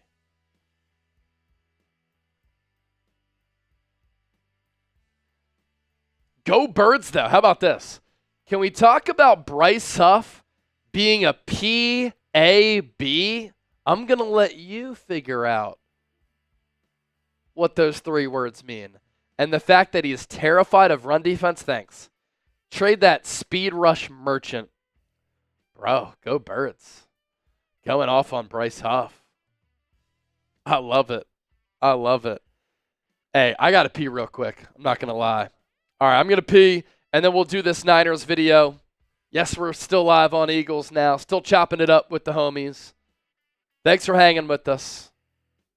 And I will be right back. Crazy super chat from Go Birds, man. Crazy, crazy. What a day it's been. Right around 4 o'clock Eastern, those moves started going crazy. I can run through real quick the moves that we haven't gone over yet. Because I think there's some moves that we have yet to go over. Yeah, so we left off here. Jets signing Chukwuma Okorafor, Isaiah Oliver, 2 deals. Bringing them in. Chargers signing Benjamin St-Juste from the Commanders to the Chargers on a 1-year deal. And the Commanders replaced Benjamin St-Juste with, I think, a better player in Jonathan Jones, former Patriots corner.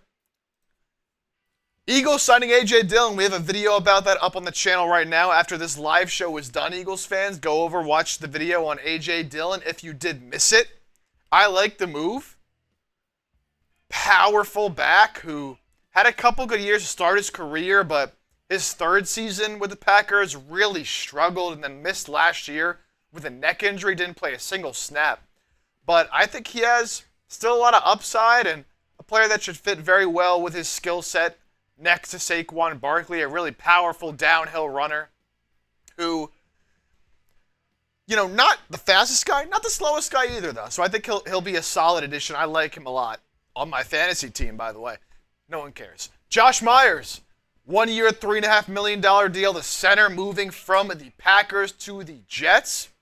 Potential new starting center there for New York. Kevin Seymour, corner, signing with the Washington Commanders.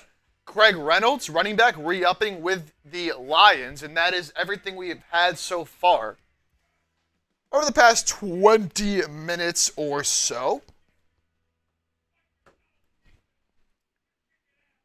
So that is the latest on the free agency stuff that we've had going on.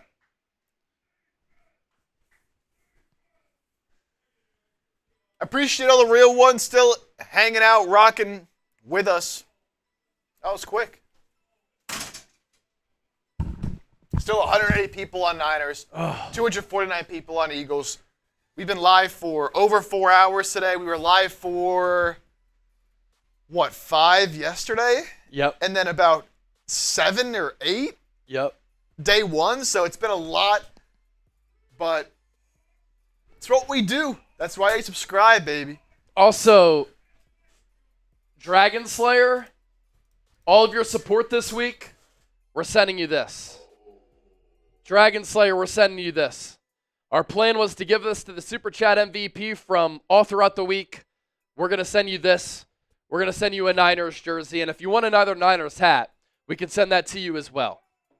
So we're going to hook it up for Dragon Slayer, and we're going to stay live and do this upcoming segment for Dragon Slayer as well. He's keeping us live. He's supporting the show for the entire faithful. And we're about to get into it here on the program. Let me know when you're ready, Chip, and then we'll get into it.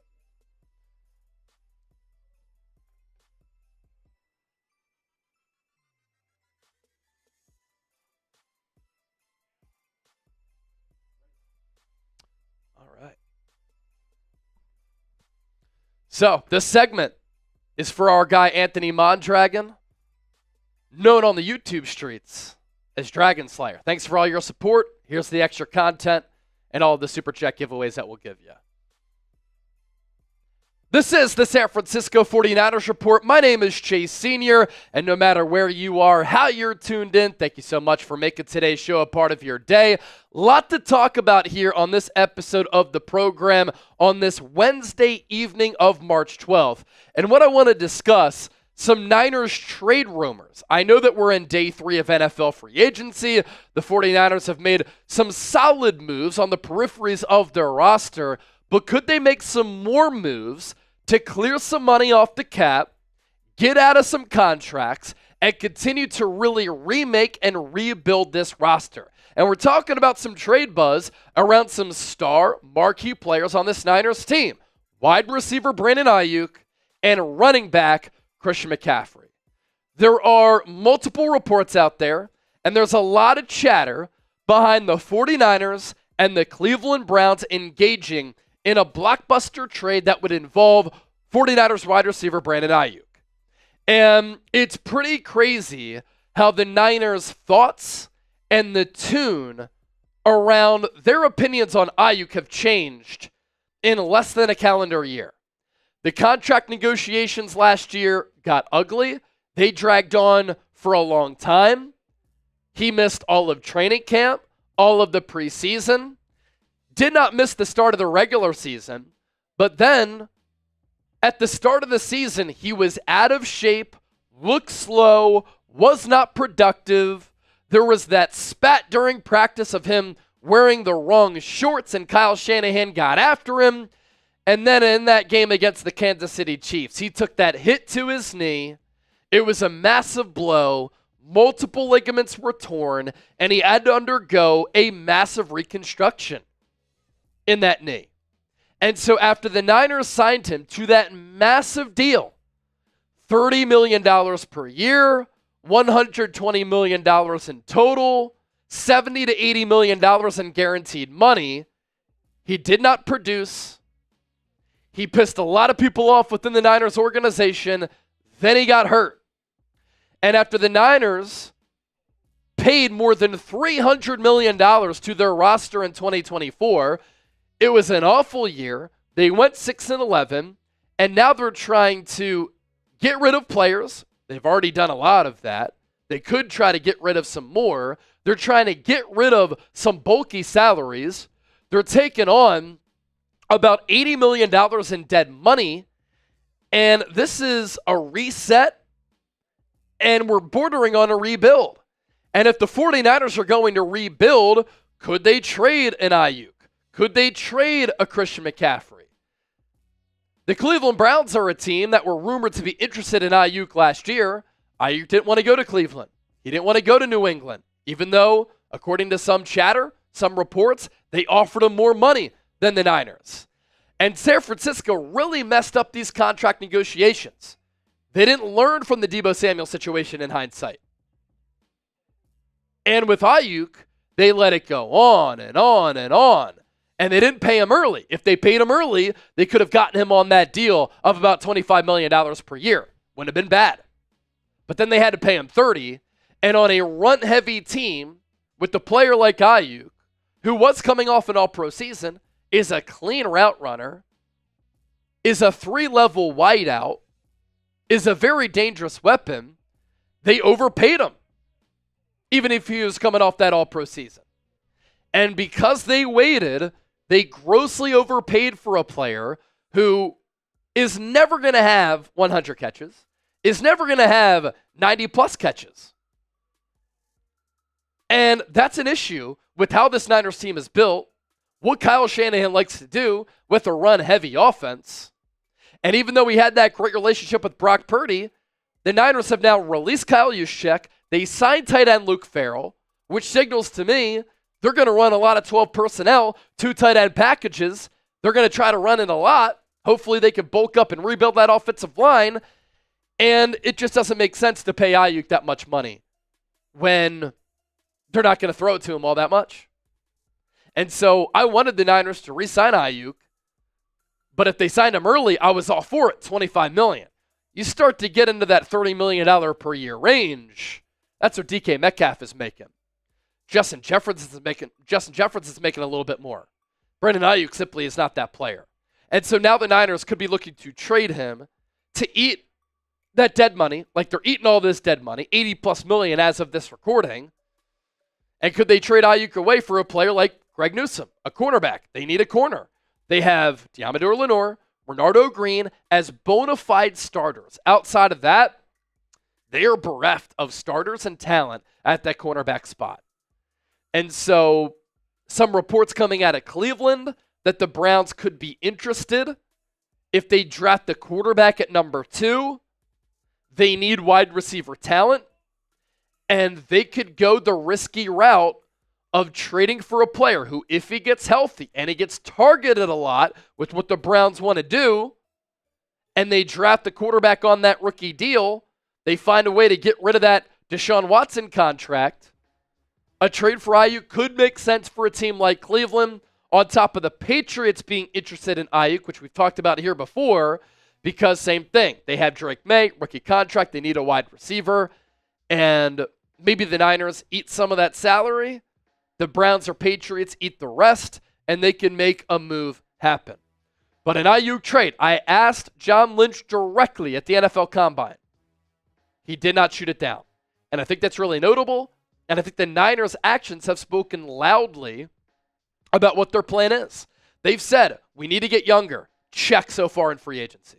We want to shed salary. Major check so far in free agency. And when I asked him about Ayuk, he did not say, we're not trading Brandon Ayuk. That's pretty telling. Now, this one is a little bit crazier, but it does make sense. Could the Niners trade Christian McCaffrey? Christian McCaffrey is an older running back who the Niners signed to that contract extension through 2027 last year. They should not have done that. I would have guaranteed the money on the rest of his deal. But to give an extension to an injury-prone running back coming off a season in which the Niners ran him into the ground and he wasn't healthy in the Super Bowl at 28 years old, it didn't make a lot of sense. But if the Niners are going to rebuild, does it make sense to have McCaffrey on the team? It doesn't. And so Ryan Clark of ESPN said this today. I would absolutely trade Christian McCaffrey, and I would try to get as much as I could for him. When you look at what Kyle Shanahan has been able to do, it's run the football.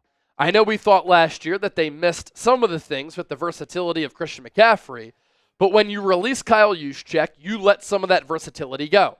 You let some of the things that you can do formationally go. Not quite true. Ryan Clark isn't keeping tabs on the Niners like we keep tabs on the Niners. I think Luke Farrell, one of the best blocking tight ends available, can do a lot of the same things that Kyle Juszczyk can do. Anyway, Clark continued by saying, so why not change your entire philosophy from thinking about Christian McCaffrey as this Swiss Army knife, getting pieces for him and allowing guys like Ricky Pearsall to touch the football more with running the football and doing things different on quick screens, adding other players based on the assets you could get for him, also understanding that you're looking for more available players than Christian McCaffrey was last year. And so the thought and the idea of trading Christian McCaffrey away does make some sense. Older running back, making a lot of money. If you can get value back for him, great. You placed also a second-round tender on Jordan Mason. And if another team wants to sign him, they'll give you a second-round pick and forfeit that up. I don't think that's going to happen. But the Niners place that second-round tender on him, and if Jordan Mason comes back, you're giving him $5+ million for this year. We have seen the value of running backs increase the last couple of years. And running backs do matter. The top 5 rushing offenses in the NFL made the playoffs in 2024. Christian McCaffrey trade has done wonders for the Niners. The Ravens signing Derrick Henry. Great move, especially adding him for $8 million. The Eagles trading for Saquon Barkley changed their offense. They won the Super Bowl in large part due to Saquon. And so running backs do have value still. But signing a running back to a contract extension when he has an injury history at 28, which then led to him having bilateral Achilles tendonitis, the PCL injury, it was a risk. It hasn't worked out. And if you can get off of that contract, like the Brandon Ayuk contract, it sets you up nicely for the future. Should the Niners go full-on rebuild? What are your thoughts on this? Let me know down in the comment section here. Type Y for yes, type N for no. More to get to here on the show, but first, this Niners polo available thanks to our friends at Fanatics. Not only is it available, it's on sale. Nearly 50% off. All sizes available. Get yours today. If you're like me, you like rocking polos, this is perfect for you. It was $80, now on sale for $43. Chatsports.com/49polo.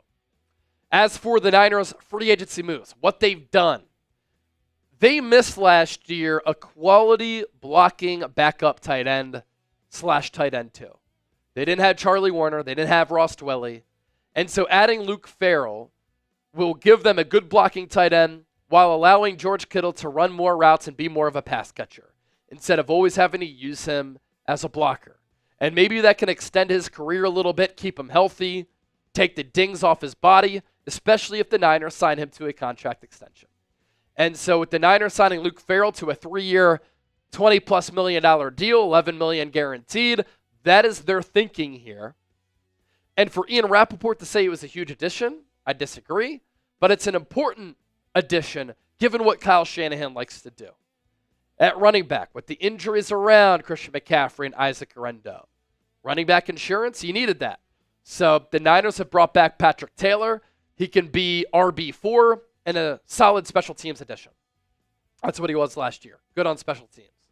Jordan Mason, second-round tender, talked about him a little bit earlier. The Niners also signing Richie Grant, a former second-round pick at the safety spot. And Richie Grant is a player who comes to the Niners with pedigree. Drafted in the second round by Atlanta, has started a lot of games, can help on special teams, and can Robert Saleh get a player like that back on track? That's what good coaches do. Luke Gifford, he's been one of the top special teams performers in the NFL since entering the league. Undrafted free agent out of Nebraska. The Niners signed him to a 1-year deal. At the very least, you can be very fired up about what the Niners have or haven't done. They have placed value on improving special teams this offseason. Adding Brant Boyer to their coaching staff, and then adding these players who can play and contribute on special teams. Kevin Givens, backup defensive tackle, cheap, was having a good year last year. Jason Pinnock is a DB who could play corner, safety. He's registered a lot of sacks, quarterback hits, and TFLs. He's at his best when playing downhill, and I think that Robert Saleh can make a player like that work. I like his positional versatility. I like how he's around the ball. He's lengthy, long, athletic, springy, and if you use him correctly around the line of scrimmage downhill, I think that he can be an impact depth piece. Demarcus Robinson, 500+ yards receiving last year, 7 touchdowns, 16 yards per catch, good red zone threat, deep threat. Every year he's been in the NFL, he's made it to the playoffs. Chiefs, Ravens, Rams. 2 years, $9.5, $6 million guaranteed. It's a good value play right there. And then Trey Brown, cornerback, former 5th-round pick by Seattle out of Oklahoma. He said last year he was hurt a lot. His best football is still to come. Again, you're hoping that Robert Saleh can put these players in a position to find success. Be sure to hit that subscribe button. This is the 49ers Report. My name is Chase Sr. Thanks for supporting the show. And we're going to continue to give you great coverage right here on the Niners Report. All right. That segment right there for our guy, Dragon Slayer.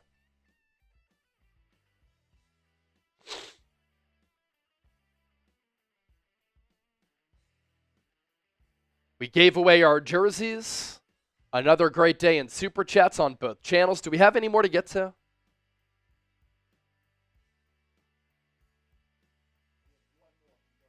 One more Super Chat from Go Birds.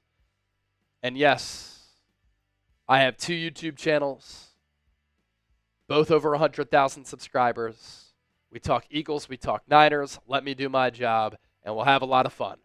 Go Birds, $5. What the hell is this? Breaking news from Howie's Jewish Lincoln Financial Field tunnels. The Niners suck. Go Eagles. Go Birds is fired up today, man.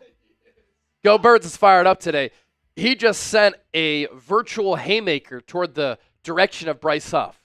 But Go Birds, you were also watching when we talked about A.J. Dillon, and before that, Ben Van Sumeren for several minutes. So get you a talk show host who can do it all in talking football. All right, we're going to sign off for now. Thanks to everybody for supporting the show today. Thanks to producer Chip for supporting the show. Thanks to everybody for hanging out and supporting the content. We will be live once again tomorrow. Day 4 of NFL free agency. Can't wait to see all of you then. And if anything happens as far as signings go, keep tabs on the channel because I'll be doing a show and a video.